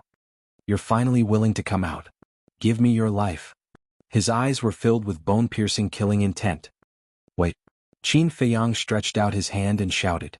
However, Meng family lord turned a deaf ear to him. His battle chi surged and he angrily punched towards Qin Feiyang. Then I'll try to see if the current return technique can compete with the War Emperor. Qin Feiyang's eyes flashed with a radiant light. He raised his big hand and a golden light burst out from his palm. In an instant, the fist and the palm met. Boom. Immediately, a terrifying airwave with the two as the center rolled out in all directions. The surrounding guards were all blown away and blood spurted out of their mouths. At the same time, accompanied by a series of loud noises, the land within a radius of hundreds of meters was instantly razed to the ground. The Great Council Hall also collapsed again. Qin Feiyang's face turned pale and blood kept spurting out of his mouth. He flew out like a meteorite. His arm was shattered on the spot. On the other hand, Meng family lord. Although he was also pushed back by the return technique, the injury on his arm was not very serious. It was just that his skin and flesh were cracked. Sure enough, no matter how heaven-defying the return technique was, in the face of overwhelming combat power, it couldn't defeat the strong. But even so, the power of the return technique made Qin Feiyang very satisfied. Because there was a huge gap between a combat emperor and a combat king. This gap was an insurmountable gap. It was very difficult to break through. But from the current situation, although he couldn't win, he wouldn't be instantly killed when facing a one-star combat emperor in the future. In the blink of an eye, accompanied by a bang, Qin Feiyang was like a meteorite, smashing into the ground dozens of meters away, creating a deep pit on the ground. His body seemed to be falling apart. Swish! Meng family lord swooped down and landed on top of the deep pit. He looked down at Qin Feiyang and said, "If you have any last words, say it quickly." Last words? Qin Feiyang climbed up in a sorry state and kept vomiting blood. He raised his head and looked up. There was still no fear in his eyes. He said indifferently, "You should know very well that you can't kill me." Meng family lord's face darkened. That's right. He really didn't have the slightest confidence. But if he didn't kill this person, the resentment in his heart would not disappear. I'll say it again. Give me the coordinates and I'll leave immediately. Otherwise, I'll fight to the death with the Meng family. Now you know what I'm capable of. If I really do that, you'll be the ones to suffer in the end. Qin Feiyang said. How dare you threaten me? Meng family lord's eyes were filled with murderous intent. He suddenly raised his big hand. Battle chi surged and a huge golden hand appeared out of nowhere. Die. Following his roar, the big golden hand carried an astonishing ferocious aura and slapped toward Qin Feiyang. You asked for it. Don't blame me for being merciless. Qin Feiyang was also angry and disappeared without a trace. Boom. The big golden hand fell and the ground shook violently. Cracks spread in all directions. Damn it. The head of the Meng family was seething with anger. Where is this little bastard hiding? Even a combat king couldn't do anything to him. If this continued, the Meng family would become a joke sooner or later. Inside the castle, Qin Feiyang consumed a regeneration pill. Then, his shattered technique started to slowly regenerate. Little Qin Zi, don't talk nonsense with him. Just kill them all. Wolf King's eyes flashed with a ferocious light. Let me think about it first. Qin Feiyang lowered his head and pondered. A moment later, murderous intent flashed in his eyes. The first step is to find out the location of the trading pavilion's warehouse. The second step is to loot the warehouse. Don't leave a single hair behind. The third step is to assassinate the Meng family and leave White Fox City directly after that. But remember, don't kill the innocent. Qin Feiyang said. Good, good, good. I've been waiting for you to say that. Wolf King shouted excitedly. Fatso was also excited. As for the pangolin, it was also eager to give it a try. Wolf King suddenly said, the warehouse is not a place where ordinary people can enter. Do you have any good ideas? Yes, let's find Meng Tong. Qin Feiyang said. Good idea. Wolf King's eyes lit up. Meng Tong is the pearl of the Meng family. As long as she leads the way, we can definitely sneak in. Don't let her lead the way. Qin Feiyang shook his head. Wolf King was puzzled. What do you mean? Fatso said, Boss, you mean to let someone replace Meng Tong? Wolf King said angrily, can't you explain it all at once? Think about it. If Meng Tong leads the way, even if she is held hostage by us, she will definitely find a way to escape or obstruct us. At that time, if we are not careful, we will be doomed eternally. But if we imprison Meng Tong and make someone look like Meng Tong, won't we be able to deceive everyone? Fatso spoke frankly with assurance. His thoughts were almost the same as Qin Feiyang's. The pangolin was stunned and said with a flattering smile, Fat bro, awesome. Of course. Fatso smiled proudly. Wolf King said, capturing Meng Tong is not difficult, but who will replace her? Don't we have a ready-made person here? Fatso chuckled and turned to look at Lu Hong. Lu Hong opened her eyes and said helplessly, Damn Fatso, you are pushing me into the fire pit. Although she had been cultivating, she had heard the conversation between Qin Feiyang and the others. Fatso said with a smile, if you don't sacrifice the child, you won't get the wolf. Chapter 366. Fatso heard this. His fat face twitched and he lamented, a woman's heart is indeed the most vicious. Then don't provoke her in the future. Qin Feiyang said with a smile. He looked at Lu Hong and said, how's your strength recovering? Lu Hong said, 2-star martial grandmaster. So fast. Qin Feiyang was surprised. But after thinking about it, he understood. Not only did she open the third level of the door of potential, but she also had a chi-gathering pill with 2 patterns. In addition, her foundation was still there. Wolf King said, if I remember correctly, Meng Tong is only a 1-star martial grandmaster. Qin Feiyang waved his hand and said, it's just a small difference. It doesn't matter. Wolf King asked, then how do we get out now? Old Dog Meng had been guarding outside. Once they went out, they would definitely be attacked by him. Wait patiently. There will always be a chance. Qin Feiyang smiled, walked to the iron box and continued to copy the 5th stroke. Outside. Meng family lord sat cross-legged beside the deep pit. He was determined to wait until the end. Even the matters in the city were handled here. Time passed day by day. Another month passed. Qin Feiyang was about to copy the 5th stroke of the battle formula. However, the head of the Meng family was still waiting outside. But on the 2nd day, the short guard hurriedly ran to Meng family lord, bowed and said, Family lord, the leaders of the 3 major tribes want to see you. What? Meng family lord suddenly stood up and said in surprise, why are they here? The short guard shook his head and said, I don't know. They didn't come earlier or later. Why did they come at this time? What do they want to do? Meng family lord was a little angry. Could it be that Qin Feiyang had already leaked the news of them assassinating the alchemist? Something's not right. Qin Feiyang had been trapped here all this time and had no chance to leak any information. The short guard asked, Master, are you going to meet him or not? Isn't that obvious? The three great leaders are here, how can I not see them? But if I leave, Qin Feiyang might take the opportunity to slip away. With your strength you can't stop them. The Meng family lord was quite annoyed. The short guard pondered for a while and said, why don't we just let the old family head come out of seclusion? The old family head was Meng family lord's father and Meng Tong's grandfather. He was the only alchemist in this area. The Meng family lord shook his head and said, no, father is at the critical moment of breaking through to the 4-star combat emperor realm. We cannot disturb him. The short guard asked, then what should we do? The Meng family lord thought for a while and said, call them over. Yes. The short guard responded, turned around and left quickly. After a while, he led the two men and the woman to the Meng family's patriarch. One of the two men was a black-haired old man. He was emaciated and wore a large black robe made of snakeskin. Deep in his sunken eye sockets, his dark eyes shone with a gloomy and cold luster. The other man was a big man more than 8 feet tall. In the cold weather his upper body was bare. His skin was dark. His muscles were bulging, filled with an explosive power. The woman was also quite old. Her back was hunched, and her old hand was holding a pitch-black walking stick with a dragon head.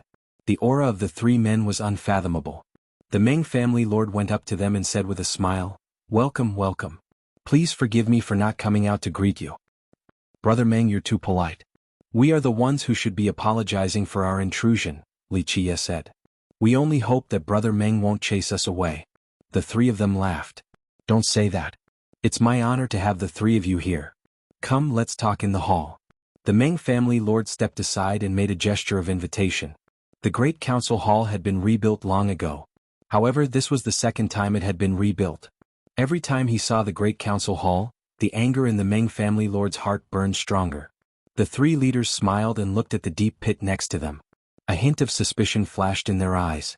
Then they walked into the Great Council Hall. The Meng family lord turned around and looked at the short guard. He ordered, you stay here and watch. Call me as soon as they come out. Yes. The short guard bowed and replied. The Meng family lord glanced at the deep pit, then turned around and walked into the Great Council Hall. The short guard also stared at the deep pit. A month passed. A thick layer of snow had accumulated in the deep pit. The bottom of the pit was frozen. The castle was buried under the ice. The three leaders, Qin Feiyang had stopped copying. He stood beside the iron box and fell into deep thought. Boss, from the Meng family lord's tone, the three leaders should be very strong. The tribe they belong to must be a big tribe in this area. Should we take this opportunity to tell them about the Meng family's assassination of the alchemist? Fatso said. Qin Feiyang said, I'm also thinking about this, but I don't think it's feasible. What? Fatso was puzzled. First, we don't know where we came from. The three leaders might not believe us. Second, even if they believe us, they won't blame the Meng family now. Because in this area, only the old leader of the Meng family is an alchemist. If this person dies, then no one will be able to refine pills. This is a situation that no one wants to see. Moreover, you heard it yourself. The old leader of the Meng family is about to break through to the 4-star combat emperor realm. If the three leaders aren't confident, they won't turn against the Meng family. Qin Feiyang expressed his worries. That's true. Fatso nodded. He couldn't help but furrow his brows. Let's find Meng Tong first. Let's talk about other things after we loot the warehouse. Fatso, open your wings and go out to help. Qin Feiyang said. Why, Fat Lord? It's too dangerous. Fat Lord won't go. Fatso shook his head. His face began to turn pale. Cut the crap. Qin Feiyang glared at him and grabbed Fatso's arm. In a flash, they appeared at the bottom of the deep pit. The layer of ice that buried the castle also shattered with a cracking sound. Seeing this, the short guard was shocked and hurriedly shouted, Home! But before he could shout, Qin Feiyang took a big stride forward and rushed out of the deep pit. He smashed his head with a palm strike. Cries of agony could be heard. It's Qin Feiyang. Family head, hurry up, Qin Feiyang is coming out. When the guards outside the hall saw this situation, they immediately started to make a ruckus. Hurry up. Qin Feiyang shouted to Fatso. What a tough life. Fatso wailed. He immediately opened his wings and flew out of the deep pit. He grabbed Qin Feiyang and rushed into the sky. At the same time he asked, Where are we going? Anywhere. Qin Feiyang said. The most important thing now was to get rid of the Meng family lord's pursuit. Whoosh. Fatso glanced down and swooped toward a garden in front of him. There were hundreds of flowers in the garden. There were green trees, pavilions, and a clear stream. In addition, there were many maids and guards. But before he swooped down, Qin Feiyang took Fatso to the ancient castle again. Because they were too fast, the maids and guards did not notice them. Although it was slow, everything happened in the blink of an eye. Meng family lord rushed out of the hall and glanced at the deep pit. When he saw the body of the short guard, his face immediately darkened. He turned his head and looked at the guards at the door. He shouted coldly, "Where are they?" However, at this moment the guards were all dumbstruck. The three leaders also walked out of the hall. Their eyes were full of confusion. "I'm sorry, I have some private matters to attend to." Meng family lord smiled apologetically at the three leaders. He looked at the guards and shouted, "Answer me, why are you still standing there?"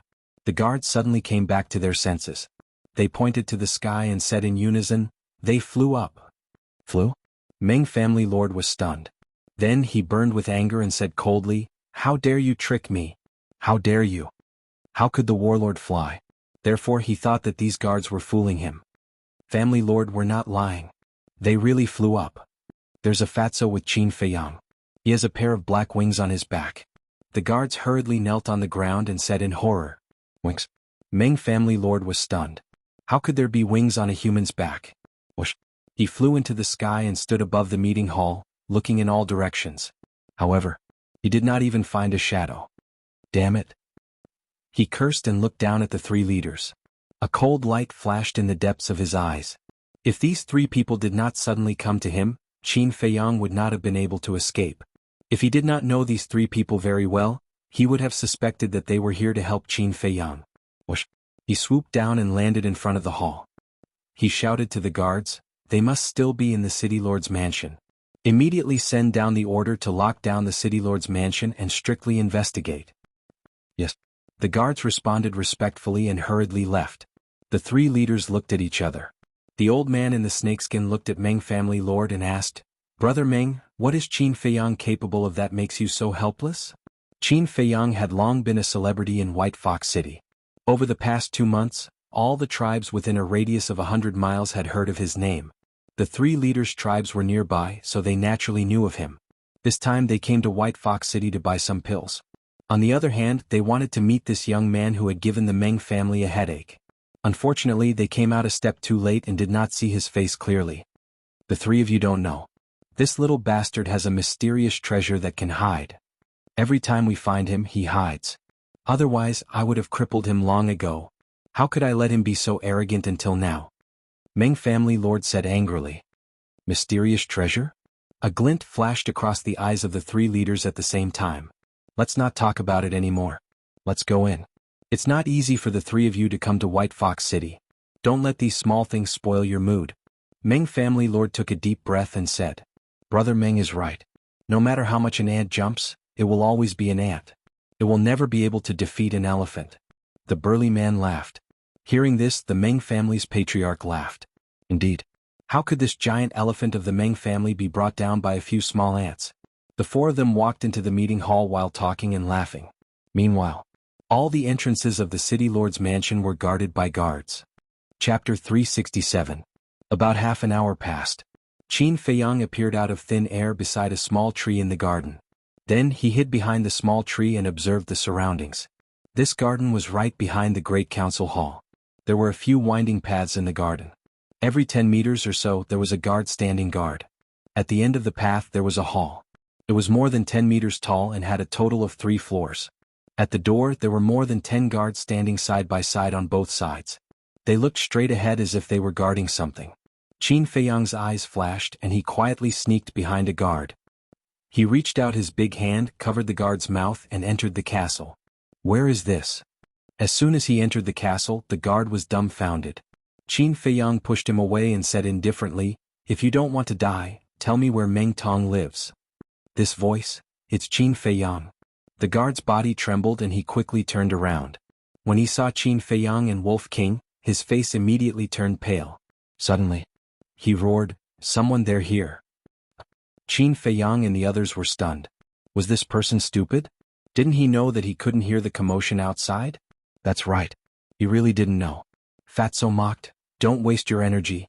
Even if you shout until your throat is hoarse, no one will hear you. Come and save me. Answer me if you hear me. The guard didn't believe it and shouted crazily. In the end, when he shouted himself hoarse and saw that no one came to save him, he finally believed it. He was also desperate. Plop. He knelt on the ground and begged, "Lords, I'm just a small fry. If you need anything, go to the patriarch. Don't make things difficult for me." Qin Feiyang said, "As long as you tell me where Meng Tong lives, I'll spare your life." "You want to harm Miss?" "No, I can't tell you. Otherwise, even if you don't kill me, the patriarch will kill me." The guard shook his head. Qin Feiyang said, "Stubborn white-eyed wolf, use your ultimate move." Eeh. Wolf King laughed sinisterly. The guard's body and mind were trembling, and his face was filled with panic. The way Wolf King dealt with Steward Meng in that restaurant had long been known by everyone. Now, everyone in White Fox City knew that its so-called ultimate move, the so-called holy water, was a pool of urine. Seeing Wolf King walking towards him, the guard hurriedly said, "Wait, I'll tell you everything." Fatso shouted, "Then hurry up." The guard said, "Miss lives in the main hall in the garden." Fatso said, "Exact location." The guard's gaze trembled as he said, "Third floor, the room on the far left." Qin Feiyang asked, "What about your old family head?" "I don't know about that. Only the patriarch and the young miss know." "Lords, I've said everything that needs to be said. Can you let me go now?" The guard said. "All right, I'll let you go immediately." Fatso nodded. He walked in front of the guard, took out a dagger like lightning and cut open the guard's throat. Let go? How was that possible? If he really let him go, this person would definitely go find the Meng family lord. Qin Feiyang took out a mirage form pill and changed into the guard's appearance, then put on the guard's beast skin.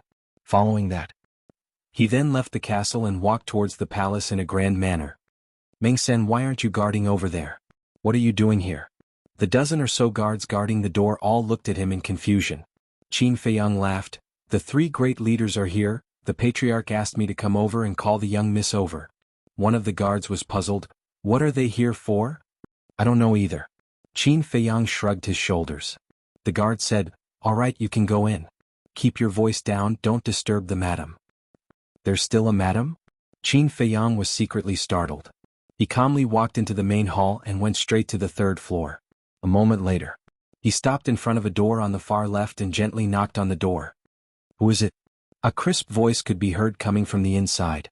It was Meng Tong's voice. Qin Feiyang said, "Young miss, the patriarch wants you to go to the Great Council Hall." Not long after, Meng Tong opened the door and walked out asking, "Did father say why he wants me to go there?" "He didn't say." Qin Feiyang shook his head. "Then let's go." After Meng Tong closed the door, she walked towards the stairs.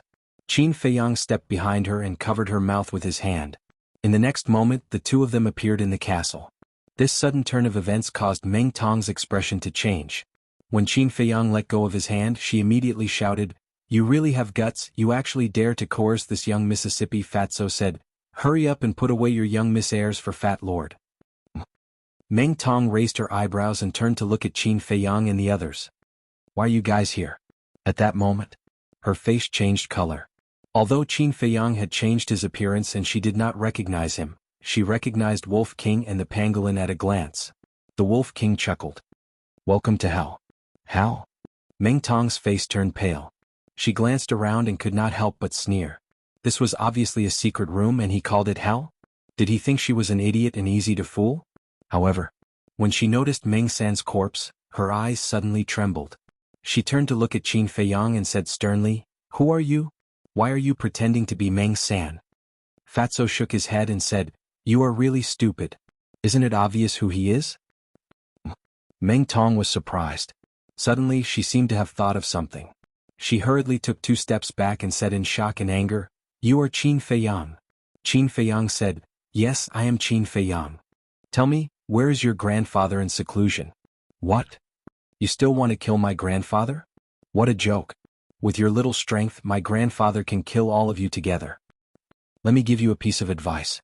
You'd better let me go immediately, or you will all die without a complete corpse." Meng Tong sneered. "You're already a prisoner and you're still so arrogant?" Qin Feiyang and the others were stunned. "If you don't hit women, I will." Lu Hong got up and slapped her. But at this time, Qin Feiyang grabbed her wrist and shook his head. "Don't waste time." Fatso said, Yes, as time goes by, it will arouse suspicion. At the same time, Fatso stretched out his hand like lightning and hit the back of Meng Tong's head with his palm like a blade. How dare you? Meng Tong shouted angrily and fought back. But she was only a one-star martial grandmaster. How could she be Fatso's opponent? She was directly beaten to the ground and fainted. Quickly change your clothes. Qin Feiyang urged Lu Hong and turned around. Fatso also turned around. But Wolf King and the pangolin stared straight at Lu Hong and Meng Tong. Qin Feiyang's face darkened and he said angrily, "Be careful, I'll dig out your eyeballs." The two beasts smiled embarrassedly and hurriedly turned to look elsewhere. Rustle. Behind them there was the sound of clothes being taken off. Fatty stealthily turned his head and glanced over. But before he saw it, Qin Feiyang gave him a knock on the head. He glanced at the restless Wolf King and the pangolin and shouted, "Behave yourself, otherwise don't blame me for being rude." "Fiske, I won't look. Isn't it just a woman? What's the big deal?" The two of them muttered disdainfully. "Damn, you don't want to look, but Fat Lord wants to see. I've lived for so long but I've never seen a woman's white bones." Fatso pursed his lips and looked unhappy. This boss was really a hindrance. Enough. After a while, Lu Hong's voice sounded. Fatso turned around anxiously. He definitely couldn't see Lu Hong's body, but he could see Meng Tong's. However, when he looked at Meng Tong lying on the ground, his face suddenly fell. He saw that Meng Tong was wearing Lu Hong's clothes. The parts that should be covered were tightly covered.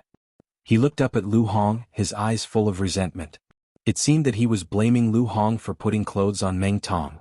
Seeing this, Lu Hong rolled her eyes and snorted, "I didn't expect you to be so perverted. It seems that I have to be more careful in the future." Yes, he is a pervert. We must guard against him. You can't be too perverted. Fat brother, don't you agree? Wolf King and the pangolin also took advantage of the situation. Get lost. Fatso glared at them angrily. Funny. Qin Feiyang glanced at Fatso and the two beasts, turned to look at Lu Hong, looked up and down and nodded with satisfaction. At this moment Lu Hong and Meng Tong were like a pair of twins. It was impossible to tell who was who. Qin Feiyang said, "Be alert." Lu Hong nodded. Then Qin Feiyang took Lu Hong and left the castle. Then, Lu Hong walked in front, Qin Feiyang followed behind and quickly walked out of the hall. "Greetings, Mississippi," the guards at the door bowed to salute. Lu Hong nodded and walked to the council hall opposite. When they came to a place where there was no one, they turned around and walked toward the gate of the city lord's mansion. Along the way the two of them encountered wave after wave of guards. But no one dared to block the way. They left the city lord's mansion unimpeded and entered the trading pavilion opposite. A woman came up to greet them.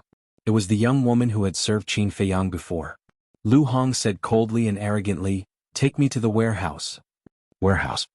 The young woman was stunned and didn't dare to ask more.